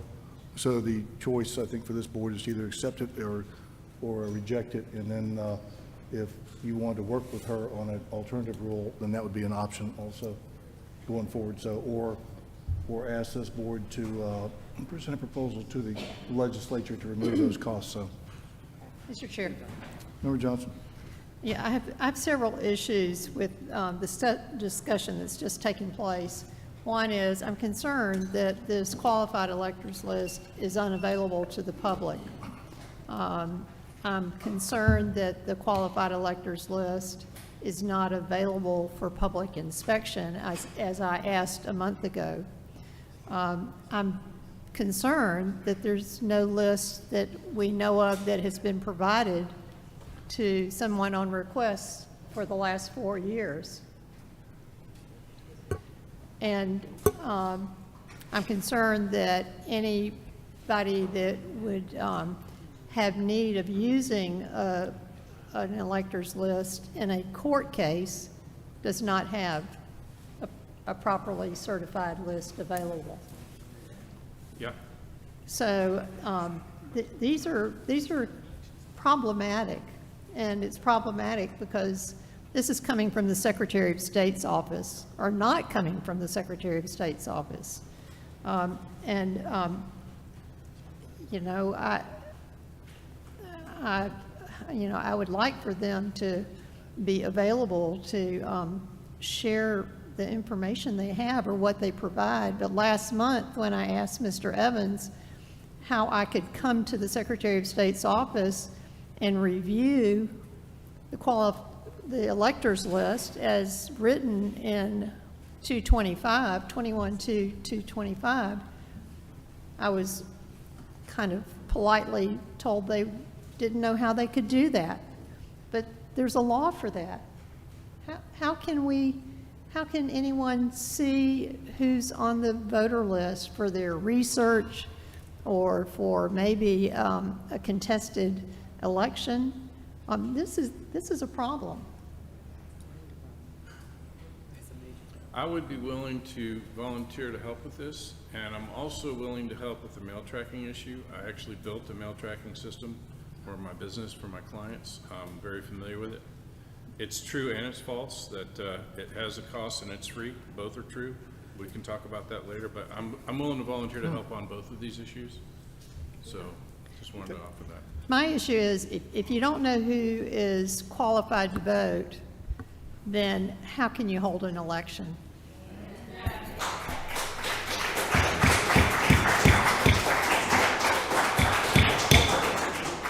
I thought we learned our lesson this morning. And then when voters come in to vote, how do you know they're actually on some unknown qualified list?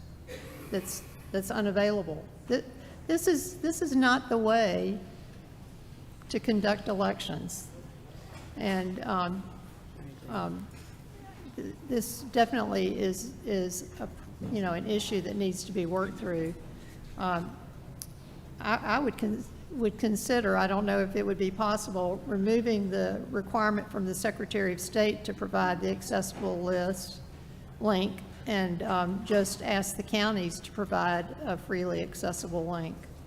That would be a substantial change to the rule. I think that the Attorney General in past meetings already advised that we can't make substantial changes. We could make some changes when we initiate rule petitions, but this rule needs to stand on its own for a vote today. And Would it help if substantial changes are made to it, then we could vote to deny it and make the changes and resubmit it at a future meeting.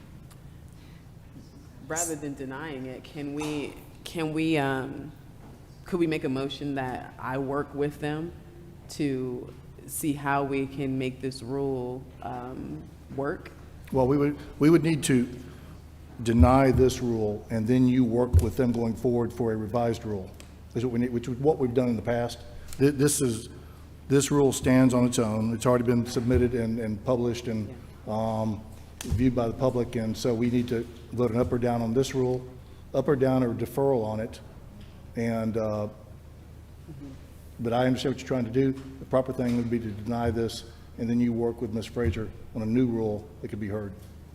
They would incorporate the changes that you want.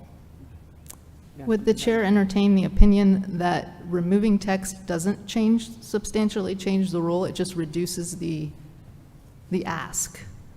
Well, I think that we probably could have done that when we initiate rulemaking procedures on that part, but this is a final vote on a standing rule, and this rule has been published to the public already for comment. I understand, but And so if it's making a change today, I think I don't think we're allowed to do that. I don't think it's appropriate. Our paralegal agrees with that. Making changes today to any rule we're voting on, I don't think is appropriate at this meeting. Okay. I'm sorry, Dr. Jan.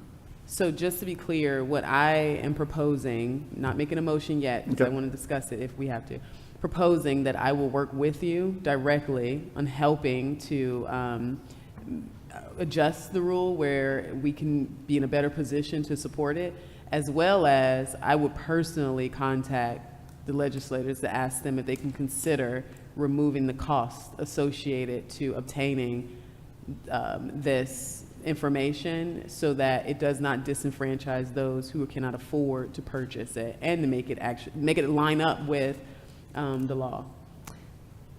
Can I make one more suggestion? I don't know if this will help, but if you just were to remove the word freely, it's too significant of a change to just take the rule as is? Well, in my opinion, I don't think we can make any changes to rules being voted on. We make changes during the petition period, we make changes during, beforehand, but when a rule comes before us, we need to vote on the rule as submitted. We made some changes to various rules when we were considering them for rule-making procedures, but at this point, we need to vote an up or down or deferral on this existing rule. So, and I think if we remove freely, it's right back to where it is anyway. Yes, right? It's true, Yep. but I didn't know if we could just, when you're taking away versus adding.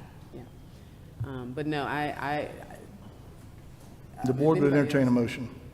The chair would entertain a motion. So yeah, I would like to make a motion that we deny the rule as is. However, that I work with Ms. Lucia directly to help produce another rule similar to this one that will be that we can support as the board, as well as I work with or contact our legislators to see if they will be willing to work on the cost that's associated to obtaining information that's supposed to be free to the public. Yeah, okay. The motion, we need to go ahead and just vote on up or down motion, and then Ms. Frazier knows that you are available to work with her I just want to make sure I understand. I don't understand the motion. So okay, It's going to be an up or down motion Okay. to deny the rule. And then Member King has volunteered graciously to work with you going forward to And- create a rule. But the timing, I don't understand. So in previous cases, do I just have to do the 30-day period again and come to Yes. final Yes. vote? Just Yeah. one more 30-day period starting tomorrow? Well, when you have a rule, then we'll set a date to hear the rule, initiate rulemaking procedures, and then it'll be heard after that, so. Okay. It won't happen before the election, no. It will not happen before the election. Not for the 2024 No. election. Right. Yeah, I mean, the point is, like I said, the rule as is puts us in a very difficult position. Yes. Do we have a motion then to deny the rule presented? Yeah, I make a motion that we deny the rule that is presented. Do we have a second? We have a motion and a second to deny this rule as presented. Any further discussion? Hearing no further discussion, we'll have a voice vote. We'll vote in order of seniority. Member Gazal. Aye. Member Johnston. Aye. Member Jeffries. Member King. Aye. Motion carries 4-0. This rule is denied.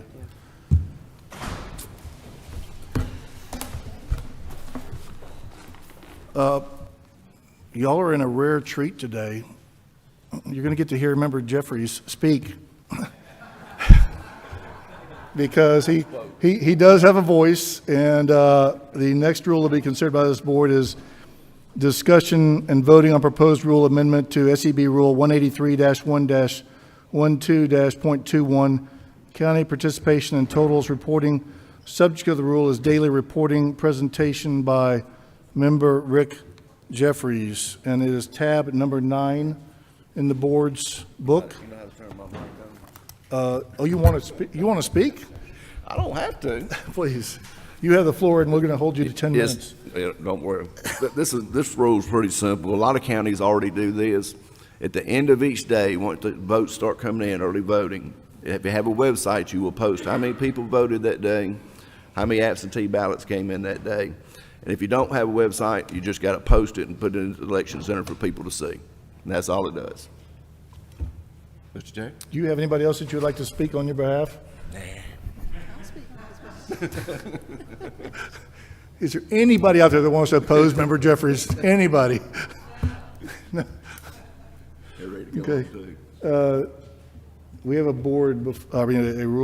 proposed rule before us. Any comments or questions from members of the board? Member Johnston? My comment is that this is consistent with the statute as it is. It just, the posting allows it to be readily available to people that would be interested in the tracking the numbers. Thank you. Any other comments from the board? Member Gazal? Reviewing the Gavrio comments, I think that it would behoove us in a future meeting to make sure that the reporting requirements are consistent across primaries and elections. But as they have no real objection to this, and I think the data is important, I think that it will be a step that we should take in a future meeting. That it should include primaries? That we make sure it's consistent reporting requirements for primaries and general elections. I'm just shocked that Member Jeffries didn't put that in his original rule, but I thought it was in there. any further comments from the board? Any questions? The chair will entertain a motion. When did it say primaries? Mr. Chair, I move that we adopt this rule. We have a motion from Member Johnson to adopt the rule as presented. Is there a second? Second. We have a motion and second from Member King to adopt the rule as presented. Any discussion? Hearing no discussion, we will vote in rank order, voice vote. Member Gazal? How do you vote? Aye. Member Johnston? Aye. Member Jeffries abstains. Member King, how do you vote? Aye. The motion passes 3-0. Congratulations. Thank you. Good job, Rick. Work hard on that. We got 10 minutes left.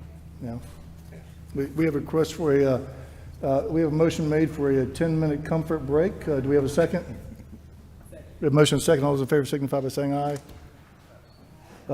Motion carries 4-0. So moved. 10 minutes. We will begin back at 2:53 with or without you. Thank you.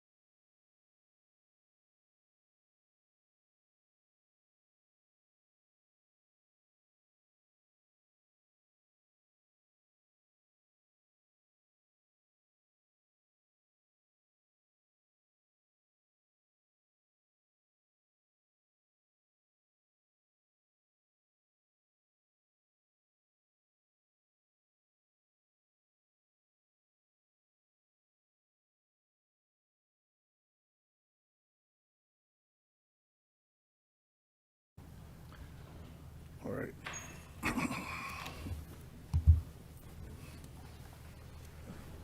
Ready? Ready?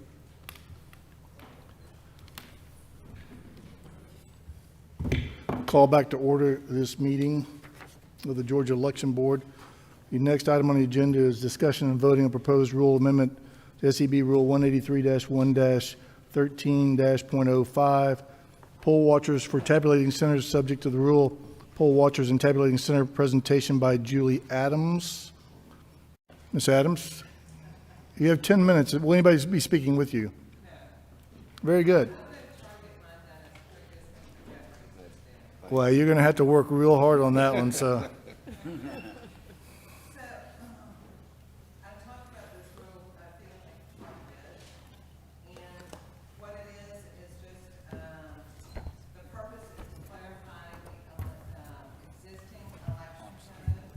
And ensure that poll watchers have meaningful observation in the tabulation center so they can fairly observe the processes. So I've read this, the whole thing, several times to you guys, but the bottom line is for designated rooms and other areas to consider, which are ones that the tabulation processes are taking place, including but not limited to the provisional ballot adjudication of ballots, closing of advanced voting equipment, verification and processing of mail-in ballots, memory card transferring regional or satellite check-in centers, and any election reconciliation processes. And, I just think this is good for transparency, as we've talked before. A couple of people have come up to me. I've heard more about different counties and their tabulation centers, and some of them have 5 and 6 and 7 rooms that they have things going on in, and some are big and huge and spread out, and everything in between. And that is why I put this rule forward. I have a question. I'm sorry. The board recently provided some guidance on the number of poll watchers that are allowed in tabulating centers. I think you might be aware of that. Some guidance was sent out, and we said that it's not 2, as most people assume, but you're allowed 2 in the different areas determined by statute, and any other that the election director decided was necessary. You recall that, Dr. Johnson? We sent some guidance back in the spring about that, because this question came up about how many poll watchers were allowed in the large tabulating centers. And people had assumed that there were only 2, but we said no, it's 2 in each of the areas listed in statute. And then any more that the election director decided was necessary was a guidance that was sent out. Superintendent, yes. And so my question is, with that already being sent out by this board, why is there a necessity for this rule? Because we've already said that you can have more than 2 poll watchers. Yeah, there are a couple of reasons that I still moved forward on this one. First of all, the original law said, I believe, because I don't have it now here, but it said such designated places shall include the check-in center or check-in area, the computer room, and the duplication area, etc., was what it said before. And so I just defined it with more locations. And the second thing is on the sending guidance to the superintendents. If you'll remember, what happened with that, we discussed it after one of the meetings up here, and Alex was helping us with that. Alex could not get a list of the superintendents, the board members, from the Secretary of State, and so she sent all of the guidance letters out to the election supervisors, and I've asked 15 people from different counties and 2 of them have actually gotten those board members have gotten that from the superintendents. And 13 of the counties have never received it, the superintendents haven't. So that was the reason, I think we had a conversation and had Alex involved before, that I kept going with this. Yeah, the board was sympathetic, if I recall. We passed this 3-1 to initiate, and after visiting Gwinnett County's tabulation center and realizing how big it was, and I realized that 2 poll watchers were certainly not sufficient to see everything happening there in some of these larger counties. We were agreed that more was needed, and that's the reason we sent out that guidance. I guess my question, though, is by passing your rule, are we then adding to what is written in statute? You know, and is that an issue for us to add additional locations? This clearly, the law clearly was written before saying that there are, in other areas. Yeah. Actually, that's what it said. Exactly, it said, and other areas, and it was added such as the tabulation process. I mean, so it was added onto that because it just said in only other areas. And my point is too, on the superintendents not getting that letter, is basically the letter didn't go out because nobody got it, or 13 out of 15 did not get it. What if most of these things take place in one smaller area? So, if you go back to the May meeting, and the original proposal that I put in, you have tabulation centers like Fulton County's new beautiful facility. It's 600,000 square feet. It's a lot of room. And literally, an example is in the warehouse that they do the tabulation, most of the tabulation. I was standing about in the middle of the warehouse, and it's like a very wide, but it's a rectangular shape. And I was standing in the middle, and nothing was going on in there. There were a couple of people at one end, and I was trying to get their attention. And the 3 of us were the only people in there. And I was going, hey, hey. And I don't want to say who I was yelling to get their attention, but I'm literally kind of yelled, and neither one of them even were aware that I was making noise in the room. So it's just to give you a frame of reference. So like in the very back left-hand corner, they start the process with the mail-in ballots. And if you were standing halfway into the room, you wouldn't even be able to tell that they were doing something with ballots unless you knew that that was going on there. All right, I have a question for Irwin County. Press your button, Irwin County. So how big is the space where all of these processes take place? I don't have the square feet in mind.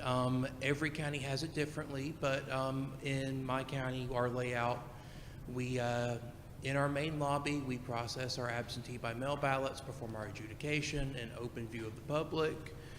Our tabulation room, even though it is indoors, it has a 8-foot by 20-foot window in order to allow people standing, even if they're not able to fit into the area where we are scanning, that they can observe fully at any time. So you got a real small space. We are a county of just over 6,000 voters, so we're the opposite end of the spectrum versus Atlanta. We wouldn't be able to fit 2 people in the room with whoever is scanning the absentee ballots and performing that processing, but there is adequate space for 20 people to easily observe everything within a space of 2 feet. That's my question. So if Irwin County wasn't able to allow 2 people for each one of the space where each one of these processes took place? You know, are That's they in against, violation of the rule? it's against election code. What? That is against election code for them not to allow 2 people from each party. Well, but you're saying 2 people from each party for each of these different areas. So this isn't, let me back up. Let's Okay. go back up a sentence. Okay, it's going to make me read the whole stinking thing. In counties and municipalities using central count optical scanning vote tabulation equipment, the election superintendent shall allow each political party to appoint 2 poll watchers for each primary or election, each political body to appoint 2 poll watchers for each election, and each independent candidate, and each nonpartisan candidate to appoint 1 poll watcher for each election to serve in each of the locations designated by the election superintendent within the tabulating center.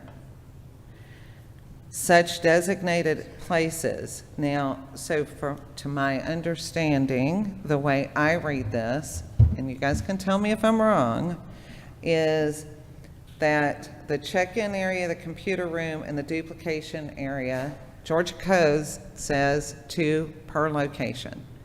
And I mean, I'm not giving him a hard time that he has small locations, but the location should be able to fit, by election code, should be able to fit the number of poll watchers too.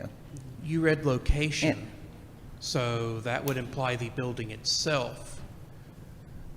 They are accessible to the location, and they have full sight and hearing access to the room itself as well, even if they physically can't fit into the room. There is a difference between room and location as statute reads. Yeah. So, Mr. Chair, may I say? Yeah, I'm just trying to figure out how to accomplish your goals with the same of a very small county that just doesn't have much space. So, yeah. So let me ask you a question. So wouldn't the fire code trump all of this? I mean, if there's not enough people, I mean, if there's too many people in the room because it's too small, that would be in violation of the fire code, correct? So what I would think is that this would, however this plays out, they would have to make the necessary adjustments in order to ensure that they're able to meet the statute without breaking the fire code, correct? So Right. I think we're kind of debating semantics here, because you said that you do have enough space in that location for there to be 2 people and they can see. They're within 2 feet of the room. There's just the Yeah. difference of there being a glass window. That's the only thing, and they can still see and hear everything occurring. Okay. So you wouldn't have an issue implementing this. It's just that they won't necessarily be inside the room, but they'll be behind the glass. That's the point of contention there. I'm all for this as long as we're not getting into semantics that they're having to be standing directly beside me due to space concerns, but we have provided access to allow for full observation by that many observers. And you could, considering how you have it set up right now, it is possible for there to be full observation in each of the steps that she's providing. Correct. Okay, so I Mr. think Chair. we're fine. Member Gazal was next. Go ahead. Member Gazal. So my concern is that we're replacing our judgment with that, with the discretion that the legislature has given to the superintendent. The way the statute reads is such other areas as the superintendent may deem necessary to assure the fair and honest procedures in the tabulating center. That is a delegation of authority directly to the superintendent. By writing this rule and defining what the superintendents must do, we are replacing our judgment with the discretion that has been given by the legislature to the superintendent. And that, to me, is an illegal or an unlawful assertion of authority that the legislature has not given to us. They've given the authority to determine which locations to allow observers directly to the superintendents by statute, clear law. That means that there is no room for us to regulate here. Well, I mean, I agree with what you're saying, but it said in such other areas As the before. superintendent may deem. We are not superintendents. You are a member of the board, so it is up to your board to determine for your county what's appropriate, just like it's up to the superintendents in Irwin County and Greene County and Bartow County to determine what's appropriate and necessary in those counties. And this gives them guidance to do that. This doesn't say This they have to. mandates. This No, it is a doesn't. mandate. No, it doesn't. Mr. Chair. Member Johnson? I think we're all overthinking this, and what we need to do is focus on the intent or the goal of poll watchers in the tabulating center, which is really to assure fair, honest procedures in the tabulating center. That is the goal. It is just a matter of providing meaningful observation as to the conduct of tabulation and the counting of the votes. So that involves visual and auditory meaningful observation. If it's a one-room schoolhouse that two people can see every process that's going on by turning a 360 circle, so be it. That's all you need. If it's a 600,000 square foot warehouse that takes 10 or 12 poll watchers, so be it. If it's an election office that has 10 separate rooms, such that you need many poll watchers to be available in 10 separate rooms to provide meaningful observation while tabulating is occurring, that's the way it should be.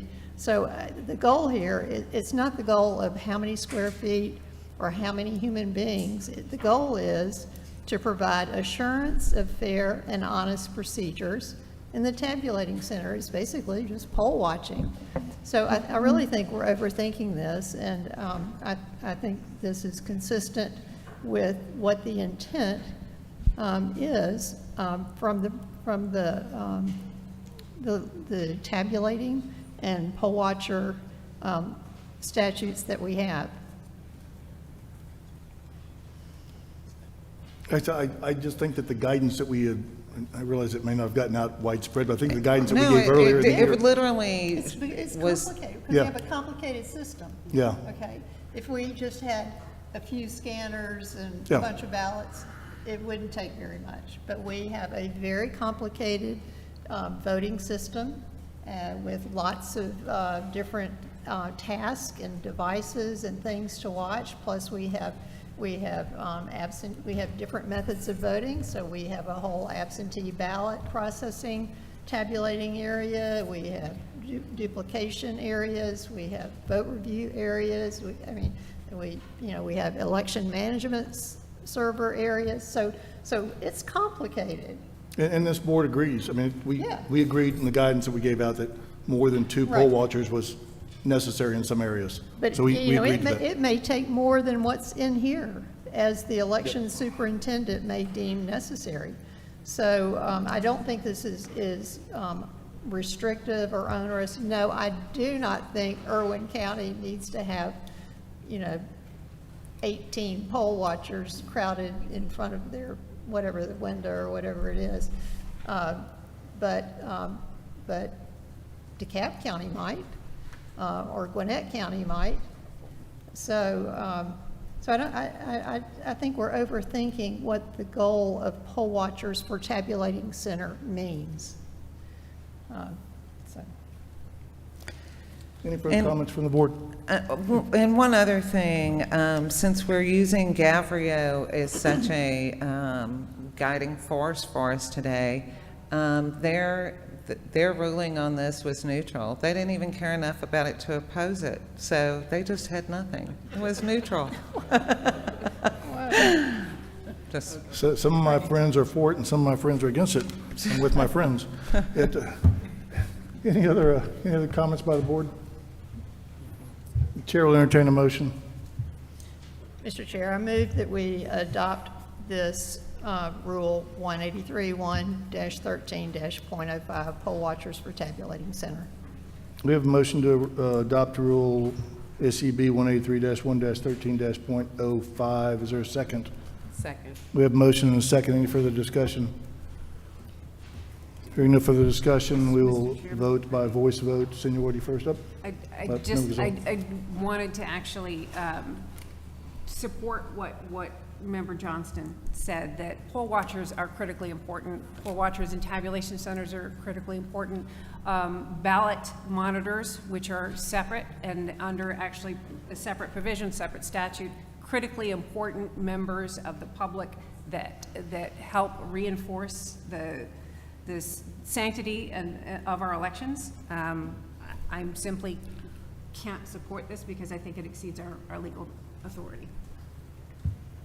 Any further questions from the board? Comments from the board? We'll now vote by voice vote in order of seniority. Member Gazal? Nay. Member Johnston? Aye. Member Jeffries? Aye. Member King? Aye. Motion carries 3-1. Thank you.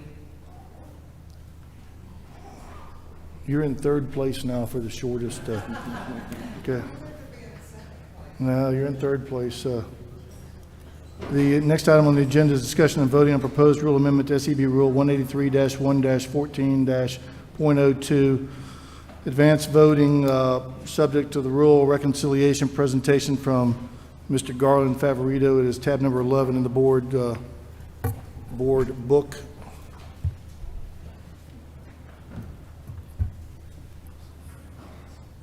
I have to warn you that when my voice goes, we're out for the rest of the day. So, projector.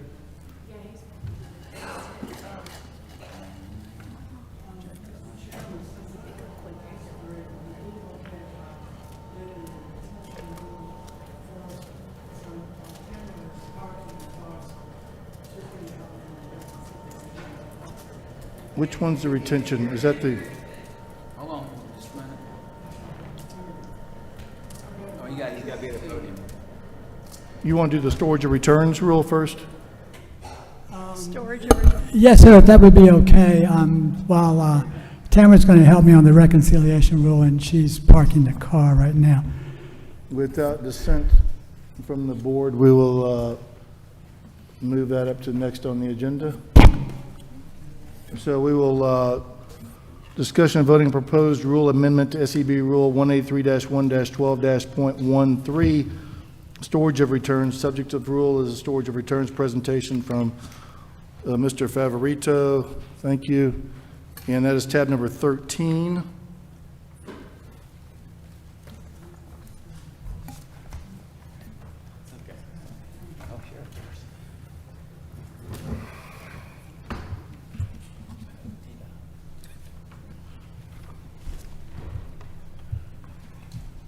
Thank you, Mr. Chairman. Let me give me just a second to get this PowerPoint loaded up.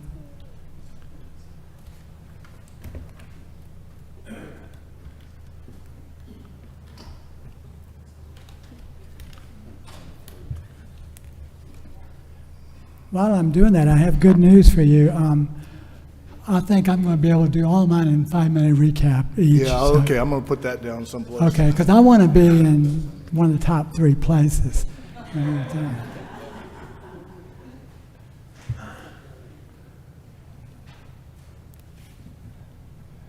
Yeah, so, okay, great. These rules have already been approved unanimously, so I feel very little need to say much, and I really appreciate the support last time. They're not very controversial.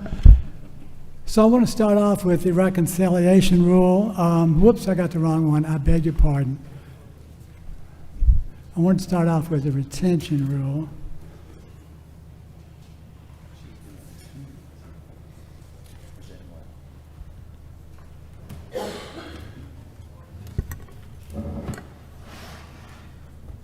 I'm not sure if this will display correctly. It displays a little bit differently than what you have, but you've got it. So I'm just going to run through this real quick in about 5 minutes. If y'all recall that the problem that we explained was that the memory card retention rule doesn't retain the ballot images, cast vote records, and audit logs that are on the memory cards long enough to comply with federal and state law. And the simple suggestion was to modify the rule to comply with the clear plain text of federal and state law. I want to thank Member Gonzalez for recognizing that this was a potential legal issue at our last meeting. And the simple thing that we have proposed is just simply to change the text of 183.112, where it says the election superintendent may use the memory cards for programming ballot scanner units for the next primary election or runoff, which could be 60 days or less. We are just recommending that the election superintendent shall retain the memory cards for a period of 24 months in accordance with Georgia law. We went through the federal and state law last time. State law says all primary election documents shall be preserved therein for a period of at least 24 months. And federal law says that every officer of election shall retain and preserve for a period of 22 months all records and papers which come into his possession relating to any act requisite to voting. Any act requisite to voting, I think, is the key there. We talked a little bit about what was on the ballot images, on the memory cards. That's all the key election data in its original format when it was scanned. It's got the in-person ballot images, raw cast vote records, and the audit logs, and these records are created automatically when the ballots are scanned to tabulate votes. So the way we left it last time was simply the issue of cost and who is going to pay for it. And I understand that's something that y'all have got to decide. And we talked about, there were some suggestions in which that we reviewed. I think one came from Gabrielle that we may only need to back up one, given that there are redundant cards in the scanner, we may only need one of them and not two to comply with the law, and we think that's fine. We're up here. And there was some question about bulk. We can't get bulk pricing, so we can't tell you how much these are cost. So I think maybe Executive Director Cohn may have done some research on that. But this is a one-time cost. Once you get enough cards in the system to rotate in a 2-year cycle, there's no further expense.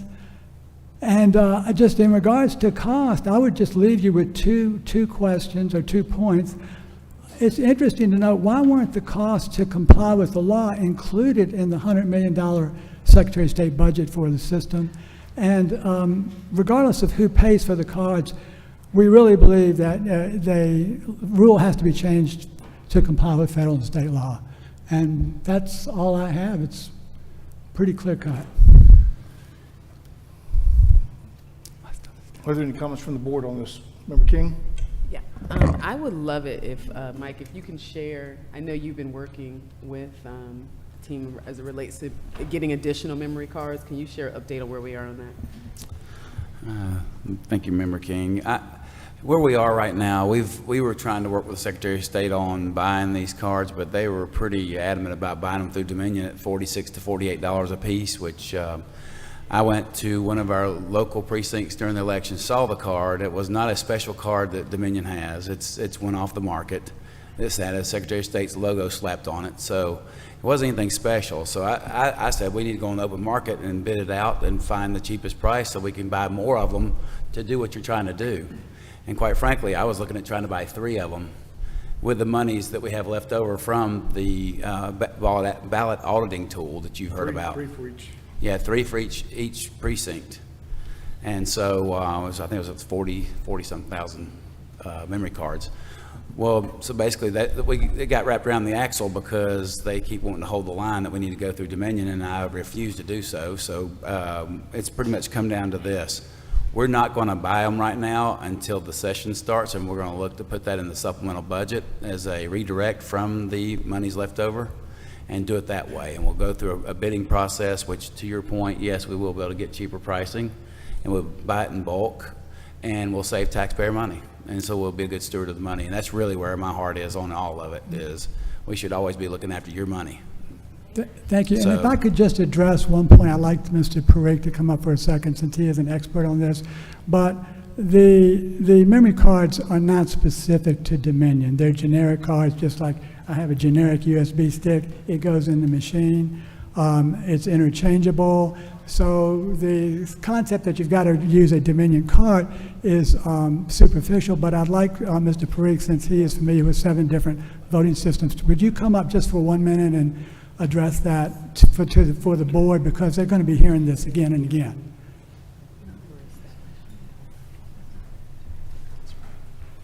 So I just want to be brief on this as somebody who has tested the Dominion systems, and I'm going to state this about all election vendors that do this.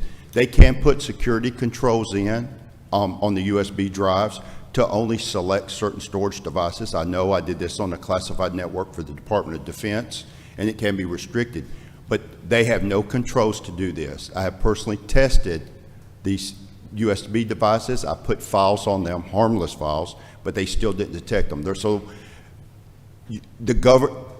Georgia's government is wasting money by buying these overpriced USB devices. Yeah. And if I can, one more comment on this.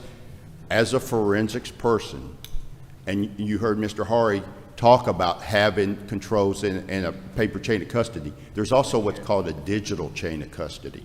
And since you have electronic voting machines, that 24-month retention period is something that you should be doing to make your election process totally, completely audible. And so you do need to maintain these things for that period of time. I just find it shocking that you would allege that any government would waste money. Yeah. Mike, could you reiterate that we're not, the goal is to not purchase them at $46? Absolutely. I think for the public's confidence as well, when you have Dominion feeding its own system, I think that breeds no confidence. So I think if you are out here buying them separate from them, you know they're independent, you're going to get a better confidence level out of the public as well. And so that's why we're steadfast in what we're doing. One question I would like to have you guys answer, though, you are looking at a 2-year period here, and I think with the number of cards, we bought 3, and we got 1 already in the system. That's 4. That probably gets us through 1 year. So we actually need probably double that if you're going to get through 2 years. Am I wrong? I'm not even sure it gets us through 1 year, Mike. That depends. Here's the thing. Come back up. Well, you can sit there and we'll just turn on Yeah, your we mic. can turn your microphone. Yeah, you're right there. Yeah. You're on. So that depends on how You got to push your button. Technology, I'm lost with that stuff. He's your technological expert. Hit it again. Wow, okay. Oh, yeah. There have been attorneys that say I don't know anything about printers, even though I've upset the United States government several times on printers in classified environments. But anyway, so to your point, here's the thing. There's several ways that you could store these. The main thing is you could actually take the data, create a forensic image and a hash, and store these on what's called a network storage system that would eventually move them off. Then you could recycle your USB cards, but you would want to do a low-level wipe, not just a quick write. So you ensure that the cards are clean, and you want to record this process. And that's something that's important because, if I may sidestep, I've heard counties talk about how they can't do it because it's not capable, it failed. Did they have somebody from the outside audit their process? And that's an important thing when you do it. And that's why I'm saying, when you save the money, there's several ways you could save it. You could still reuse those cards, but you want to make sure that you keep the integrity of the data and it's stored securely, and that you track your process so you have a solid chain of custody. Would you yield further? I have another question for you. So on these memory cards, if you've got all these ballots on there, the images, does it have some sort of time stamp on there that would go when you go to store it? How does that work? All right. For their help. So there are timestamps that are created for those files, and those will stay.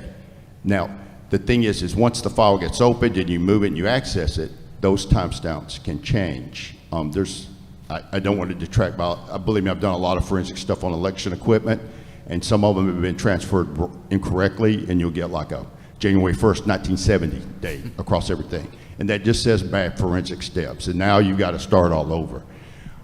Those, one, the file should be encrypted on the inside. Your Dominion, so you have what's called a DVD file, which is encrypted and have all that, which can be easily decrypted, but we'll get into that when I come back to Georgia next time. So that file's encrypted, so it's going to maintain its file integrity as far as that until it's opened up and files are accessed. So if you're just copying in a standard network storage copy, it would not affect the timestamps. Okay, so your solution would be then to buy enough of these cards to where you have enough to do 2 years of elections, so when that third year comes, we can take one and dump all that off because it's not needed anymore anyway, right?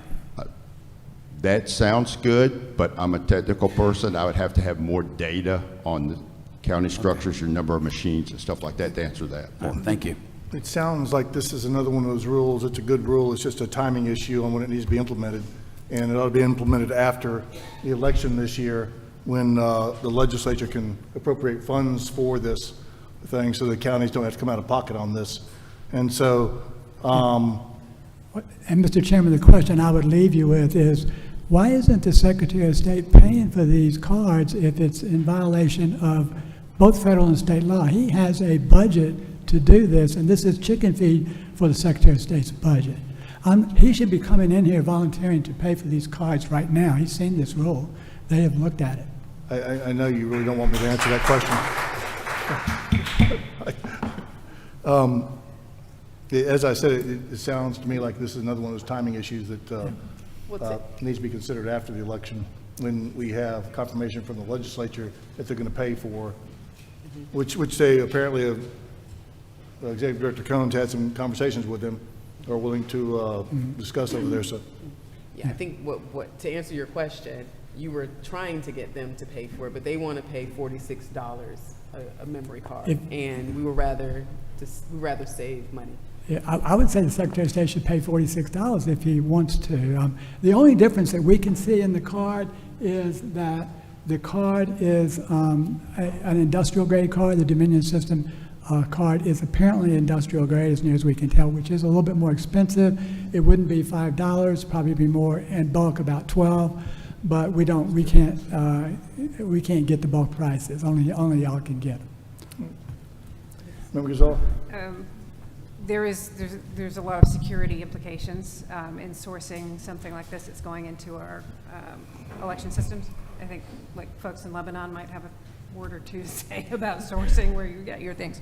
But that's neither here nor there. I think at this point I agreed to this because I think it is not a bad idea. I would like to see it restructured a little bit, but I agreed on the basis that I thought at the time we would be able to pay for it, and it's now clear that we cannot.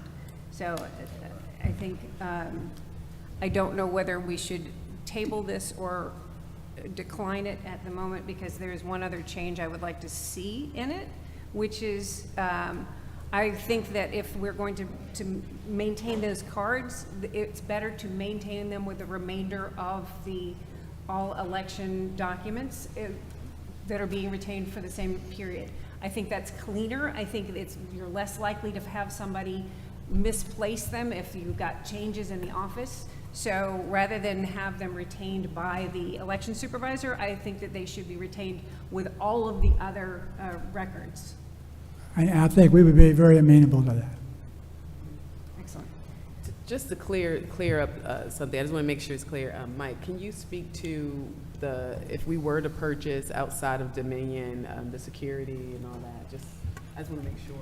Yeah, I'm just to be very clear for the public, everybody, we're not going for a bargain basement at the flea market, okay?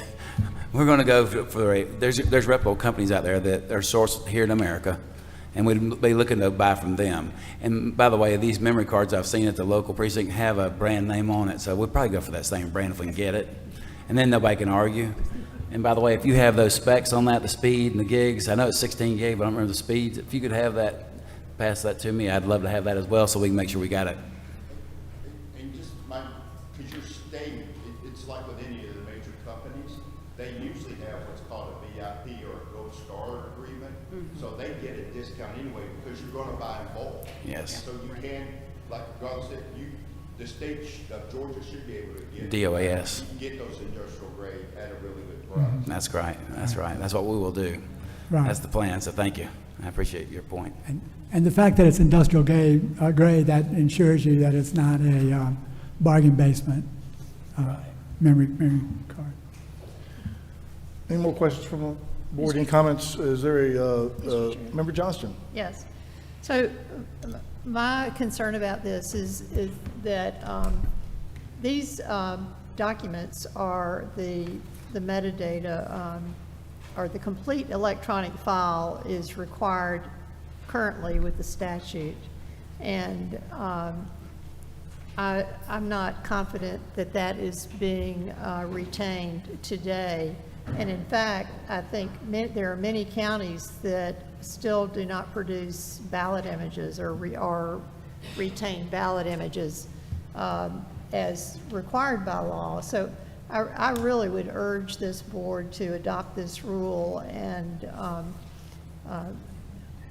require this for the upcoming election. And I think we have good information that this will be funded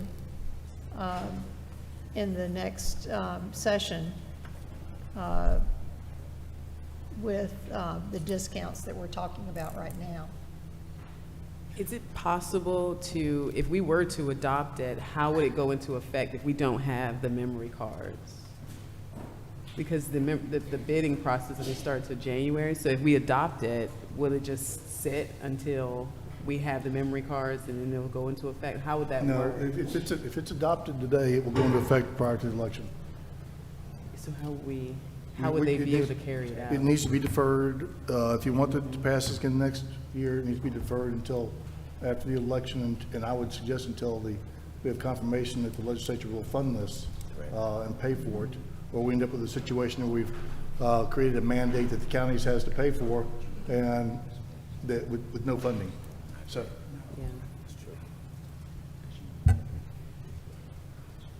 Yeah, I wonder, I don't know if we can adopt it without putting a cost on the county. You know, now, at this point, it's gonna fall on the counties to have to pay for. And we don't know what those additional memory cards, how many they would need either.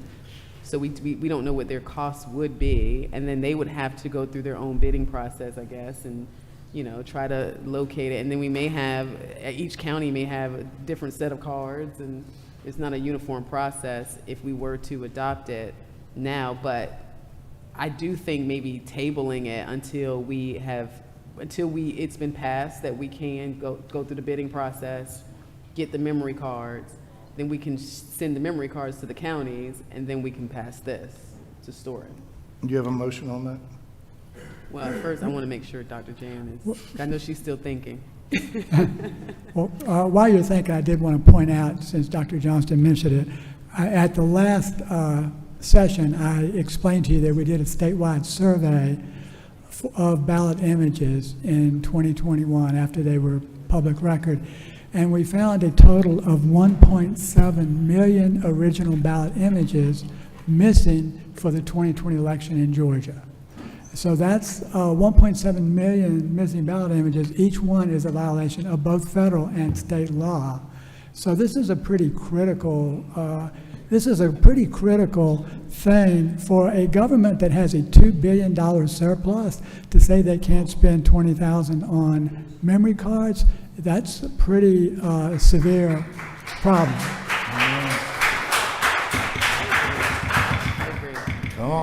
Come on. I guess we're in a position where if we were to go that route, then we will end up with the Dominion cards. That's what they are saying. They will not purchase anything outside of Dominion, and it's at $46 a card. I would prefer we table it until we can get this passed and we can go through a bidding process, so that at least we won't be stuck with having Dominion cards with Dominion machines. It's the Dominion machines that we're more worried about than the Dominion cards. My concern is that this complete electronic file is required to be retained, and I do not have confidence at this time that it is, and as the rule stands right now, these memory cards can be erased not long after an election. And if they have not retained the complete set of data that are on these memory cards, there's nothing you can do about it. And we all know of 380,761 missing ballot images from Election Day that created a big problem. So if I could be assured that the Secretary of State would make sure that 159 counties are retaining the data off of these memory cards, all of the data, not just the ballot images, but the tabulation and the log files, I would totally support your recommendation. And we are taking the risk that come January, the General Assembly may not see fit to fund memory cards.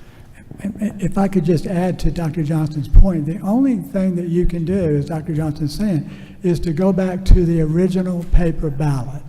And we spent 4 years in court trying to see the Fulton County 2020 ballots. We have not met resistance not only from Fulton County, but from the Secretary of State and the Attorney General, who filed an amicus brief in our case.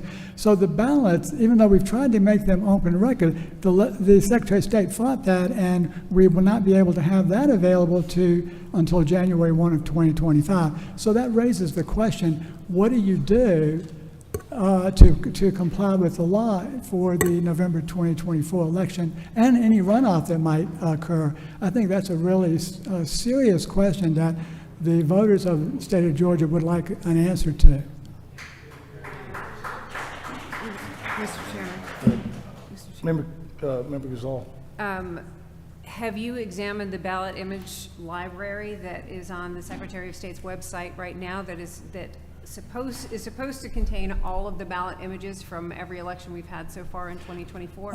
We have surveyed and collected all of the ballot images, and what he has on his website are the recount ballot images. This is 2024, from every election of 2024. No, we have not surveyed 2024, and one of the problems we had, and that's important, I'm glad you asked the question, we produced a study on March 7th, 2022, after we got the original ballot images. We found out through the metadata, a very complex study, that Fulton County had electronically altered those ballot images before they certified the 2020 election results. So this is a problem. You can't really rely on ballot images. This is why you really have to go back to the actual paper. That's the only independent audit trail of the votes cast in the state of Georgia. I think we're getting far afield from from this rule, and I want to get back to the rule.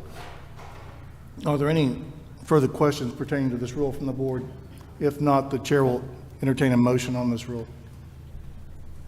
I'd like to make one more point, that the memory card is an original election document. It is required, this is a document that is to be retained for 24 months. So if we're not retaining original election documents, then we're not following Georgia law. Mr. Chairman. Member Gazal. The data is the original document. The storage device is not. But if the data is not retained.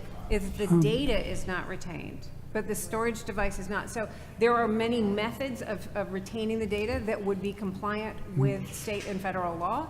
I do not oppose this method of retaining the memory cards, but it is not the only way to comply with it. So if the data itself is being stored, the counties and the state are compliant with federal law. But that would be a copy of the data. That would not be the original data. And I'm sure Mr. Parikh can explain to you how during a copy, the data can be corrupted. So that's why you have to have the original scanned ballot images to ensure the integrity of the election.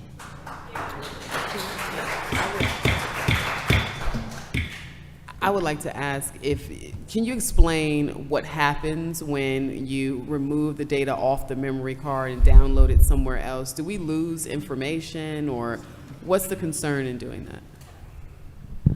Well, one, I would like to state that if you post a library and you're running it off a web server, the data has been manipulated.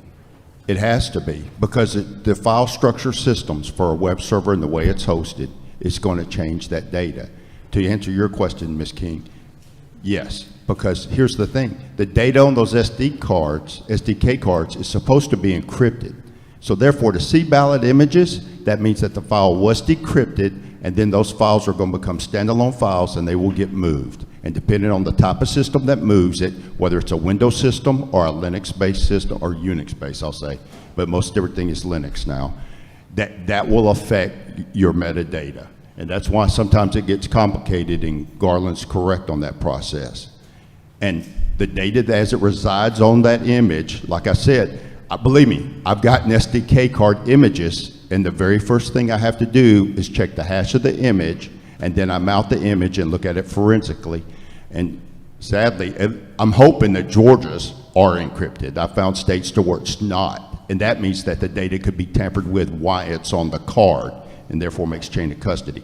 But if it's encrypted properly the way the vendors say they do it, and they're following their process, then it will get on the EMS and get decrypted, and then it will get moved around from there. And yes, the metadata can change.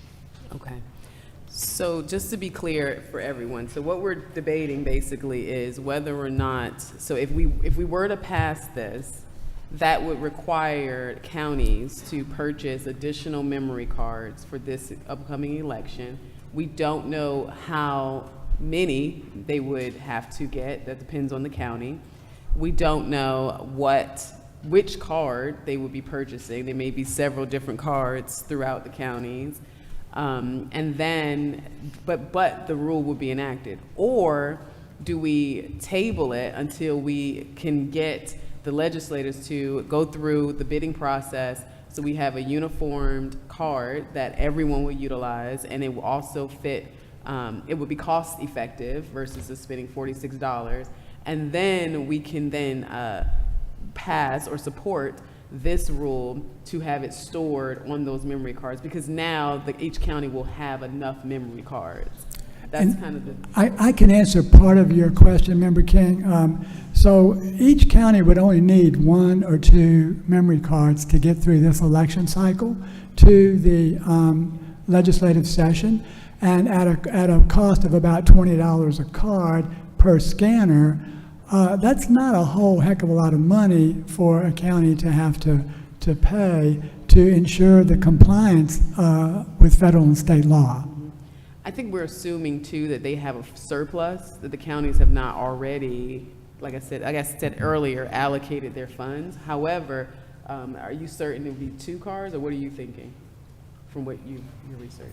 Well, I think once you're talking about a full bore election like we've had this year, you've got a primary runoff, and you've got a general and possibly a general election runoff. That's four cards you're going to have for every scanner. But not to get to the legislative session in January. All you need is 1 card for the runoff, if you even have a runoff, and 1 card for the, we already have the card for the session. So all we're really looking at is a single card per scanner, just in case there's a runoff to get through to the legislative session, because then there's going to be another year before another election is conducted, and you would need them again. So 1 card per scanner, for probably about $20, if bought in bulk, it's pretty much peanuts to comply with both federal and state law. The problem is there's no guidance right now that we can give to the counties about what card to buy or who to buy it from, or what to pay for it, or there's just no guidance out there on that issue right now. Trying to implement that before this election is a little much. We've got an expert here. I think he can give us the guidance. I would like to hear. Not to be fighting Garland, you both made very good points, because I'm an operational guy, and for large Use the mic, Clay. Use the mic, Clay. It pulls out. Your points, here's what I want to tell you, because I'm an operational person. For large DOD entities, and so what I'm telling you is, you do not want the sloppy global supply chain issues that these vendors have. And I've seen their supply listings, and they're fraudulent in their technical data packages. Your points are very sound. What I want to tell you is when the state purchases them, your control through procurement. To task the counties with doing it individually is asking for chaos, right?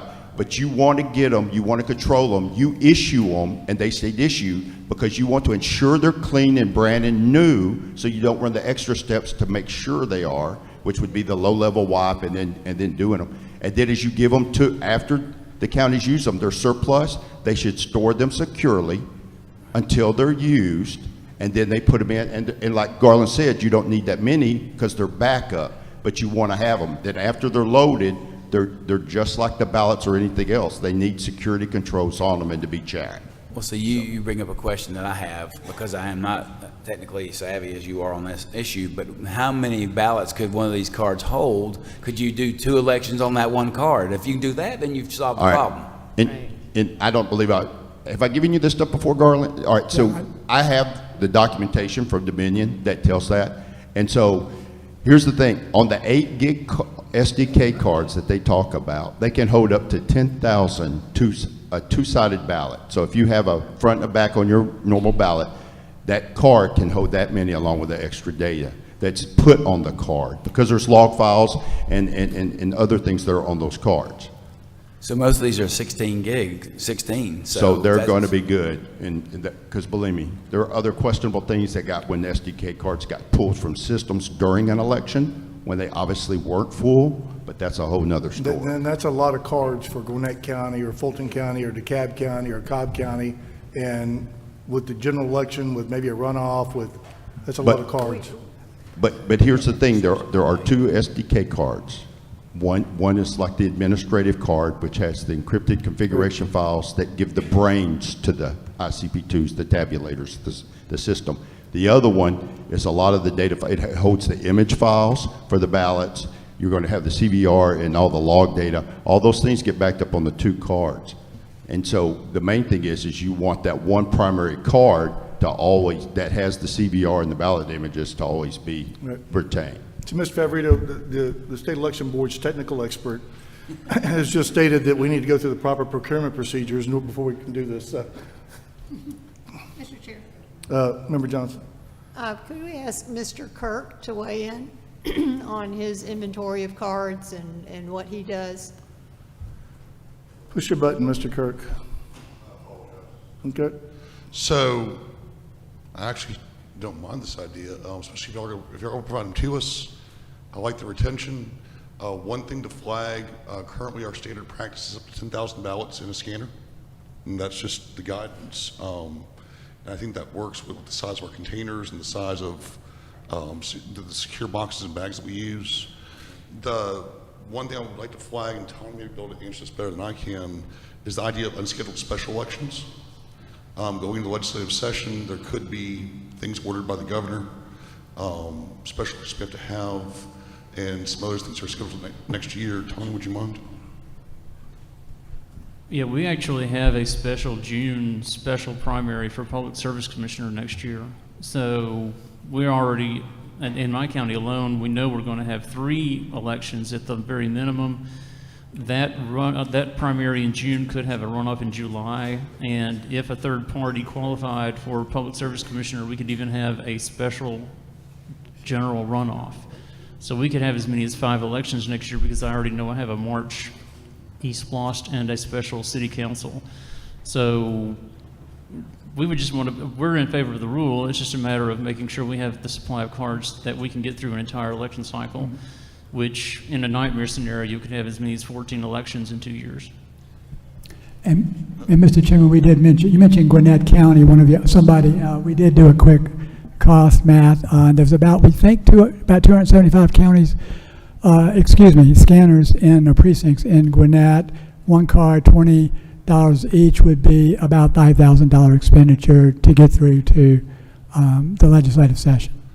And that's only, you only need it if they had a runoff. One last point in case it wasn't said, sorry if I missed it. No, we cannot reuse memory cards between elections. It has to be static to that election, especially for the retention standards y'all are talking about. So basically, what I'm hearing is that by the June special election should be covered based on what takes place in January. So we'll be able to purchase new memory cards by that election. The question is, the memory cards we currently have, is it possible to store those for to use them for this election that's coming up and any election that would take place before session, which I think is just as presidential? And the is runoff. It enough space in the runoff and a runoff? Yes. Is it enough space on the cards that we currently have where the counties would not have to purchase any new cards? And if we were to pass this, to store those? I'm sure Joseph will tell you that they've got to wipe those cards for each election. We do need to keep They have to this have a to clean the card for election. each election. Yeah. Hold on, guys.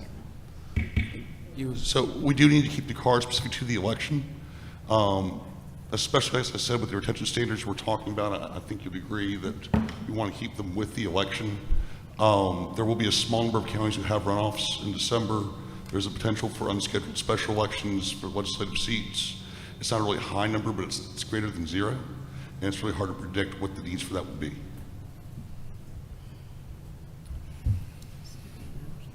The chair would entertain a motion at this time. I'm still trying to be clear on something. I still want to be clear on something. To be clear, the memory cards that we currently have, that the counties currently have, there's not enough storage space in order to. There's not enough cards to do a runoff if a runoff occurs. So we would need, so they would have to purchase new cards if we were to pass this right Maybe. now. It depends on their inventory. They might have to, or they might not. I imagine they have extra, but maybe not enough. Might I ask Mr. Kirk, do you store a complete electronic file of? We transfer everything off memory cards through the Dominion software to the database that's retained. That includes audit logs, images, as well as the results. As far as how many cards we have in our inventory, I apologize. Off the top of my head, I wouldn't feel comfortable saying, but I'm happy to get the information back to you. Unfortunately, it wouldn't be now. Do you have enough for a runoff election? I don't have enough to have a complete new set for a runoff election. I may have some extras, but I just, off the top of my head, do not remember the exact numbers. Do you buy your cards from Dominion? I am currently using the cards that were procured with the voting system originally. I'm not sure I've ever bought or purchased additional cards. I'm sorry. I'm currently using the cards that were originally provided with the voting system itself. I do not recall if I've ever actually had to purchase additional cards. If I did, I would have purchased them through Dominion, as was the guidance. So you would buy the $45 card? Oh, that's crazy. Okay, so where I am on this is that I think this should be tabled until after session so that the state can procure memory cards and ensure that they are secured, pass them out to the counties so that now they would have enough cards in order to enact this rule. Would you like to make a motion? As long as there's no more discussion. The chair will entertain a motion. Any more? I know she's thinking. I just want to make sure there's no more discussion.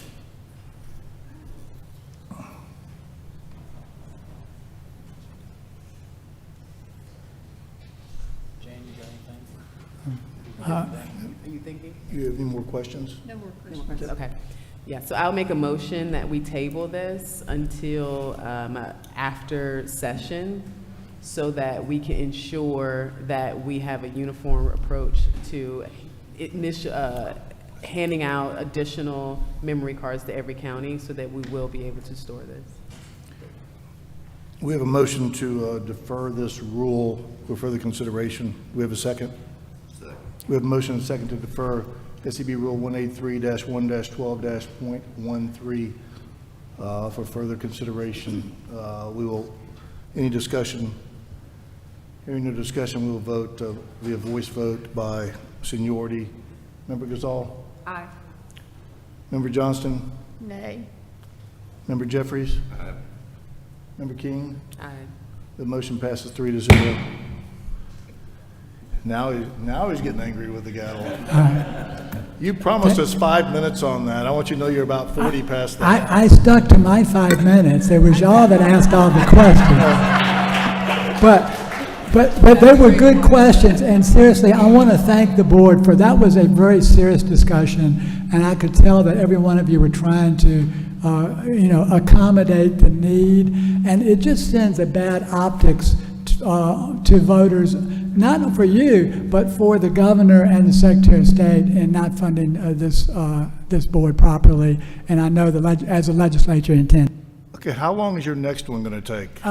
We're going to write this down. Okay, so I've got 2 that are combined, and I can do both of them in about 10 minutes, but you'll have to vote on them separately. We have to vote on them separately, yes. Yeah, it's up to you. If you want to come back on Monday, we'll come back, or we can continue. We're going to go through it. I'm easy. I'm just holding you to your 5 minutes here. Well, the next item on the agenda is discussion and voting on proposed rule amendment. You ever seen that thing where they bring out the hook, and drag you off stage? Hey. Okay. The next item on the agenda is discussion and voting on proposed rule, the SCB Rule 183-1-14-.02, advanced voting subject to rule reconciliation. Presentation from Garland Favorito. It is number 11 in the board book, tab number 11. And Mr. Chairman, Tamara is going to help me with this, and she's got another handout for you. Is she quicker than you are? Maybe. I don't know. She's a little bit slow today, so you better. This handout's thicker than the last one. It is, but I'll go as fast. I need about 10 minutes. I can get through this. All right. Since we have shorted Executive Director Kahn, we've got 3 handouts that are for the record that I'm going to be referencing that's for Executive Director Cohn. Since he hasn't been getting our copies, I apologize for not copying you in on these, Mike.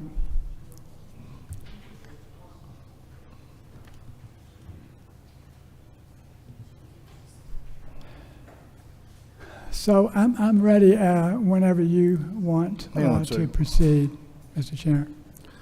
Let me ask the board, because the board considered this for rulemaking procedures, and it passed 4-0 to initiate rulemaking procedures on this. It seems to be a fairly simplistic rule. Is the board going to have any questions on this one in particular? Member Gazal, do you have any issues or questions with this one? I would ask that the petitioner address the concerns that Gavrio had articulated with this, because their concerns were that it appeared that this gave a very short amount of time for the counties to reconcile any sort of discrepancies, when right now under current practice they have close to a week, and this would give it would create a much abbreviated timescale. So if you could address their concerns. Okay. Before we start, Member King, do you have any questions? Member Johnson, do you have any questions ahead of right now? I know that Member Jeffries doesn't. All right, if you will address Member Gazal's, I'm not trying to speed this up or anything. Well, I need to give you, I can address the questions absolutely, but they're kind of addressed in the presentation. So I just need 10 minutes to recap where we were, and I'll do that as fast as possible. Didn't you give everybody else 10 minutes? Yeah, but you said 5. Okay, so I've got two rules here, so I'm trying to address both of the rules in as fast as I can. I know you don't want me to talk much, though. No, seriously. So I'm going to go ahead and flip to the problem. The reason that we had this rule, and this is why it's important that time is not, it's really, we need to implement it timely, is because the evidence indicates that the Georgia Dominion Democracy 5.5 system has an intermittent QR code defect that causes in-person ballots accepted by the scanners to not be tabulated. There's no current procedure to detect this, and we proposed simple reconciliation that I think everybody pretty much agreed with for the most part. Reconcile the total ballots accepted by each in-person scanner with the tabulation tape total ballots cast. That will detect a failure in the tabulation to tabulate the ballot.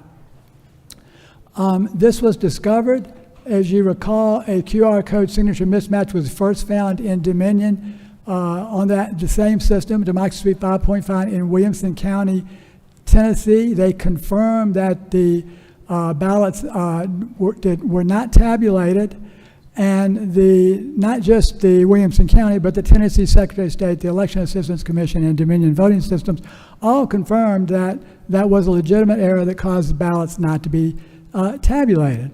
As a result, the Tennessee Secretary of State discontinued the use of the Dominion system and recommended that in Williamson County replace that Dominion Democracy Suite 5.5, which is the same system we have here, 5.5. Now, there is the Secretary of State's letter. I have it in your package there. I won't talk about it, but he says that due to the urgency of the pending election, we wanted to inform you that it is our recommendation that Dominion voting machines not be used in Williamson County. Dominion has not provided suitable service to the Williamson County Election Commission, and that's all because of this error that we're concerned about. So the question that you want, I'm sure is next on your mind, and Mr. Chairman, you asked me this last time. I wanted to give you a little bit more evidence to show you the urgency of this need. State Election Board 2022-348 showed that the same QR code signature mismatch error was found in 65 of 67 counties that they surveyed. But now the question is, did that mean that the votes were not tabulated? Georgia audits showed that the ballots were not tabulated in sample counties surveyed. I'm going to give you 3 examples.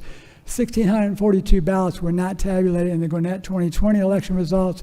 1,805 were not tabulated in DeKalb 2022 District 2 Commission Democratic primary, and then 225 were not tabulated in Coffee County 2020 general elections. I have given you the documents to show this for the record. I'm just going to quickly mention all 3 of those.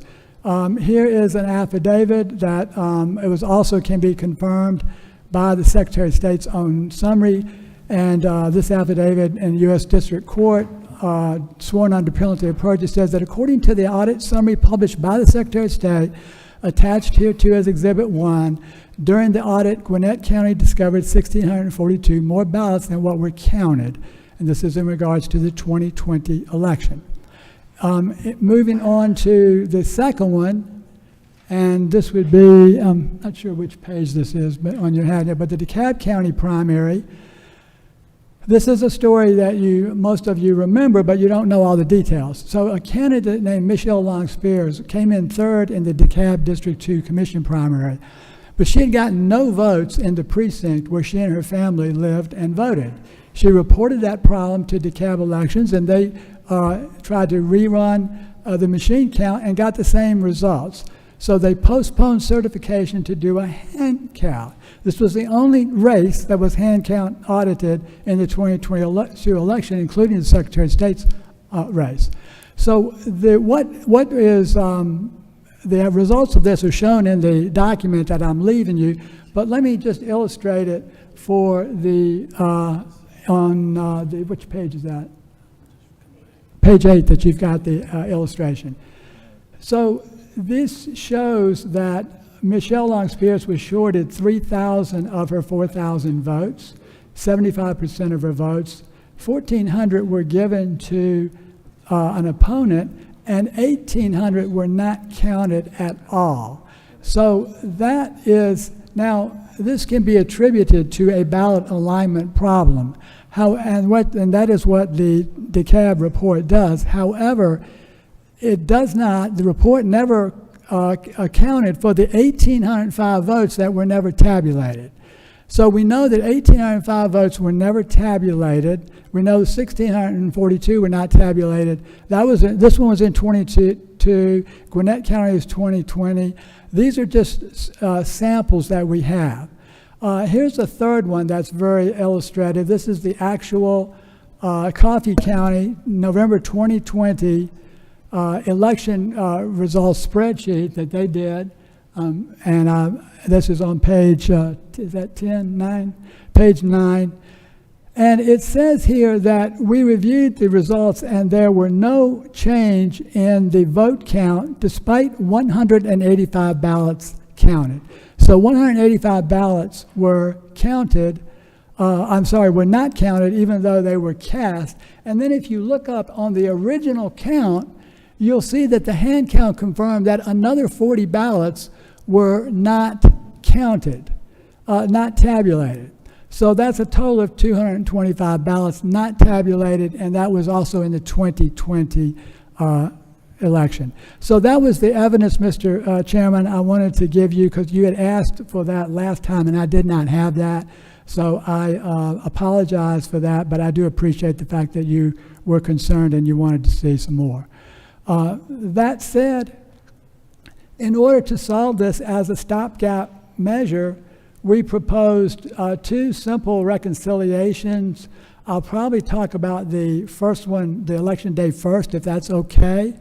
And the election day simply was to change the recap form to add one column where you reconcile the poll books and the scanner ballot counts. You also reconcile the tabulator tape ballot counts.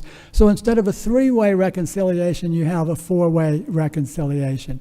And that's really the only change, a simple modification to the form and a simple additional recount reconciliation. At the time, they're already doing the reconciliations. And I think that's probably why it passed unanimously. It's a pretty simple ask.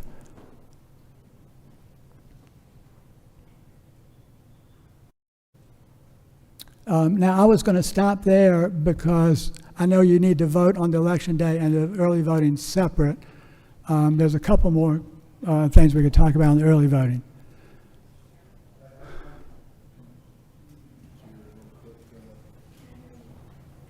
No, I got it. Okay. Yeah. Result.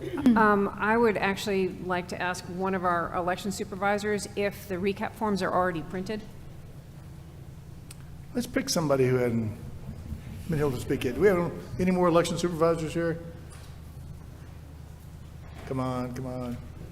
Two over there. Yeah. All right, Mr. Kirk, you're back up again. So,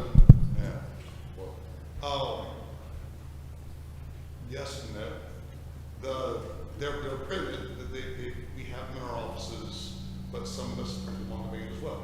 So, I think one point here is, make sure I understand, he wants to compare the number off the screen to the number that it prints. Is that right? Time. Yes. Tell us it's redundant, but Well, I've just given you the evidence that it's not redundant. The tabulator scanner, if I'm understanding the question or the point, the tabulator scanner total ballots cast is not redundant with the scanner ballots cast for the three examples that I've just shown the board. I think those examples you're talking about votes counted as opposed to ballots cast. No. With the county was a programming error, not an error in how many ballots were counted. It was an error in regards to alignment. Now let me go back to that, so I want to make sure it's clear, because we've been hearing this story for year after year on this since 2022. I mean, I agree that you're correct that it was an alignment error in regards to what's on the left-hand side of the system. But on the right-hand side, it shows you 1,805 votes were not counted. And the DeKalb County Board, report, which I've left with the board, has no explanation for that. When we looked at the audit laws of SEB 2022-348, it shows that DeKalb County, every one of the ones I've just showed you in examples, had QR code signature mismatch errors, and they did not tabulate the ballots. Well, and that's why it's not redundant. 2 points, if I may respond, if y'all don't mind, because I think it's important. One, I've talked to some folks about this before. As you know, I do a full hand count of one race in every election I conduct. Those errors are in my audit logs, but the number of ballots always matches when we audit them. The second thing is, I'm curious, these numbers, did you get them from the election night reporting system on the Secretary of State's website? Or did you get them from a report from the Dominion voting system? Because the information on the ENR system on the Secretary of State's website is a version, a copy of those results, but it doesn't display all the data that would be displayed on, say, a statement of votes cast from the server itself. And it's easy to conflate the number of ballots cast to the number of votes counted if you're just using the information on that website.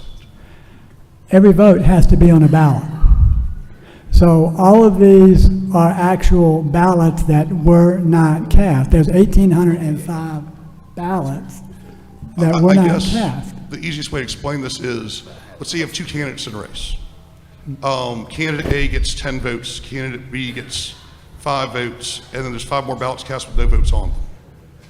I think if you look online right now, you'll see 15 votes cast, because it's 15 votes for a person. No blank ballots accounted for, where in DeKalb County, those ballots were considered, I believe, blank by the system and wouldn't have shown up online. Let me give you an illustration, I think, that will clarify this. I'm going to go to the Coffee County in 2020. And again, where's this data from? Is it from the website or from the voting system? I'm sorry, from what site? Is it from the election night reporting website where the results are on the Secretary of State's website? This is the official documentation that the Coffee County Election Board gave to the House Government Affairs Committee on December 10th of 2020, if I'm not mistaken. And the board member testified immediately before me. So we've been researching this for years. And what happened there, you can see 40 ballots were not tabulated. The hand count found that there were 40 ballots were not tabulated. Now, to your point, this gives the illusion of an undervote, but it's not an undervote. And that's why there's no conflation of ballots and votes. This was 40 ballots that were not cast. You can see the hand count found that the machine rejected 40 ballots, and the hand count found that every one of those ballots had a presidential vote on it.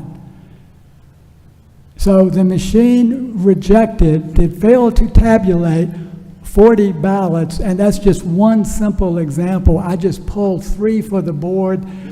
We could have pulled probably dozens, but I didn't want to, since I only have 5 minutes, that's... And I know I'm cutting into it, I apologize. That's what it is. Okay, let me, I think that we don't want to go too far afield again. So, Member Gazal, do you have any more comments? Questions? My only other question is literally, I'm just asking about the forms themselves. Are they in triplicate, or are they just like a single piece of paper? Do you use carbonless copies for that sort of thing? I'm trying to figure out if it would be. It depends on the county. We're Okay. still using those triplicate forms. Okay.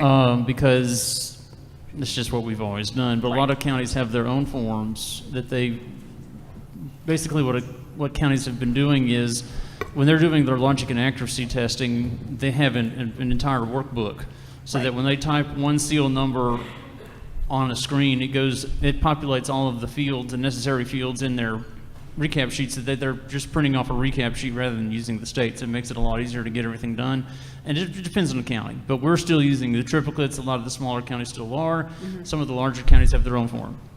So in order to recreate a form at this point in the process would create a burden? Yeah, we would leave it up to SOS. I mean, they would have to Okay. give us the new form. The counties that don't already have their own, and the counties that have their own would probably do their own, adjustment to their spreadsheet.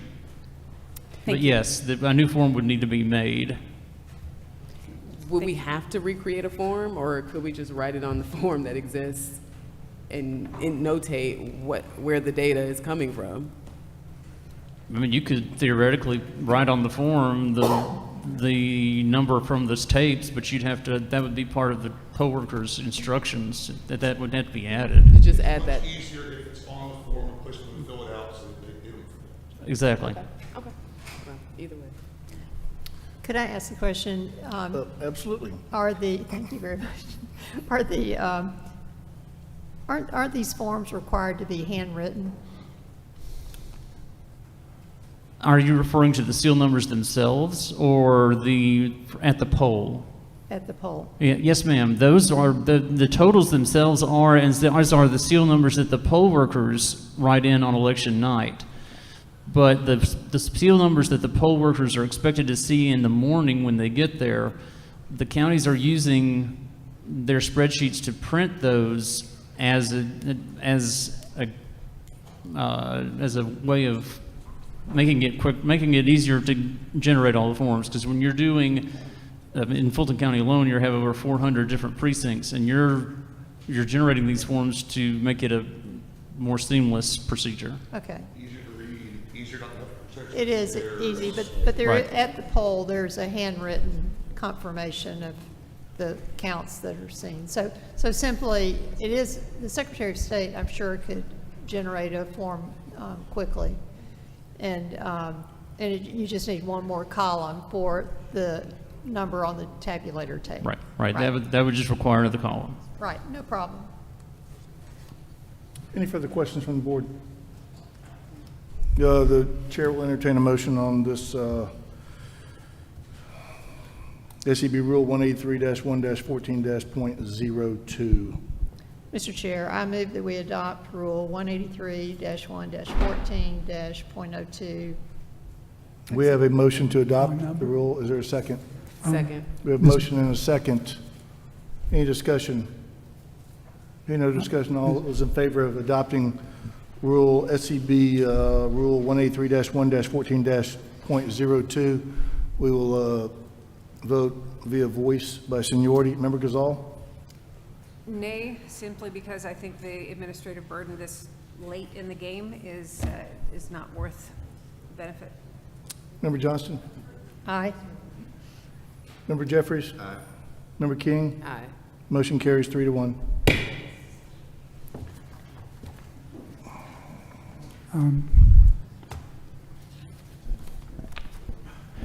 Mr. Chairman, I think I was presenting the election day, and I think that y'all have approved the advanced voting, which is fine. That's fine with me. We can just. Wait. But you don't want to confuse your chairman. Wait a minute. Wait a minute. But we could talk about that, or we can just pass this one and go home. Did you say you want to pass on the next rule? No. I said I think that y'all passed the advanced voting reconciliation versus the election day, which I think we were actually talking. But Wrong page. it's since you're probably going to pass it anyway. Let's see. We just passed 183-1-14-.02. Yeah, technically that's the What? It was the wrong one. that's the advanced voting. Right. We can. Correction to the record, Mr. Chair. Well, we can talk about it, and then you may not have to revote it. Wait. We went and did 183-112.13, which is number 13. Then we went back to number 11, which was 183-114.02. And now we should be on 12, which is 183-112-.12. Yeah, actually, the recap form in question was on the election day form. Yeah. So I don't know how you want to proceed. You could probably just adopt 183-112-12, and then we can go home. Well, hang on a second here.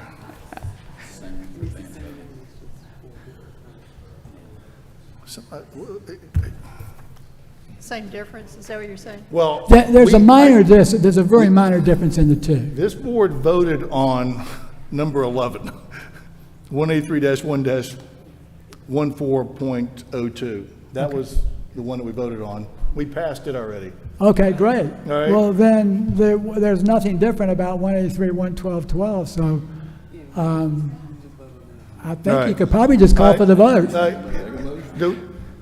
Be quiet. The board will entertain a motion on SEB Rule 183-1-12-.12, which is tab 12 in your board binder, unless you have some questions for Mr. Favorito. I would reiterate my request that you address the concern on the rule that we just passed, apparently. But I would still appreciate an explanation of the 1 hour to reconcile versus the time that they currently have. Well, the time, I don't believe it's going to be, I don't know, did you say 1 hour to reconcile one field? I'm not sure that's really accurate, but let's assume that it was. We're talking about a voting system that doesn't count correctly. And we're talking about spending, I don't even think it'd be an hour, probably less than that, half an hour, just to change a three-way reconciliation into a four. So that is trivial when you compare. I mean, I'm sitting here showing you 3,500 ballots that were never tabulated for the QR code. So at some point in time, Member King said this earlier very well, that what you really want and what the people of Georgia want is they want an accurate election. They don't want a quick election. We can't and that's what it's all about. pretend accurate Is the elections. accuracy of the results more important than an election official spending a half an hour more to ensure his own results are correct? That's where we are. This is why there's been a break between the Georgia voters and some of the elections officials, particularly the board of Gario. So hopefully we'll repair that one day, but we want accurate elections. This is about accurate elections, and we appreciate that the board, most of you, I know you want accurate elections too. Member King, did I hear you call for a question? Call for the question? No, I said I'm ready to make a motion. He called for the question. Oh, yeah, I'll call for the question. We have a call for the question. The board will, or the chair will entertain a motion on this rule. I make a motion, we approve. Member King has made a motion that we, this board approve SEB Rule 183-1-12-.12. Is there a second? Second. There's a motion and a second from Member Jeffries. Any discussion? Hearing no discussion, we will vote by voice vote in order of seniority. Member Gazal, how do you vote? Which one are we voting on now? We're voting on 183-1-12.12, which is tab number 12. Which is the one that I thought I had voted no on. So this is the one I thought I was voting on before. So I am going to vote no, simply to be consistent. We'll vote nay on it. Nay. There's a nay. Member Johnson? Aye. Aye. Member Jeffries? Aye. Member King? Aye. It's passed 3-1. Mr. Chairman, did you want to vote aye also? You can't talk anymore. You've well exceeded your 5 minutes. It's you're way over time right now. The next items on the agenda are old business and new business. A member of the board, the chair would entertain a motion from a member of the board on how to handle the old business and new business. And what we will do today, depending on this motion, is we will hear from those individuals that signed up to speak that did not get to speak this morning. Member King? Yeah, I make a motion that we hear old business and new business on Monday, because we do have an executive session that's also on the agenda, and we need our attorneys to be present for that, so that will have to take place on Monday as well. So that's my motion. We have a motion from Member King to move the old business and new business to Monday morning to be heard by this board. Is there a second? Second. We have a motion and a second. Any discussion? Hearing no discussion, all those in favor of moving old business to new business to Monday morning signify by saying aye. Aye. The chair votes aye also. That carries vote of 5-0. The last thing on the agenda today is to hear from those members of the public that signed up to speak this morning. Mr. Chair? Yes. Point of order. We amended the, you'll hear the petition by morning. Ms. Grubbs on Monday? Yes. All right, and Ms. Frazier has two. Ms. Frazier's already been, we've already discussed it with Ms. Frazier. Oh. She's good Yes. to go Monday. Yes. Sorry. Yes. Pardon me? So anybody who signed up to speak this morning will now get to speak for public comment section. And so Executive Director Cohen will call out the names of those people that are still here, and this board will listen to the remainder of the public comment. Okay, everybody, if you would, please listen for your name if you're still here, so you can go ahead and just get up, raise your hand, and come get in line, please. Carter Augustine. Okay, Maria Galdo. Sally Grubbs is here in the house. Jennifer Moore.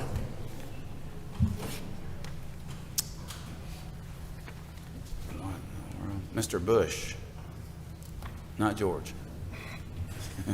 Earl Ferguson. Tracy Moore. Marjorie Timmer. Shannon Ferguson. Cynthia Battle. Paul Hershey. Vic Tripp. Cynthia Willingham. George Babona. Bob Cummings. Wanda Cooper. Betsy Shackelford. Brad Binkley. Not seeing anybody here.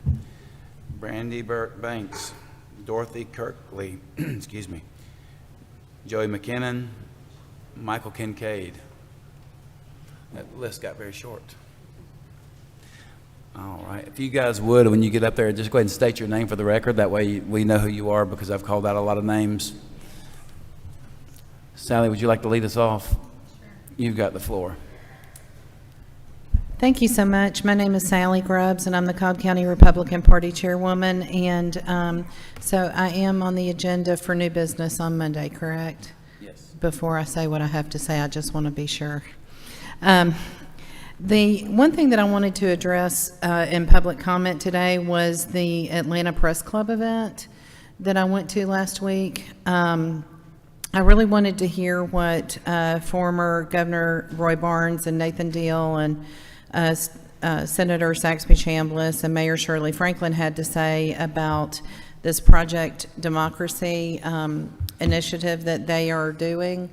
And I was really, really sad to hear some of the things that were said. I was kind of sad about the whole event.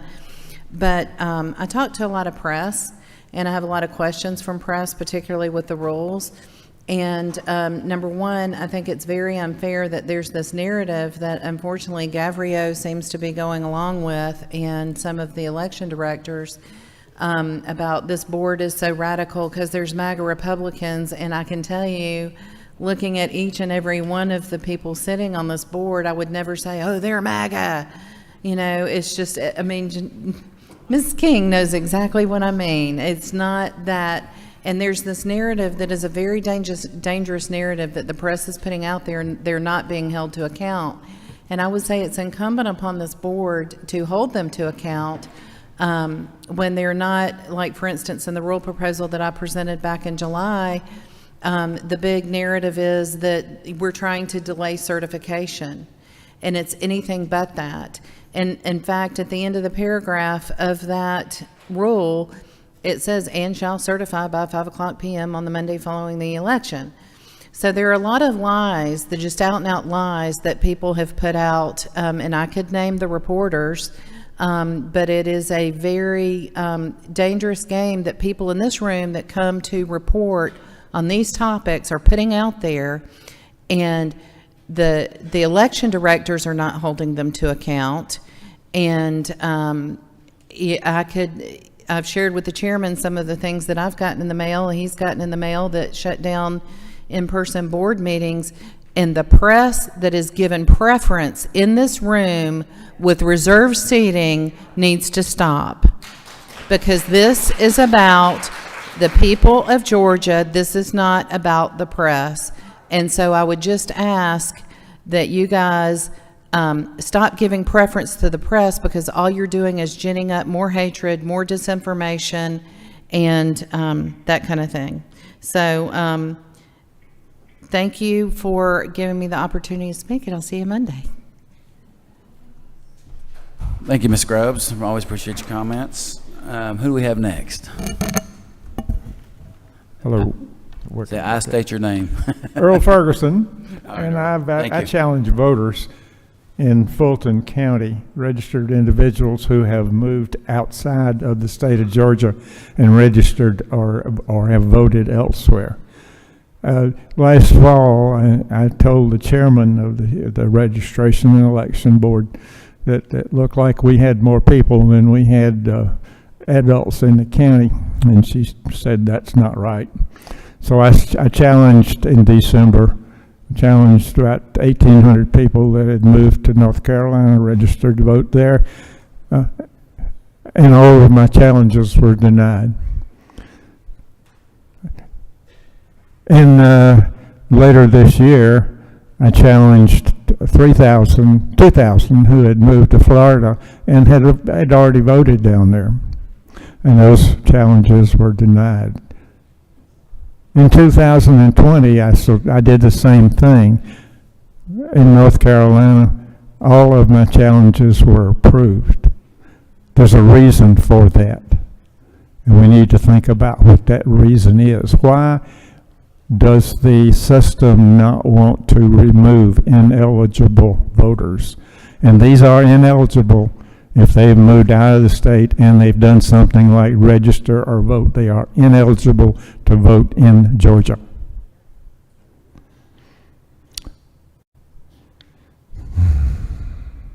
Similar situations have occurred in several other counties besides Fulton.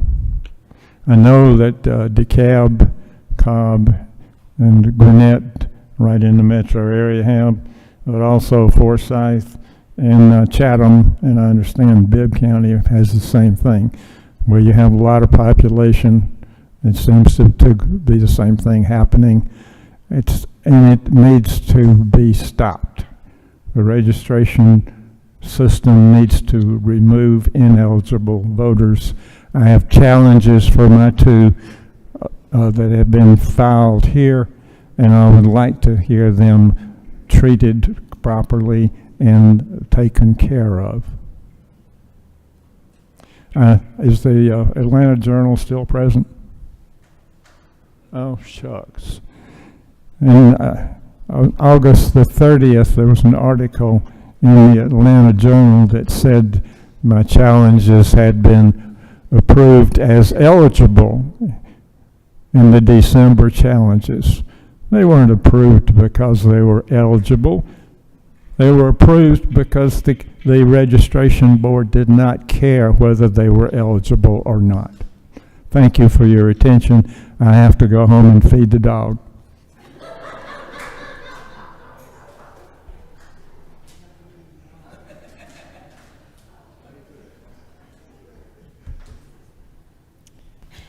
Good afternoon. My name is Joey McKinnon. I'm Director of Georgia Values Action, and I appreciate the opportunity to get some thoughts in here just under the buzzer. We represent working families who vote in Georgia. Our goal is to help working families get ahead, not just get by through good kitchen table policy, but to do that, we want democracy to work for working families, which includes ensuring busy and stretched-thin families do not have unnecessary hurdles to voting, and that their vote count, so that they can elect the representatives that best suit their economic needs. Several rules that have been proposed today are not in keeping with that latter priority for the following reasons. And you've heard a lot of these sentiments today, so I'll try to keep them brief, but like too many proposals before the board this year, it increases the workload of poll workers, which could make elections more difficult and more potential for error. That's why our senior election administrators are opposed to these measures. I heard them say as much on the radio yesterday. Unnecessary delays could result, and these proposals complicate what could be straightforward procedures, such as chain of custody procedures already in place and already sufficient. They create more frequent handling and unsealing of ballots, which could reduce security, not enhance it. Implementing new rules this close to the national election erodes voter confidence, not the other way around. Georgia's elections are safe and secure. That dead horse has been beaten legislative session after session. Personally, I don't think these actions are a careful consideration of a well-founded concern. I think it's a way to cast a cloud of suspicion over our election system and a way to create a false narrative. Our election in Georgia has already started. Ballots are going out, and we should not be rewriting the rules with 25 days to go to advance voting. I encourage you on Monday to cease further changing our processes in the middle of an election, and I thank you for your time. Sir, could you state your name again for the record? I had said it was Joey McKinnon, Georgia Values Action. Thank you so much. Just want to make sure we got it.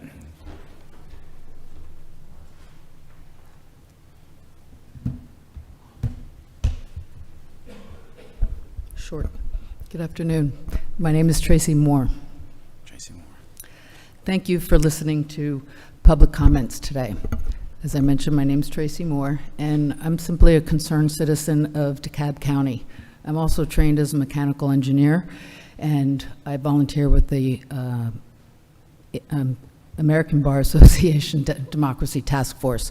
This is my first time speaking here, and I've gotten such an education in the last few months about election board, but it's complex. That's one thing I've learned.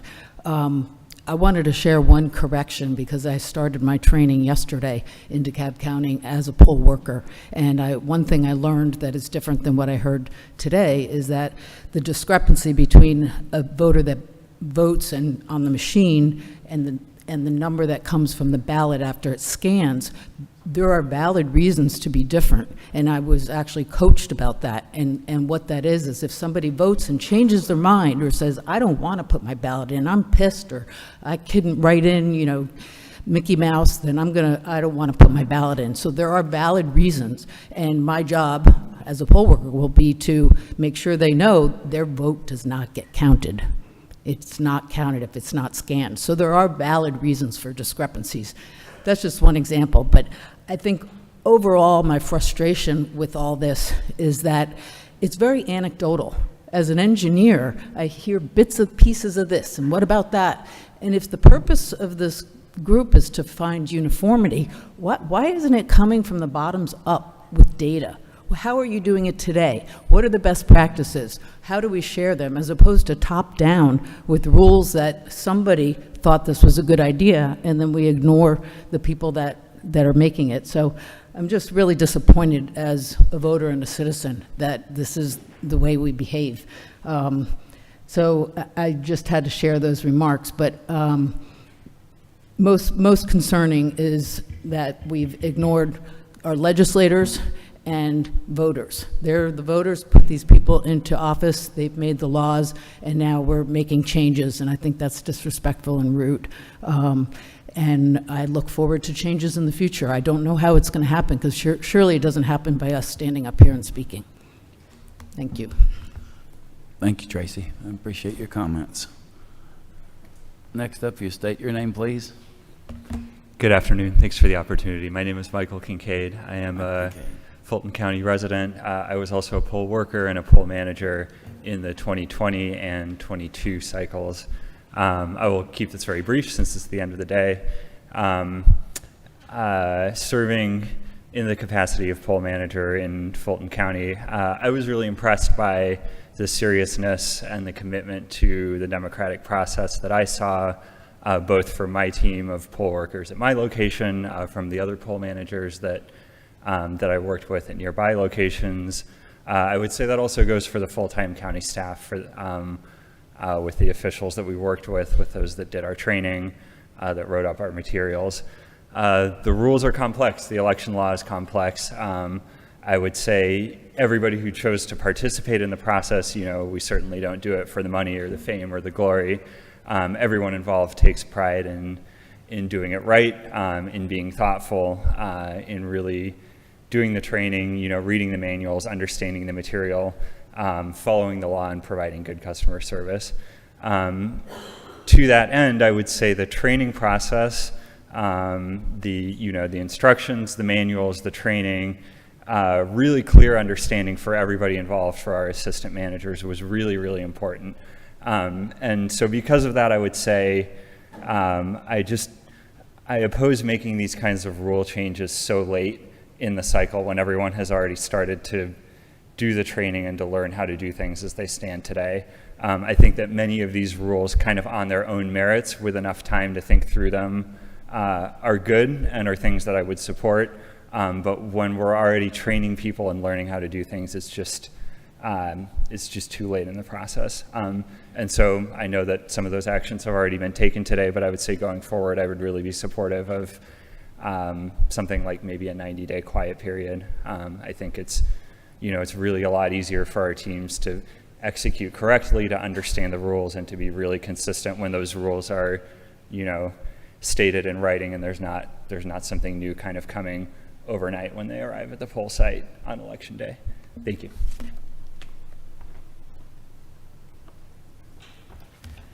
Hello. On October 3rd, 2023, SEB Acting Chair Matt Mashburn made a monumental declaration. The board has adopted a policy recently, since last December last year, that we're trying to clear cases off the calendar and move through them quickly. And one of the hard choices that the board was forced to make is the decision of whether or not to continue a policy of allowing the complainants to present on the case or not. And so that's just one of the tough choices that the board had to make, was that the complainants do not traditionally speak on the matters. And so it's the board's investigation that's being heard. So what he's referring to is a statement that was made on December 13th, 2022 by SEB Chairman Judge Duffy. And let me get you that there real quick.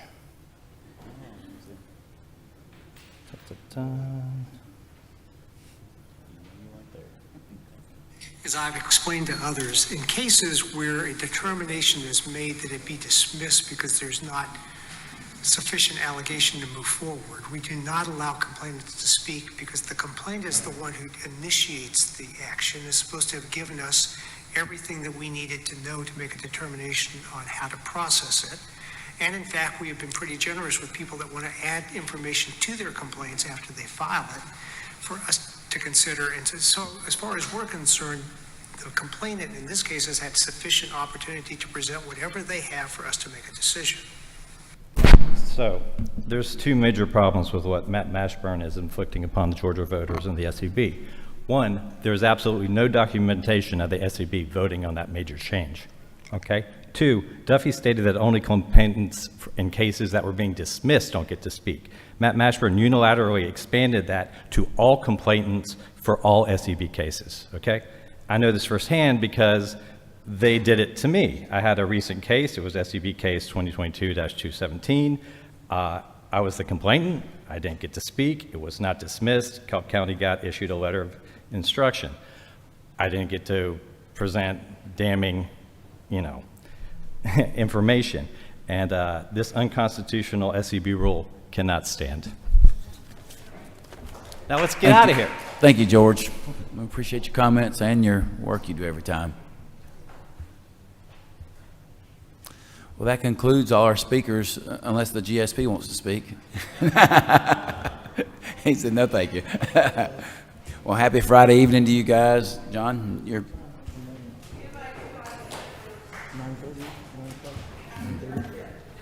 I'm sorry?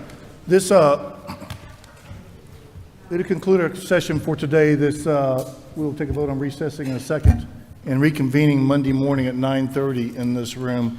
Do we have a motion to recess? We have a motion to recess. Do we have a second? All those in favor signify by saying aye. The motion carries. This board is recessed until 9:30 Monday morning. Thank you. 9:30. I agree with you.